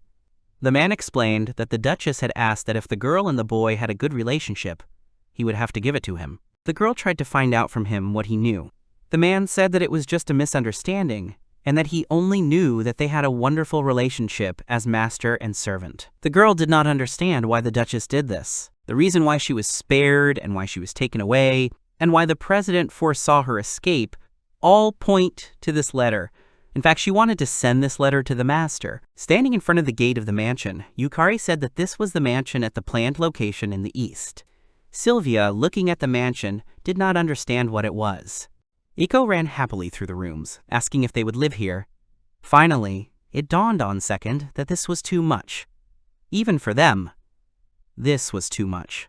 He said that even if they caught a cold in this house, they could go to another one. He suggested moving in a circle depending on the season. This would be their summer house. Yukari said that even if they don't use the building, money is still allocated for its maintenance. The guy laughed and said that he can earn as much as needed, and suggested looking at other rooms. Sylvia didn't understand if they were choosing between this building and the previous one, to which Second replied that this house was his too. He specified that all these houses in here. Sylvia was shocked. He chose one of the houses as the residence for the servants. Yukari asked him to entrust the training of the servants to her. The protagonist had a feeling that it would be hard work, so he asked the girl if she was taking on too much. She replied that she wanted to be trusted with it. The guy asked her to take care of everything. She bowed and thanked him. In the end, they checked all the buildings and made the purchase. Thanks to Yukari, everything went smoothly. Sylvia was happy that they could already move in. Up until that point, he didn't really care about real life. He was content as long as he played games, although socially, he was a failure. However, now that this world had become a reality after acquiring this estate, which, according to his conclusions, could become winter, his mood steadily improved. They decided to have a barbecue in the evening. As he was going down the stairs, the boy wanted to find some coffee. On the way, he met Yukari, who was dressed in a maid uniform. She wished him a good morning. She asked him to wait a little. The guy thought that the appearance of a maid suited her. However, he did not understand why she was dressed in a maid's uniform. At that moment, Sylvia came down to them and was shocked to see that Yukari had actually done it.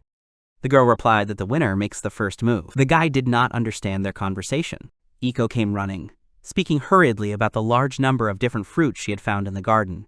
The boy asked her to speak more slowly, because he did not understand her. The girl started telling again that she had found a big fruit. The guy understood her.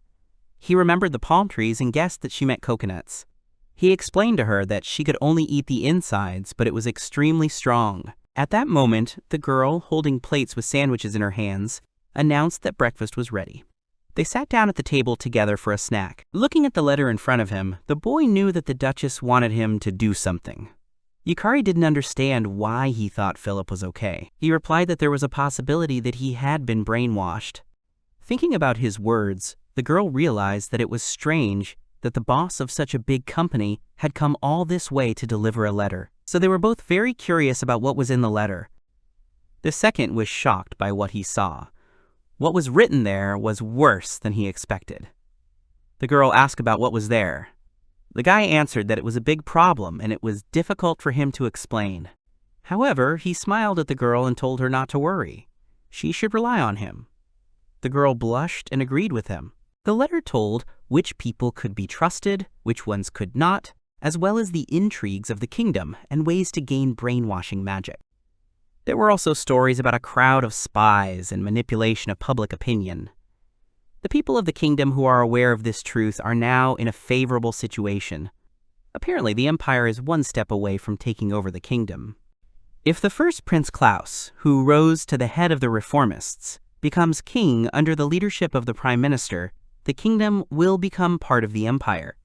The reform they extol, where they will go in step with the empire, sounds extremely tempting, but in reality it will end with them becoming vassals of the empire.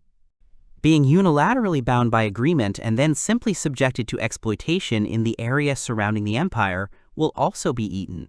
On the other hand, the people of the kingdom who know the truth have put forward the second prince as their leader to uphold conservatism.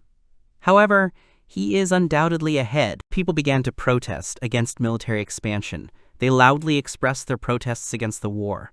Therefore, they really needed to find the magic of brainwashing. The Duchess had known about what was going on for a long time, so the reason she wrote it all down in a letter was quite simple. She wanted the protagonist to solve the problem. They decided to entrust this to an unusually strong man. But if he fails, Yukari will return to Philip again to find a new master and repeat the process. Thinking about the current situation, the guy realized that it didn't bother him much. He was more worried that the championship wouldn't take place, and he was worried about Maine. He was thinking about how he could quickly figure out the current situation. His actions could have resulted in him being perceived as an enemy and assassination attempts being made on him. The guy decided he had to stick to the best-case scenario. The hero thought about many things, but did not find a worthy answer. For now, he decided to end it. First of all, he wants to complete his own plans to become the undisputed #1 in the world. Second told Yukari that he wanted to take Sylvia and Echo to learn the transformation skills. He asked her to take care of the other servants. Yukari replied that he could rely on her. The guy apologized that he was solving the issues separately. The girl asked him not to worry. He was wondering what her maid uniform meant. Then he said that the clothes suited her very well. Turning to him, the girl bowed and thanked him, after which she returned to her kitchen chores. Later, they were moving through the forest. The guy realized that the existence of the transformation skill had not yet been discovered in this world. Second explained that there are 4 conditions. They are very simple, so he will explain them in order. Then he explained that it is necessary to deal damage to monsters and bosses within a certain period of time. Sylvia asked if it was necessary to shout the word transformation at the end. The protagonist answered that she definitely did. At that time, Echo was practicing saying this word. Sylvia realized that the weapon that Second had recently brought was designed to deal damage with the right numbers.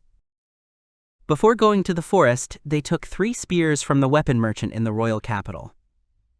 And they also went to the capital's main library again to read a book and learn the spear pawn. They did everything to deal bad damage. If you're wondering why they came to this forest, it's because the slime has low damage but high defense.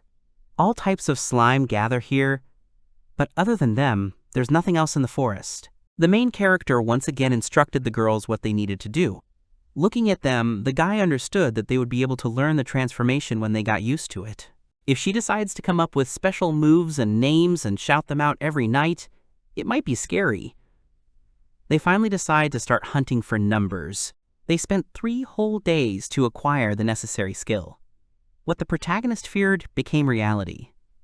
Sylvia began to use unusual phrases for transformation. She came up with new variations of phrases. Moreover, she was completely focused on self-improvement. The transformation can be activated by any of the 4 great elements of your choice. Sylvia chose the fire transformation, so her equipment became fiery red. While selecting these elements, something unexpected happened to the protagonist. He chose the transformation of light. Performing a transformation without one of the 4 elements is obviously unheard of. The cape and mask were a new design for him. He wondered if it could be a secret element or some newly developed function. He thought that maybe this world was being updated. In other words, from now on, additional elements may be added to the game that he doesn't know about. This too is something to feel uneasy about, but at the same time, patiently await. At this point, Sylvia finally got to the point where she was practicing a special movement for transformation. 2 weeks had passed since then, and they were busy gaining experience continuously. The protagonist finished his preparation. He raised his transformation to the 9th grade. He also collected the minimum skills that were not necessary for his transformation. The probability of activating skills varies greatly depending on the type and strength of monsters he targets. All of his skills were made specifically to obtain a specific Majin. His name is Dark Wolf.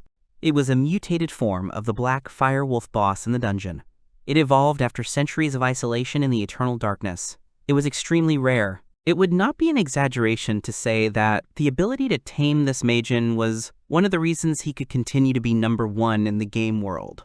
He was the only one who could tame it. It wasn't just difficult, it was close to impossible. The wolf was as strong as their entire team, so no one had ever thought about taming it. However, the dark wolf can be tamed. It is a living creature that has further evolved from the mutated species of the boss, and is thus considered a different creature from the boss. The protagonist studied various ways to tame him, but the result was terrible. However, he did not give up. He understood that he too could be tamed. He continued his endless hunt for dark wolves every day from morning to evening, and then the moment came when he was suddenly able to tame it. When others learned of this, they also tried to repeat the taming. But no one could do it. Now he would try to test this impossibility. This was what he needed training for. His mind was set on it, but this world is different from the game. He hasn't felt fear for a long time and tried to reduce the risks to a minimum. And in case of the worst-case scenario, he has insurance. But he can't get rid of the thought that he might lose his life. But even so, he will never run away. At the moment, the kingdom and the empire are in a state of cold war. Before the sparks fall on him, he will do everything to tame the dark wolf. Second realized that it was a good time to put the finishing touches on the girls. He ordered all kinds of top-notch weapons and armor for them.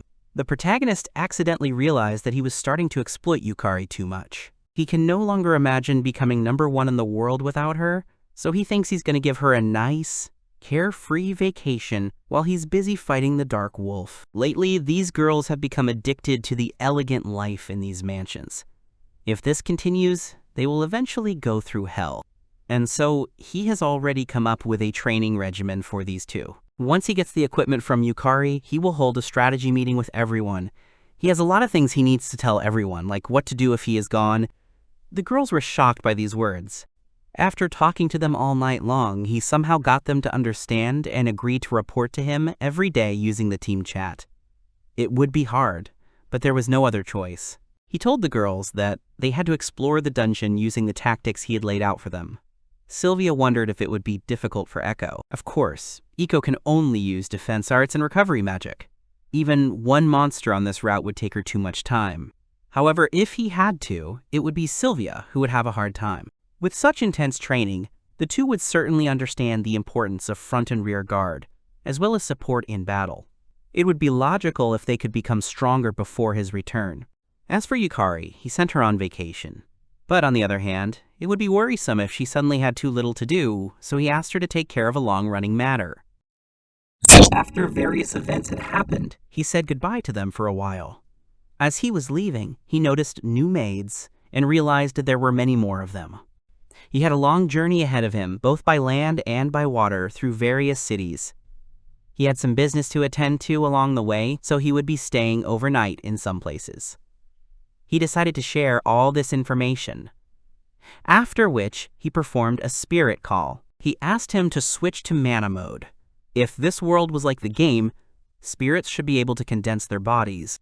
The spirit obeyed his order and said that no one else should see him now. It was very convenient. Anglemois was curious as to why he was summoned while riding a horse. The protagonist replied that they would be fighting a very difficult enemy, so he decided to share the information with him. Second said that he meant incredibly difficult. He said that the enemy was called the Dark Wolf, and he wanted to tame it. The spirit was shocked. He did not understand how it was possible to tame such a difficult opponent. The boy said he was going to keep trying until he succeeded. Anglemois thought it was going to be a very long battle. The spirit asked him what he was going to do in the dungeon. Second replied that he was going for the magician's horn. In the future, it would be his trump card. After some time, he got it, and having come to the city, asked to sell him all the health potions. Now, you had an incredible amount of potions in his inventory. However, he could not worry that he would use them up too quickly. They continued their journey. In his free time, he told the basic information to the spirit. He was going to turn to the memory of the basic information about the Dark Wolf and ask the spirit to be one with him. It had several different functions. For example, it could transform into a human, and a human into it. It could also teleport, use dark magic, a dark roar, and summon. Physical attacks had no effect on him while he was in wolf form. This was the basic information. Anglemois was shocked by such characteristics. He kept asking the protagonist how such attacks and defense techniques could even exist. Second said that it was possible. The spirit calculated the wolf and finally understood why the guy needed so many potions. He advised the boy not to get treatment right away, but to first check if it was safe for him. Anglemois received more and more new information that he had never heard before. When using different modes, you can use the staff for various purposes. However, for all the described modes, an empty shadow can be accidentally activated. Anglemois asked if it was really a monster. The boy replied that the Dark Wolf, which even the great ruler of spirits recognized as a monster, was indeed terrifyingly strong. The Dark Wolf's stats aren't that high, but there's a theory among players that it's the strongest monster in the game. The reason for that is its attacks, which are pretty nasty. The guy definitely needs to tame it in this world. Second noted that even if he failed to tame the wolf, he would be able to use the potion on it. Taming can only be used once when the monster's health is low. Therefore, it will be much faster to fully heal the wolf and make it fully healed than to just wait for it to recover on its own. Of course, they could destroy it and wait for a new one to appear in its place, but there was no guarantee that someone would appear in its place. They finally arrived at the port city. Isekai is an old, huge, half-ruined fortress. When they approached it, the protagonist felt a tremor in his hands and smiled. The boss is located on the top floor, This is one of 2 locations located in the very center of the fortress. However, his target is located in the second location, called the library. Second told the spirit that they needed to hurry. Engelmois agreed with him. At that moment, the guard began to attack them. The protagonist began to use the transformation skill, after which bright flashes of light enveloped those attacking him. During the transformation, every hostile character within a certain radius is guaranteed to be stunned. In addition, there is also 8 seconds of invulnerability. This is an incredibly useful transformation effect. Thanks to this, the main character gets 2 seconds of invulnerability to push back enemies even more. By doing this, he will be able to buy enough time to prepare the skill. The spell is effective against enemies with the Knight subtype. The main character used a combination of lightning to attack. The boy studied the result of his attack. One of the knights was lying on the ground, smoking. The second one was standing further away from him. The boy used his attack again. The spirit said it was amazing. The guy replied that he had dealt critical damage to both of them, so this time he had managed to defeat them with 1 shot. But if it weren't for him, it would have taken a lot longer. And it wouldn't have been amazing. They were moving deeper into the fortress. At last, they reached the entrance to the great underground library. Second suggested that they camp near the entrance. Engelmois was puzzled, since it was part of the road. The guy replied that this was a safe zone. Only ghost monsters appeared in these parts, and since they couldn't jump, they wouldn't be able to reach a certain height. The protagonist lit the torch and decided to go. Once the door opens, the spirit must use possession. Seeing the black wolf, the spirit began to panic. He said that there was no doubt that they had no chance. The boy realized that the spirit had excellent observation skills. After all, he was a great ruler of spirits. He was a good judge of risk. He couldn't defeat the wolf now, but this was a game. The boy walked further into the library and set down the torch. He approached the wolf. The monster was currently in its wolf form. It would always attack with a dash first. He is immune to physical attacks in his wolf form. So the protagonist attacks him with a combination of archery and sword. In the worst case, it is better to dodge. He will avoid the attacks by stepping to the side right before the strike. Whenever he fails in a grab or a claw attack, the wolf will definitely use teleportation. This is if you follow the pattern. However, at that moment, the wolf used the dark transformation. After that, he turned into a long-haired girl with protruding black ears. The guy looked at her with admiration. She remained a beauty, unchanged even in this world. The protagonist thought that this was not the situation where he could express such emotions. After the dark transformation, she should definitely use the dark summoning. He should prepare the advanced elephant swordmaster. He thought about the fact that she was not in empty shadow mode. If he had started preparing for battle only after seeing her transformation, it would have been too late. He needs to catch the moment when the black flames from her transformation dissipate.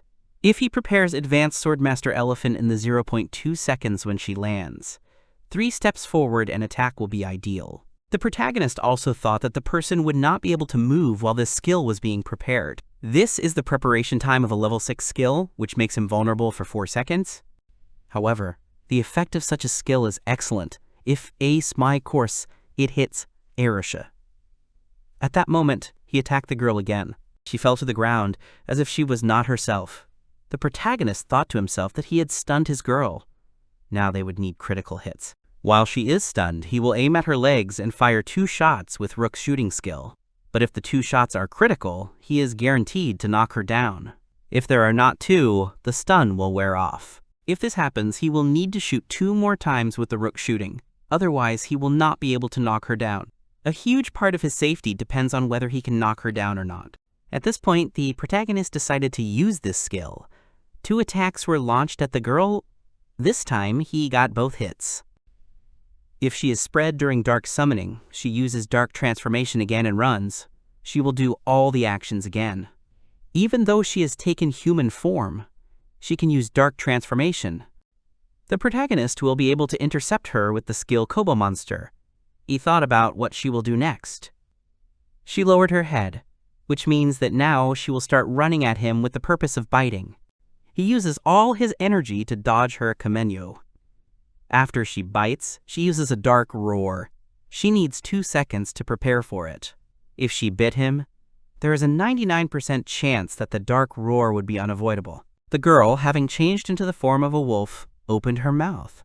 A dark roar immediately began to spread from her mouth. After the dark roar, she will run at the person or use dark transformation. This time, she used just transformation. The main character thought that he needed to prepare an advanced elephant sword master. He should check on the empty shadow. At that moment, he just saw a shadow under the girl. He then used his advanced Bishop Swordmaster skill again, stunning the girl once again. He tried to deal some damage with rook shooting, but this time he only hit once. If the stun goes through, she will use Dark Transformation and Dark Summon. A moment later, she just used Dark Summon. The main character looked at this carefully and thought about what would happen now. The girl stood with her eyes closed, and a black weapon appeared in her hands. He realized it was a shadow staff this time. She was trying to use staffmanship mode, but it didn't matter. He thought to himself, that's not bad. The protagonist thought that with these 2 shots, he had weakened her enough that now he could put her down with 1 shot by shooting the rook in the leg. In addition, he uses a combination of Silver General's shooting and Knight's shooting to deal a lot of damage. After that, the protagonist ran towards her. The girl transformed into a wolf again. After he knocked her down, she ran at him again immediately after the dark transformation. A smile spread across the protagonist's face and a blush appeared on his cheeks. He thought that this was wonderful. He also remembered that the character second was quite eccentric. Even though the eyes of the great ruler of spirits determine that this world will be an absolutely impossible battle, he robes the wolf, the enemy he created on a whim. The main character did not receive a single blow from the enemy. He continues to perform divine techniques again and again. His friend at this moment was thinking about what Second himself was thinking about. At that moment, the latter was dodging another attack from the wolf. In fact, he was not thinking about anything. He was simply delighted with life at the moment. The protagonist knows for sure that in the end he will get it back, then the throne, and this is not a lie. His dear second undoubtedly risked his life to return as #1 in the world. Even if the battle may seem impossible to everyone, the protagonist continued to stand in front of the she-wolf, while he bowed his head. Moi thought that someone possesses strong tenacity, toughness, loneliness. The main character wants to be stronger than everyone else, and he is ready to give up everything to make it happen, no matter what. He admires such a noble and independent person immensely. He clearly understands that Second is no longer alone. So Moi wonders why he should not risk his life to walk this road with him. The man himself laughed loudly at his own thoughts, which attracted the attention of the protagonist. The latter turned to him and told him to be quieter. The main character looked at the wolf and thought that his girl's health was finally being restored by about 20% in an hour. It's pretty simple. When this dark wolf's health drops below 25%, tongues of black flame begin to burst from her body, and she goes into berserker mode. Second thought that she just needed to calculate how much she needed to attack to reach the 20% mark to return all the damage received. Now it is not difficult for him to tame them. If he uses taming when she pounces Darahi, then everything will be fine. Even when he tried to tame his girl in his past life, the conditions were about the same. However, this time it did not work. The main character thought that if he couldn't use his skill, then in that case he would simply throw several jars of potion at her, which hit the wolf's body straight. From these actions, the wolf's body began to glow. She raised her head up, after which her whole body froze. Moi asked if the protagonist was sure, to which the latter replied that didn't he tell him that this method was more effective. His friend still had doubts. The main character and the she-wolf stood opposite each other. Second was surprised that a whole hour had passed. It took 4 times longer than before. However, nothing could be done. After some time, the main character said that he was defeated. He climbed into his tent and thought that he was already trying for the 10th time to bring her to a critical state and tame her, but now he was too exhausted. Until this dark wolf leaves the great underground library of Isoroes, there is no way that will make her follow him. Anglemore poured him a drink and told him that he had been tormenting this monster for 10 hours. Naturally, he was tired. Second said that he was going to do this every day. His friend chuckled and said that if battles like today's continued, he didn't think she would have any reason to resist like this every day. The main character said that he was just very lucky today. All because she couldn't use the empty shadow during the dark summoning. He explained that when she transforms into human form through dark transformation, she initiates a dark summoning. Or she can use dark sorcery. While she is transforming, you can prepare and hit her, after which she will stop, and you will need to put her down with 2 critical hits to the legs. If you do this, then during the fight you will not have to worry about using dark summoning. Anglemois said that he understood everything. When you hit her with advanced fencing, if the she-wolf is in this state, it will not be possible to stun her, and the risk of her using dark magic will increase. Second confirmed his words, but he explained that it was not a matter of witchcraft. If, during the black summoning, she switched to some kind of mastery mode and summoned a shadow, it would all be fine. However, if she enters the most powerful state, the power of the dark fire will increase. His friend interrupted him and asked what would happen in this case. Then the main character raised his palm, looked at it, and said that he would have no choice but to use his trump card. Anglemois immediately turned his gaze to him. The girl said that it was difficult. She asked questions about why she was locked up there. She read a lot of books, but still does not know. She wondered how many centuries had passed before she regained consciousness. Whenever someone passed by and tried to speak, her own body did not listen to her.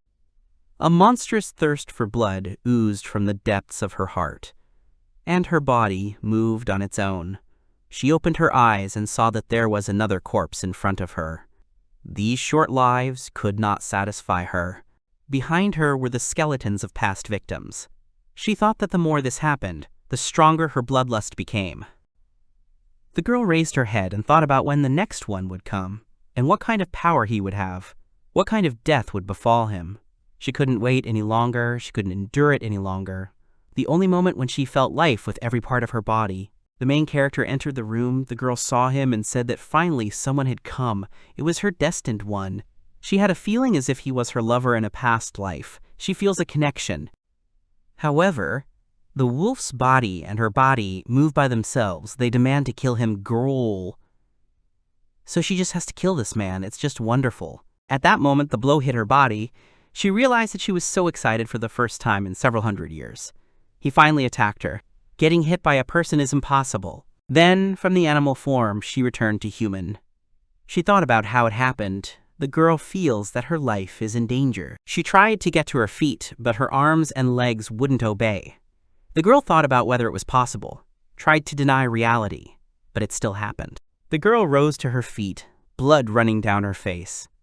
She thought about the pain in her body growing, and to let out so many screams. This is the first time for her.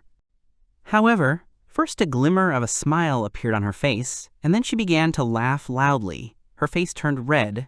She thought that she was alive. The girl anticipates this moment. She has lived locked in the darkness for so many centuries.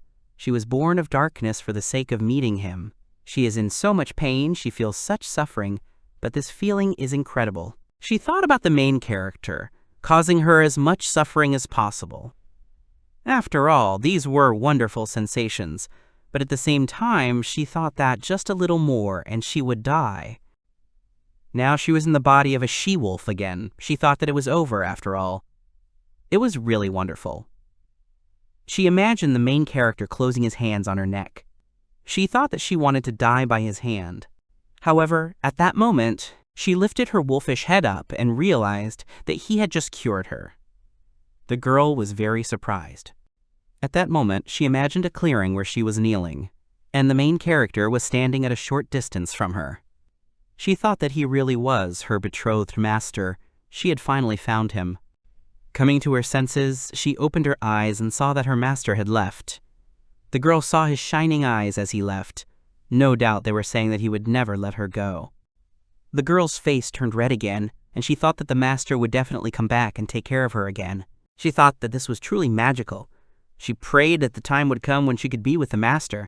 This rush of blood, this excitement, vetched moose, this violent death. Cliché, she wants to be beheaded by these beautiful sacred hands. She asked the gods to fulfill her contradictory desires. The girl continued to call the master and thought that she wanted to hear his name at least once. She also wanted him to give her a name and then his hands on her neck. 2 months had passed since the protagonist had left for Isekai. The regular meetings they held once a week could be called debriefings. During them, the girls exchanged information they had collected during the week. They were determining the course of further action. However, at that moment, a tense atmosphere hung in the air. Each of them was silent. At these regular meetings, they would compile the bare minimum of information they needed to share with Second. They would send it out in the form of weekly reports over the team chat. Sylvia said that she personally believed that this was not necessary. Iko supported her with her own words. Yukari said that she also did not see any need for it, but they really needed workers. Then Sylvia suggested that they take a male servant, to which Iko said that any hard worker would do. Yukari said that men are men, and she doesn't like them. Sylvia said that she doesn't either, but it's better this way than bringing more enemies. Still 1.5 months left until the completion of the 5 estates, excluding the central and southern castles of Second. She would like to increase the size of her squad of universal maids and their qualifications. Sylvia asked her about the reasons, to which Yukari explained that the all-purpose maid squad currently consists of 10 people. Although they are essentially slightly inferior to her, they can be considered 10 clones of her. Iko imagined 10 Yukaris and thought that it was very scary, to which the latter replied that it was very rude. The girl apologized to her. Sylvia's face became more serious. She said that the maids were truly incredible, and their reliability was becoming increasingly trustworthy. Yukari said that if they hire more staff under them, the master's castle will be unshakable.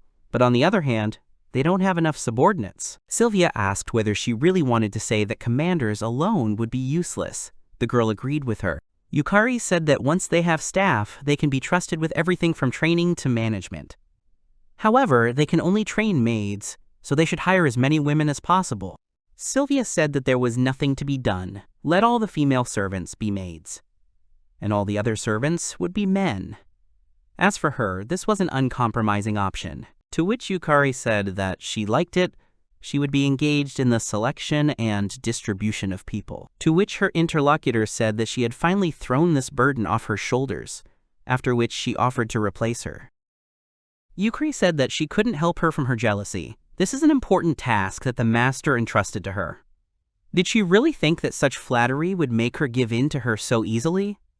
To which Sylvia replied that she is not jealous. Sylvia said that it was too much of an honor, and Yukari was trying her best to hide her wolfish nature behind a sheep's skin, to which the latter asked if she really had any problems. Sylvia winked at her and said that it was okay for her to be pretty only on the outside, to which Yukari replied that she had also broken her promise of 1 message a week, and that poem that she had sent him was funny. To which Sylvia said that Yukari makes noise every night, after which she suggested that she be quieter, like her.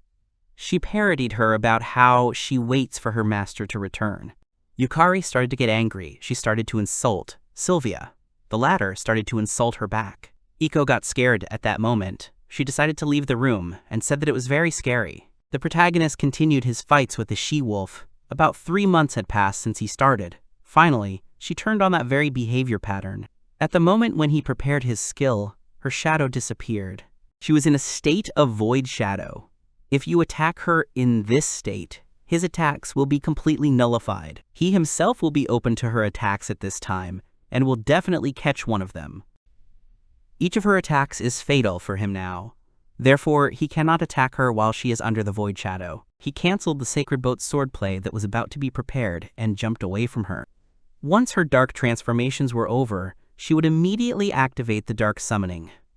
Summoning a powerful weapon. Now that he can't force her with swordplay, there's no way he can stop this summoning. He can only pray that it's not a spear of dark flame. The protagonist saw that she had summoned a shadow spell. Now she would be in staff mode until she was knocked out. However, he had a question about how to do this. With 2 rook archery crits, 1 crit, and 2 normal attacks, or 4 normal attacks with no crits, he needs to choose. He saw dark magic in all its glory. A cruel black fog that, when touched, forcibly reduces health to 1. In addition, this attack has a very wide radius of damage. When he looked at the walkthrough site, it said that he might or might not be able to dodge the fog, but it would not be an exaggeration to say that he was lucky. Only not very smart people who can only talk with their tongues could write such nonsense. In the game, this site cannot be trusted. The protagonist fired from his boat. Engelmois asked him what he was doing. The shot from the weapon hit her right in the leg. His friend kept saying that he would not be able to dodge.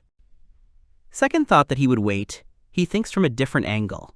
It is a mistake to even think about trying to evade such a large-scale attack. At this point, the main character decided to transform his body. Now the second difficulty was behind him, because after activating the transformation, he would be invulnerable for 8 seconds. After that, he fired from the boat again. However, Crete flew past Bikera. The main character was not very happy with this fact. He thought that in order to knock her out, he would need to fire another shot. However, there was nothing to worry about.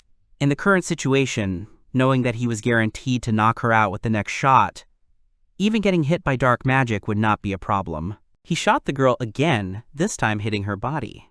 At that moment, his 8-second invulnerability ended. In exchange for his health dropping to 1, he knocked her out. The girl actually sat down on the floor and seemed to have lost consciousness. Otherwise, it would have been followed by attacks from the Shadow Staff. But since he knocked her out, he can heal safely. The third difficulty is over. That's great. He broke through. Having risen, the girl, as usual, will rush at him, starting dark transformations, and he will already return to his usual position. Working days will begin again. He thought about how much more time it will take him. Today, the number of attempts exceeded 2,000.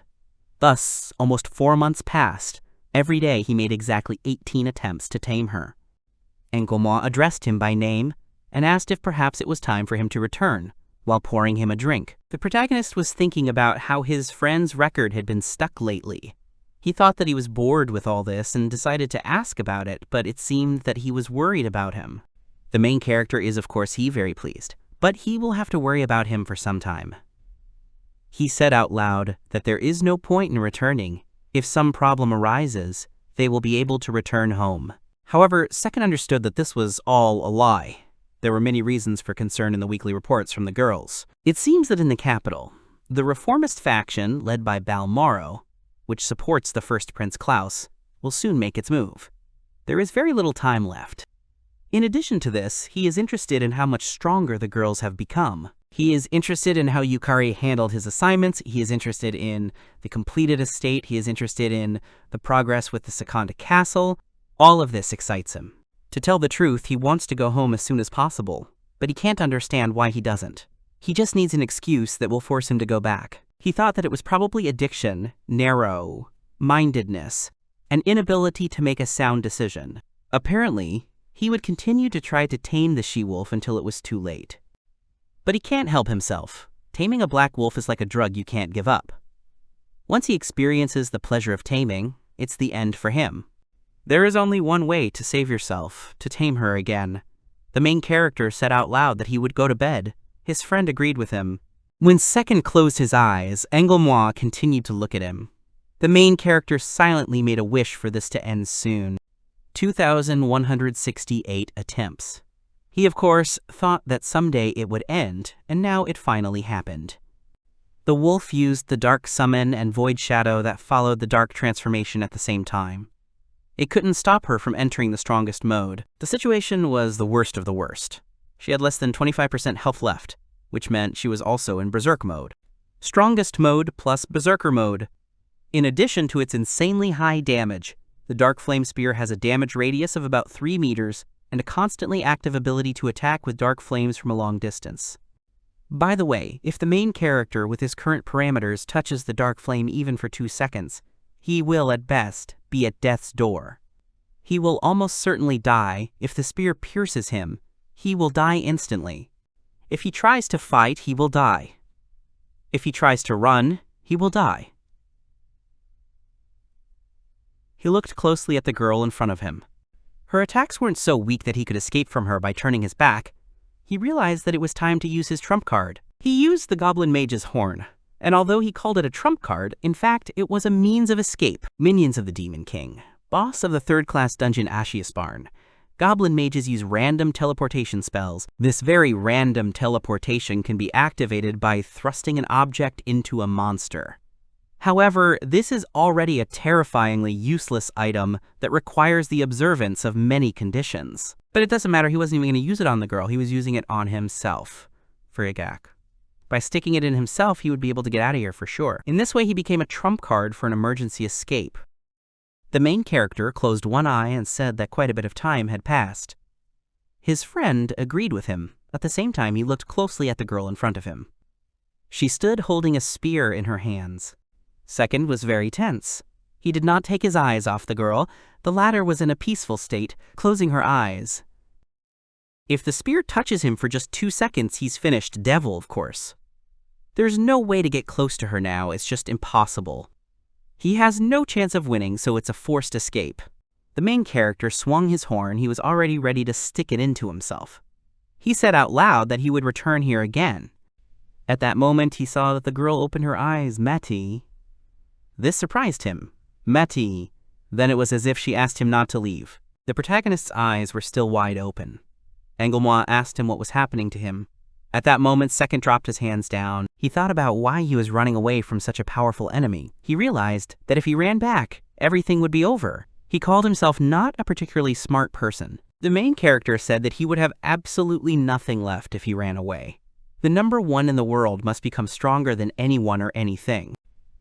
Manhwa was shocked by his actions. He tried to call out to him, Shapehome. However, he seemed not to hear him. He ran straight at the girl. He thought to himself that he was number one in the world. He had nowhere to run.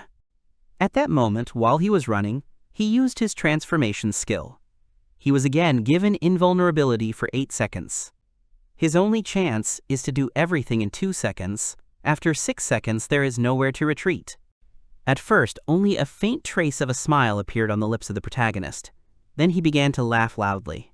He continued to run towards the girl. She also smiled at him, as if they were happy. Second thought that he was number one in the world, and this girl was able to drive him into the very corner.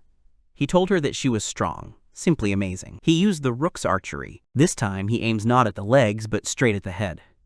However, at the very last moment, the girl managed to turn her head to the side and avoid the attack. The main character thought that she had less than 20% health left.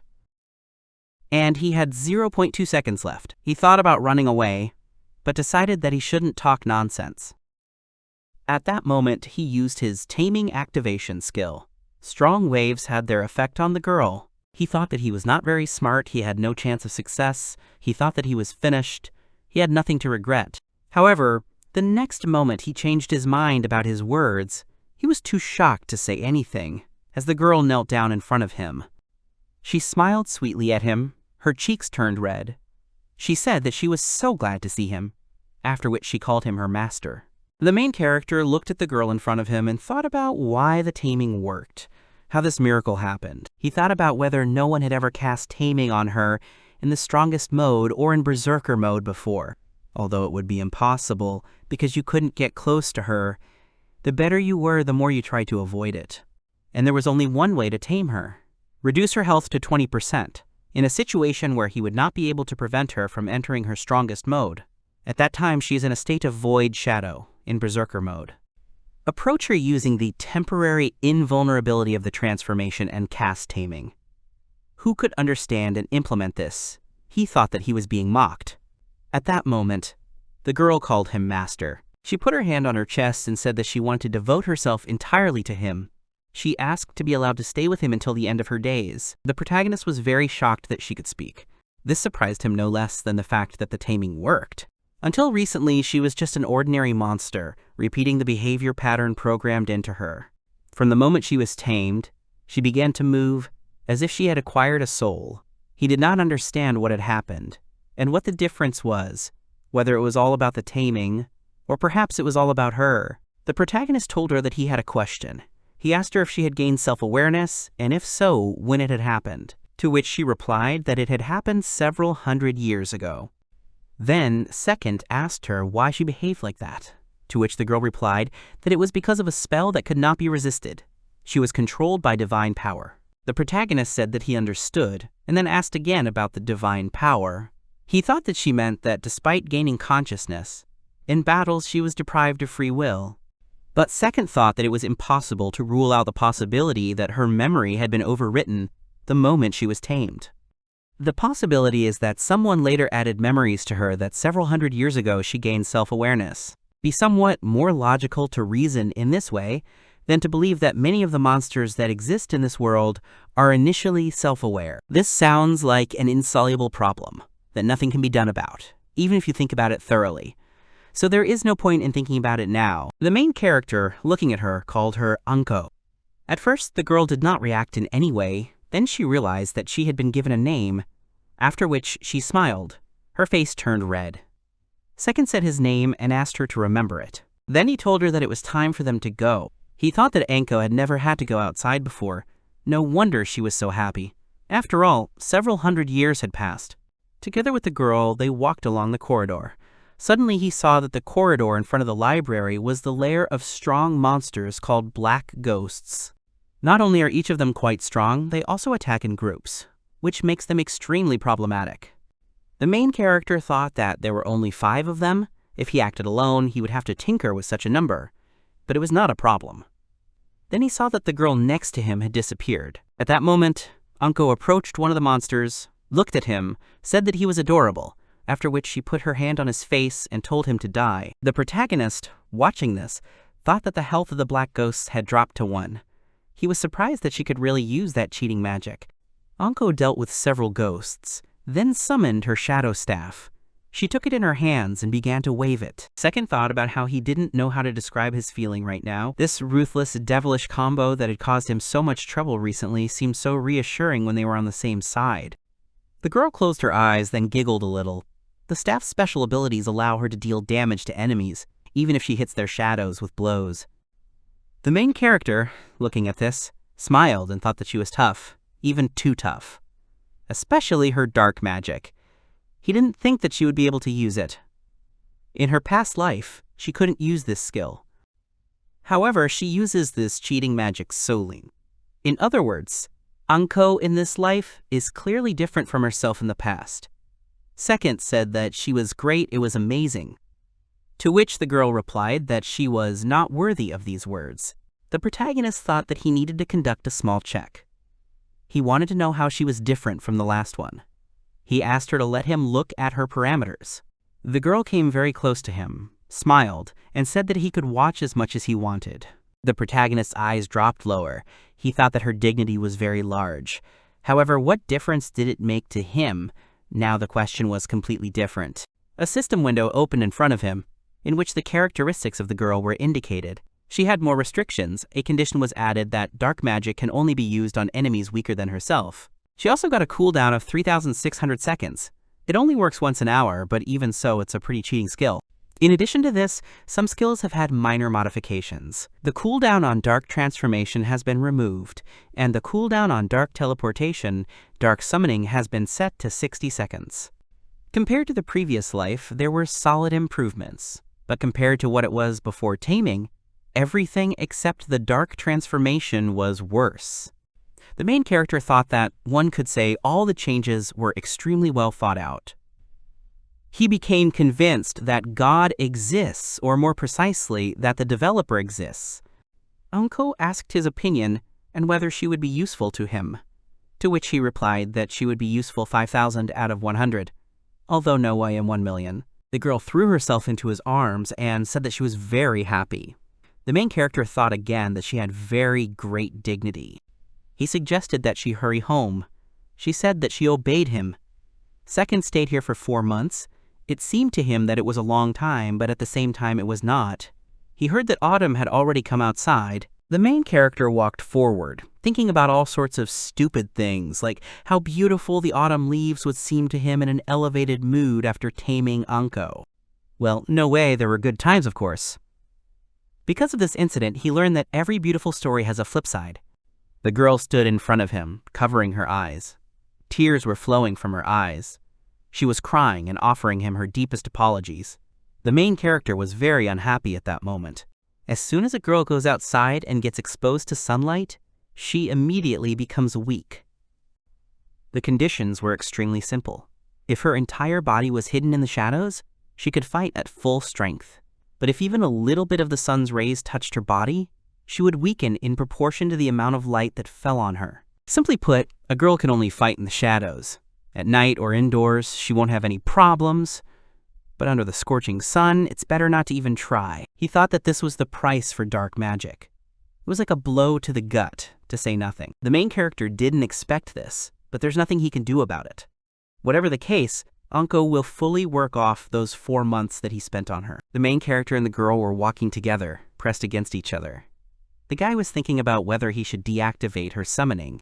Anko said that she was so happy, grateful that he was worried about her. Thanks to him, energy was bubbling in her. She just clung to him, and it was already good. The protagonist asked if it was really because of him and not his shadow.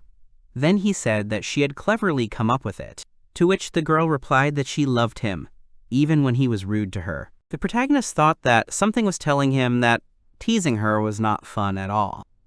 More precisely, it seemed that he would only make things worse for himself if he teased her like Sylvia. At this moment, the girl pressed herself closer and closer to his body. Second thought about how she loved physical contact.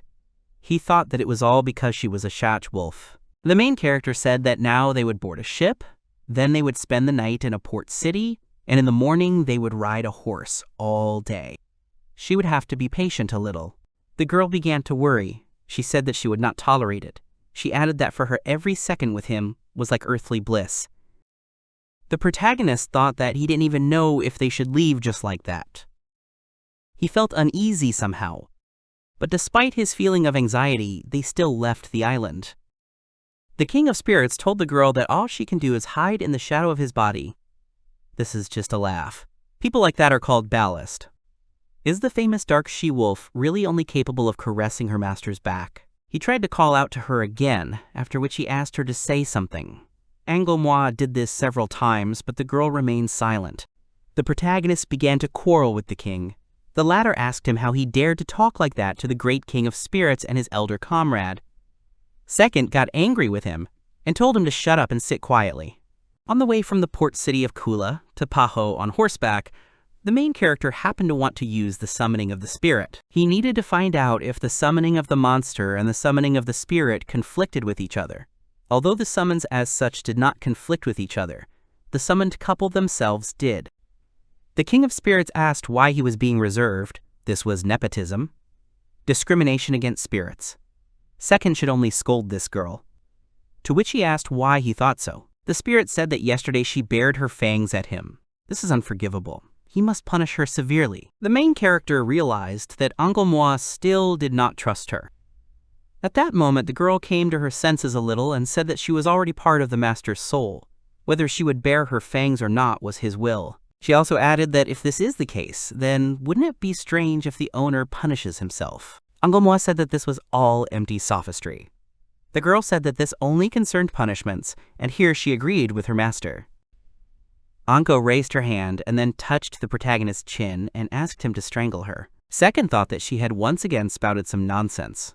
Then he turned to the King of Spirits and asked him to do something about it, to which the latter asked what he could do. The main character continued to get angry and talk about doing something since he is the senior comrade here. The Spirit King tried to object. At that moment, the girl pressed herself even closer to him. She began to sigh loudly. Her face turned red. Second immediately turned to Anglemois to hurry him up. The latter suggested that the girl look at the beautiful autumn leaves. In front of them there were indeed large trees. The Spirit King said that Anko had been sitting in the dark dungeon all this time without leaving, and she probably had never seen them.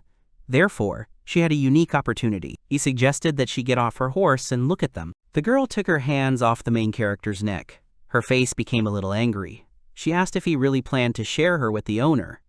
She said that although he was an older comrade, he had played too much. The Spirit King asked her what they were going to do. Were they really going to decide the winner? Right there. To which Anko became even more angry and said that she wanted to burn him alive or tear him to pieces. She offered him a choice. Anglemois said that he wanted her to try to kill him if she could. The girl immediately wanted to answer him, but at that moment the main character sent all the spirits back. He thought that it was all pointless. They were like a cat and a dog. It was better not to summon them at the same time at all. Then he thought about when he would summon them next time.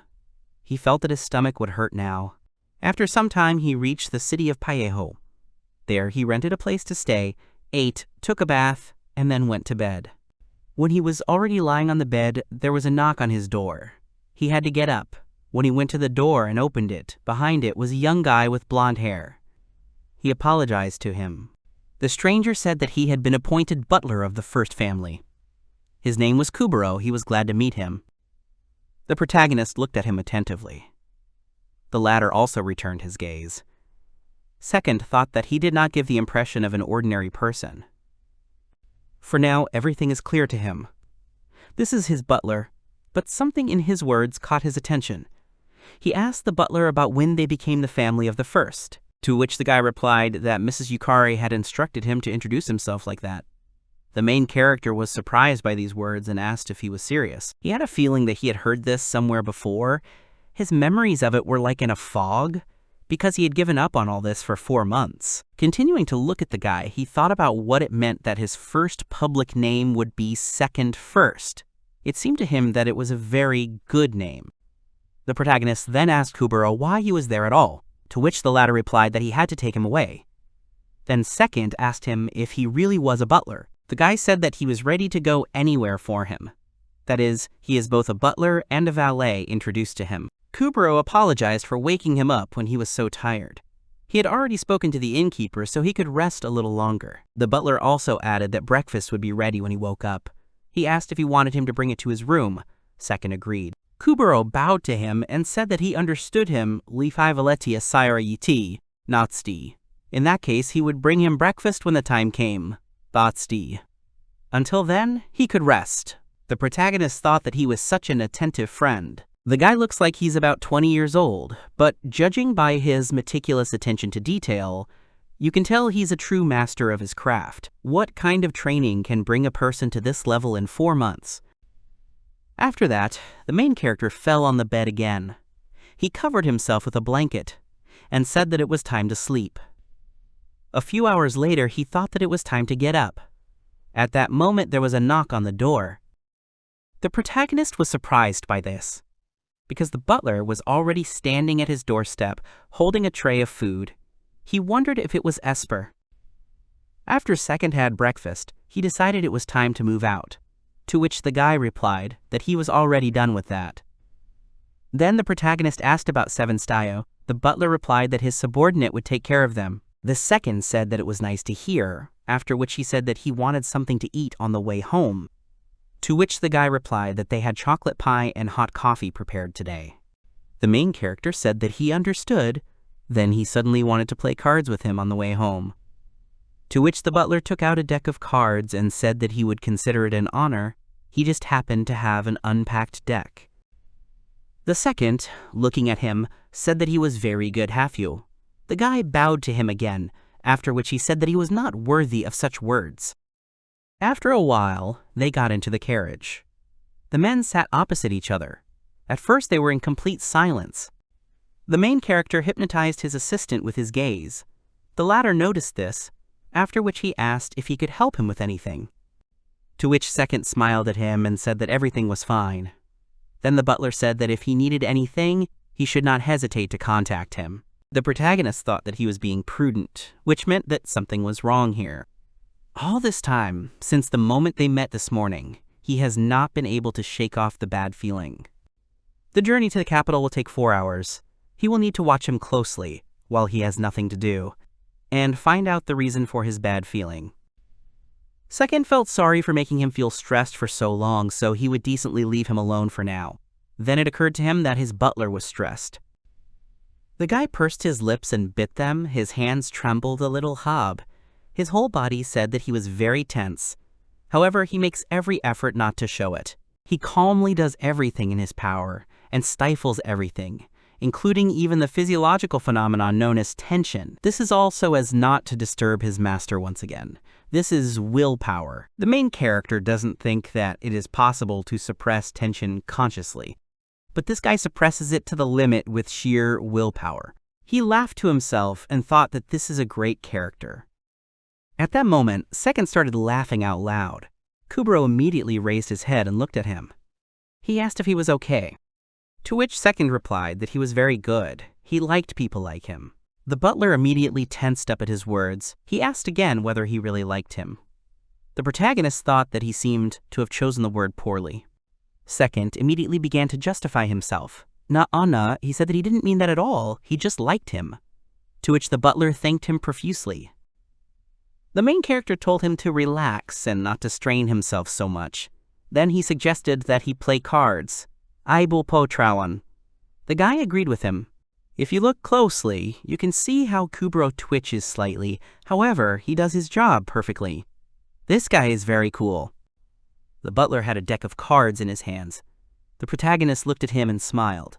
He thought to himself that it seemed to him that their cooperation would be long-term. If possible, he would like to build a friendly relationship with him. The protagonist addressed the butler by name. He responded, "Glah." To which second asked whether he had had any troubles in his life before, and if so, he asked him to tell about them, even the smallest ones. He smiled at his butler and promised that he would definitely deal with them. The guy did not expect such words. The protagonist thought that it had slipped out of him completely by accident.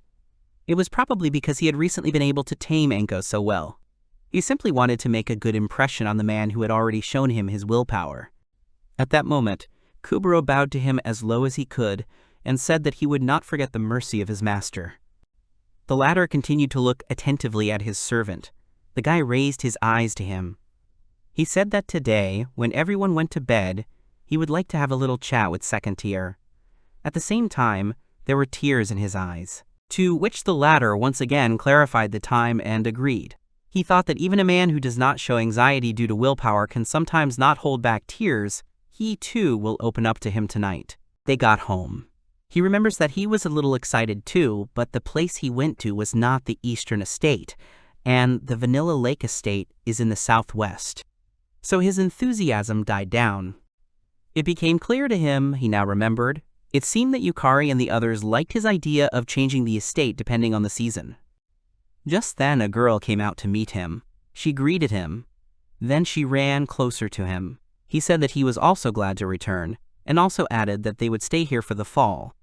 Yukari hugged him. She apologized to him for such inappropriate behavior and explained that she was very worried, she wanted to say so much, and then asked to be allowed to stay like this for a little while longer. The main character thought that although they maintained constant contact when he was away, he still left her alone with all his estates for 4 whole months. After a while, Yukari pulled away from him and apologized deeply. It was obvious that she herself was uncomfortable with the display of her feelings. She also apologized for the suddenness, but they still had a lot of things to sort out. However, before she could finish speaking, someone crashed into the main character with his whole body from the side. He did not expect this. This unknown person even called him by name. It turned out that it was Iko. She started jumping around second and talking about how he had finally returned home. To himself, he thought that it was not weak. It seemed that this girl had managed to grow up. The main character stroked her hair and told her that he had returned. Then he realized that she had grown up, so he asked her this question, to which she seriously replied that she did not know. Second smiled sweetly at her and said that he understood everything. She doesn't know about her changes. He also said that she talks like Sylvia, and that's not a good thing to do. The latter also came out to them and asked what he meant. She looked very combative. She walked quickly and with long strides towards them. Then she smiled and said that second looked like a cucumber. It seemed that she had nothing to worry about. The protagonist, looking at Sylvia, said that she had also changed. He couldn't wait for their next foray into the dungeons. To which she replied that she had had similar thoughts, after which they laughed together. Sylvia and Second Fist bumped in greeting, after which the girl suggested that they all have dinner. To which Yukari responded positively and added that they would all be very busy afterwards. At that moment, the main character announced that he wanted to introduce someone to them. A new addition had joined their team. Sylvia and Yukari immediately became tense, and Iko seemed not to understand what was happening. Second, looking at the girls, thought that everything had changed so quickly. Only recently there had been such a friendly atmosphere. Sylvia asked him if he had seduced another girl again.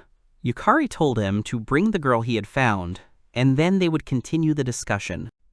The protagonist was somewhat taken aback by their words.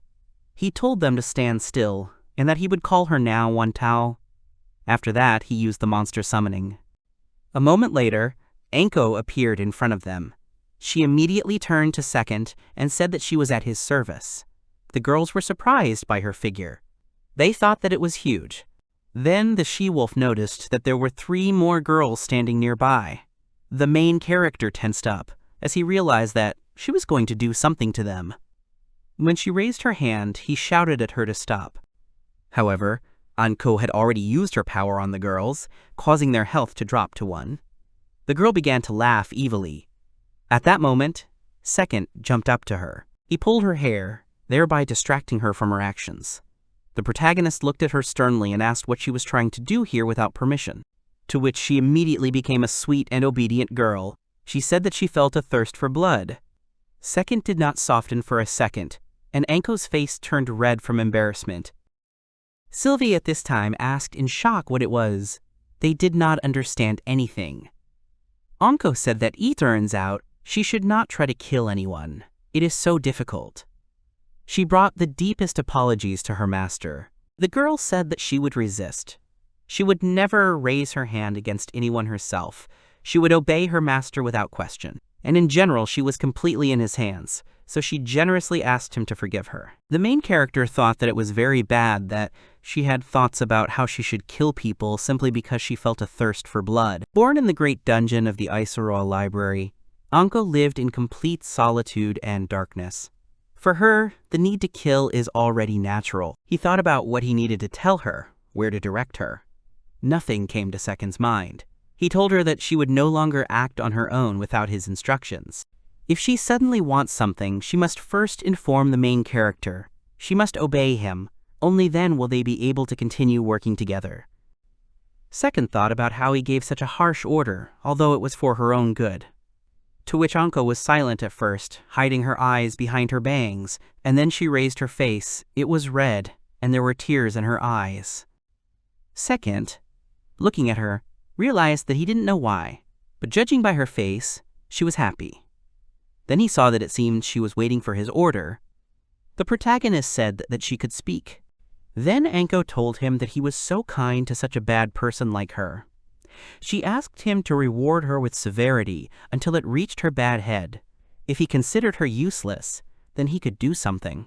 However, the protagonist interrupted her speech and, apologizing, said that they were a little busy at the moment, so she should stay here and wait for instructions.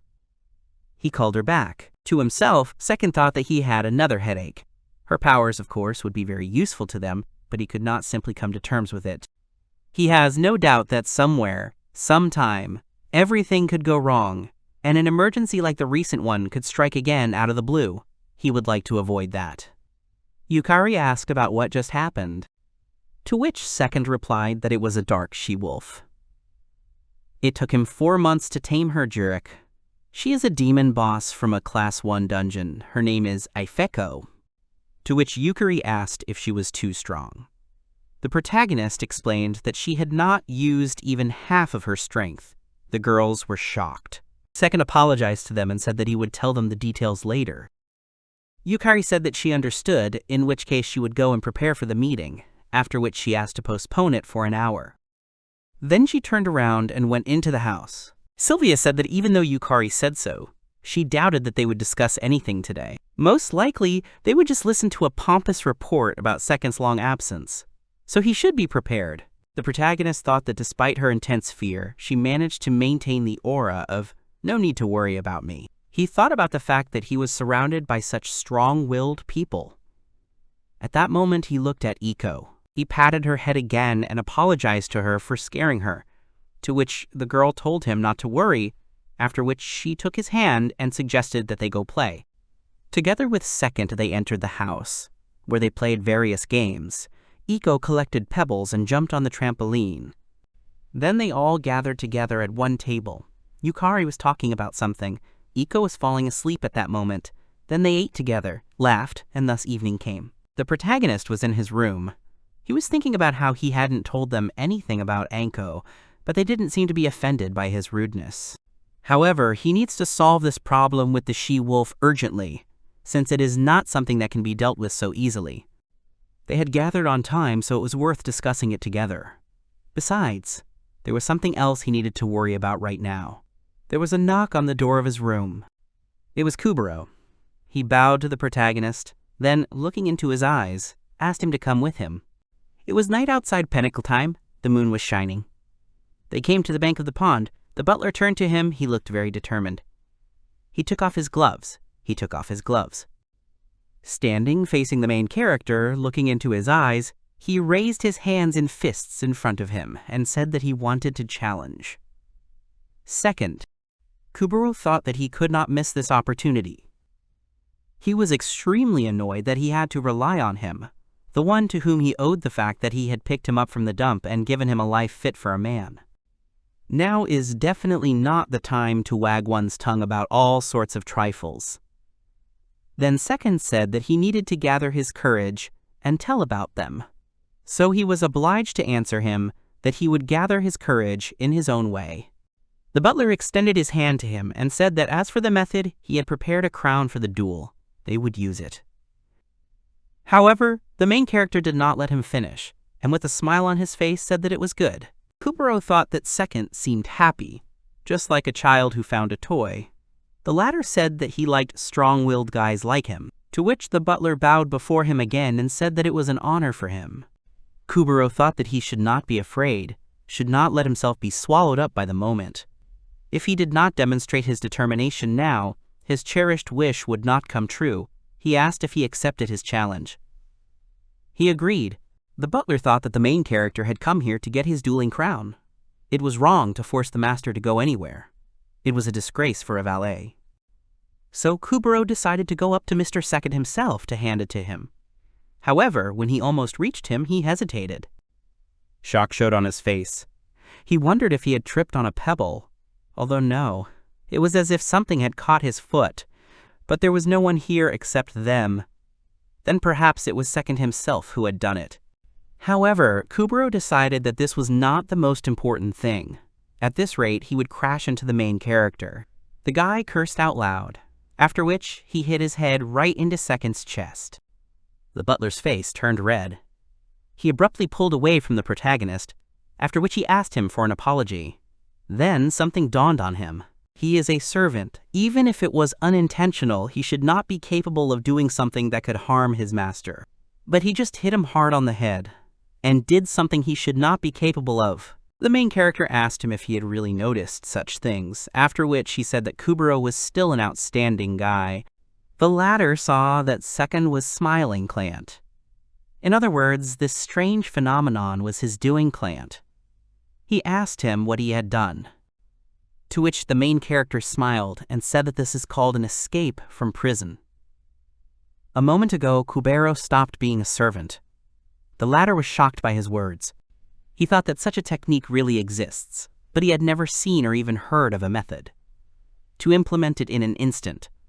But that is not even important.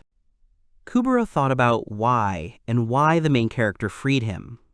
To which Second replied that a simple duel is boring, now they will be able to compete without restrictions. The guy began to think that he was mistaken. Mr. Second doesn't care about the strength of the servants in the first family. So much so that he will grin and break a contract with a servant just because he wants to fight. Kuburo began to laugh out loud.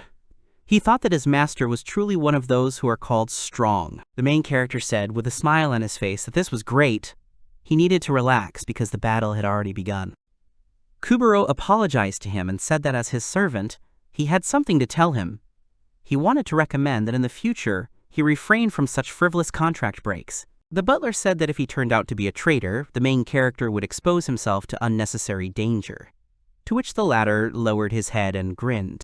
Second said that if he had betrayed him, then it would have been his own fault, but he liked Kuburo, so he freed him and would not allow anyone to express their dissatisfaction with this. He also asked the guy whether a traitor would lecture him like that. The butler couldn't find an answer. Then he decisively raised his fists in front of himself, and said that Second would regret it. Kuburo thought that the main skill he used was hand-to-hand combat, especially first Dan Horse hand-to-hand combat and third Dan Silver hand-to-hand combat. In these, he was the best even in their team. It was thanks to his fists that the butler went from being a hopeless street kid to being who he is right now. He thought that he would strike at least one blow at the master with these fists of love on which he relied. This would be a manifestation of his determination. The main character at that moment looked at Kuburo indifferently, but he did nothing and did not even defend himself. The latter asked him if he was not going to prepare for the fight, to which he answered negatively. Second said that it was the other way around, that Kuburo was very tense. He had already said that there was no need to tense up. He asked him what he would do if they were to stare at each other for several hours straight. The butler thanked him for his advice, but he would not underestimate himself in his place. After which he raised his fists again. The main character said angrily that he himself had said that he shouldn't be forced to underestimate the guy. After which he suddenly moved towards the butler and hit him in the face. He flew back some distance. Kuburo was lying on his back. He looked pretty battered, cottered. He thought that his cheeks, jaw, head, and whole body hurt. He didn't understand what had happened because he couldn't see it. The main character approached him, Aaki. The butler thought that he had been abandoned. The latter was disappointed in him since he had no determination. He did not have a single chance. Second turned to him and told him to stand up and demonstrate his willpower. He ordered him to attack him with the intent to kill. Kuburo was lying on the ground and just breathing heavily. The main character asked him if this was all he could do. It wasn't like that. The guy had to stand firm. Now or never. The butler immediately came to his senses and opened his eyes sharply. He thought that this was really not so. He called himself a fool, after which he began to get to his feet. He thought that Second had not abandoned him yet, so he should stand firm. Kuburo stood up and screamed very loudly. The protagonist was happy with his actions. Then the guy wiped the blood from his face with his sleeve and looked at the master. The guy thought that he would show him his determination. He would not give in even if it cost him his life. This is his willpower. He would put everything on the line and stand up with the determination to give his life. Kuburo raised his hand to strike Second, but Second blocked it with his palm. He looked as if he hadn't put any effort into it. The butler continued to persist. He pressed his hand on his palm, but nothing changed. Then the main character removed his palm. Kuburo began to fall and lose consciousness. He told the master that he was the best. After some time, Kuburo came to his senses. He was lying on a bed in some room. He tried to find out what kind of place he was in, but the main character did not let him do this, but simply said that he had finally woken up. The second asked the guy if he wanted to drink the potion, to which the latter answered negatively, saying that he would abstain. He wanted his wounds to stay with him for a while. The protagonist found this a bit strange, but simply agreed with him. Kuburo stood up and thanked him for his help, to which the latter asked what he was thanking him for. Kuburo bowed his head and said that it was because he had sheltered him and made him his servant. He had given him the opportunity and agreed to his competition. He believed all these points, to which the main character asked him why he only assumed. The guy answered that he himself was not sure, but for some unknown reason, he felt an unimaginable desire to express his gratitude. Second, listening to him, wondered what he was talking about. He did not understand whether he was okay or whether he had hit his head. The butler at that moment blushed and looked away. The main character did not understand at all what was happening to the guy and what kind of reaction he had. The latter answered that Second was incredibly strong. It was painful for him to realize this. He agreed with him. Kuburo explained that in the past he was a commander in a team of a crime syndicate called Ryo. It is a group of Robin Hood-type bandits who are located near the capital of the kingdom. Noble robbers, defenders of the poor and the downtrodden. They steal from the rich and give to the poor.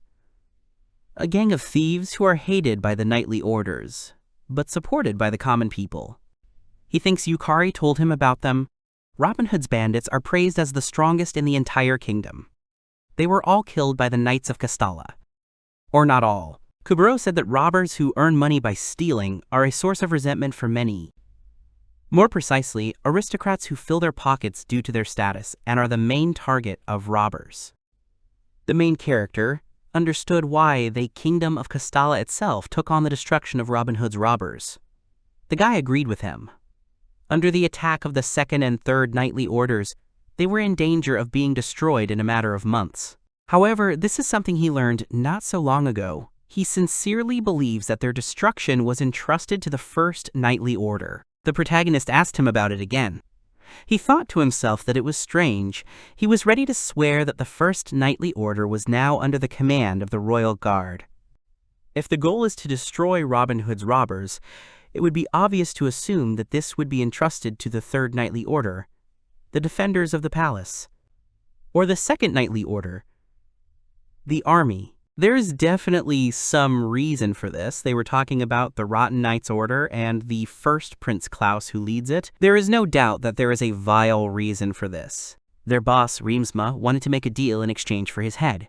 He bowed before them, begged them not to harm his followers, and offered his life for it. The first knightly order acted as a mediator in this, and they expected that this would happen. And after that, the second and third knightly orders showed up to make an agreement.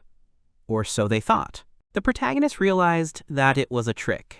The guy said that within a few days, a detachment for suppression was created from the ranks of the First Knightly Order. Several dozen people were killed as a result of the surprise attack. Many subordinates sacrificed themselves for him, the young commander, and in the end, he was able to escape to Maurice's company. Second asked if they really allowed him to escape. The guy answered positively. Kuburo began to cry heavily. The main character, looking at him, thought that he must be depressed, unhappy. There is no doubt that now he is probably thinking about how to save the remaining subordinates who live in the shadows, isolated from each other. While the young commander is still alive, he will definitely try to fulfill his boss's dying wish. This will also be in the name of all the subordinates who died believing that Robin Hood's bandits will one day be reborn. The main character asked him if he really wanted to take revenge. He answered positively. Then he asked him if he wanted to save his comrades. The guy answered with a decisive yes. Second thought that his subordinate was strong in spirit. He had enough determination, and he did not give up even in the face of death, which he demonstrated in front of him. In that case, now it was his turn to help him. The main character smiled at him and said that they needed to go. He would figure out how to help him. The butler was surprised by his words, after which he agreed with him. After some time, the main character came to the pond. He thought about many things. For example, now he should think about several things. For example, fulfilling the promise he made to the second prince, as well as Yukari, the brainwashing magic that Duchess Lucia Isena entrusted to him, and now his promise to Kuburo. All of this makes his head boil. They are all involved in politics, and he doesn't even have an idea where to start. He used to think that if he could tame a wolf, he could handle any task, but that's absolutely not true. No matter how strong he is, he won't be able to defeat an entire country. He wondered why he couldn't do it, for example, by killing a specific person. That would be easy, but he didn't even know who needed to be killed here, and even that clearly wouldn't solve all the problems. The main character raised his head up, moaned, then lowered it again, scratched the back of his head and thought about what to do. A brilliant idea came to his mind. After all, if he doesn't know what to do, then he should just ask someone. He gathered around the table with the girls. Then he asked them if they knew anyone who understood politics. He needed a political advisor who would consult him on all matters. The girls thought hard about his question. Yukari said that she could think of a few people, but she wasn't sure if they could be trusted. Unfortunately, she couldn't recommend them. The protagonist said that he understood everything, and then asked Sylvia. She replied that her father had earned his rank of pen for his military merits. He was a knight at heart, so she did not think that it would bring much benefit. Second realized that this was not of much use. Yukari asked to give him some time. She would talk to their servants and find out if they had such acquaintances, to which he said that they would try to ask one guy. He used the spirit call. He thought to himself that there was a chance that this spirit might know someone who understood politics. Anglemois appeared before them. The protagonist realized that this guy was pouting at him. If you think about it, ever since he summoned and banished him, after a fight with his girl Anko, he has been constantly avoiding him. This is not good. He needs to be brought back into a good mood. Second said that right now Anko was repenting for what she had done, to which the guy replied that she had almost killed his dear second partner, and that was what she deserved. The protagonist thought that his mood had worsened even more. He thinks that he got this information from him, because they are connected. If he reads his thoughts, then he should understand his position. Second said that she is his strongest warrior. He asks him to show some patience, but he would also like the spirit to help her in regeneration. He begs him. Anglemois said that he always understands when his significant other is worried, so he will take it into account, but there is no chance that they will become friends. He will never trust her. Second understood his position and thanked him. He thought to himself that it seemed like he would help him, even though he was angry. He thought that the spirit was, in some way, even a good person. Second turned to Moi and asked if he knew anyone who understood politics, to which the latter laughed and said that he was the great leader of souls, who governed the entire world of souls. Then the main character asked if he really knew. His friend answered positively. To himself, Second thought that he did know someone. He didn't expect anything else from him. Second asked him who it was and where he was. To which the guy replied that his name was Winfeld. He was the governor and also his tactician. He is a half-water, half-earth mixed spirit, who is responsible for all government requests for him. The protagonist was surprised that the spirit world turns out to have a government. Moi explained that they have a government. They also unite and govern all 4 elements. Mixed spirit means that it is composed of 2 or more elements. This particular half, water, half, earth. The main character thought that everything was clear to him. He thought that his title of Great Ruler of Spirits was just a name, but he apparently was seriously involved in this. Second asked the spirit if it was possible to summon his acquaintance, to which he replied that they could summon him here, but they could do it indirectly. Moi explained that since his dear Second had made a contract with him, someone else would simply have to make a contract with Winfield.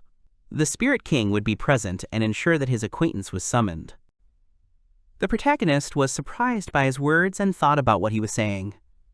He asked if he could really choose the target for summoning spirits, to which his friend explained that these were the privileges of the role of the Great Ruler of Spirits. Second was in great shock. He asked if he was joking.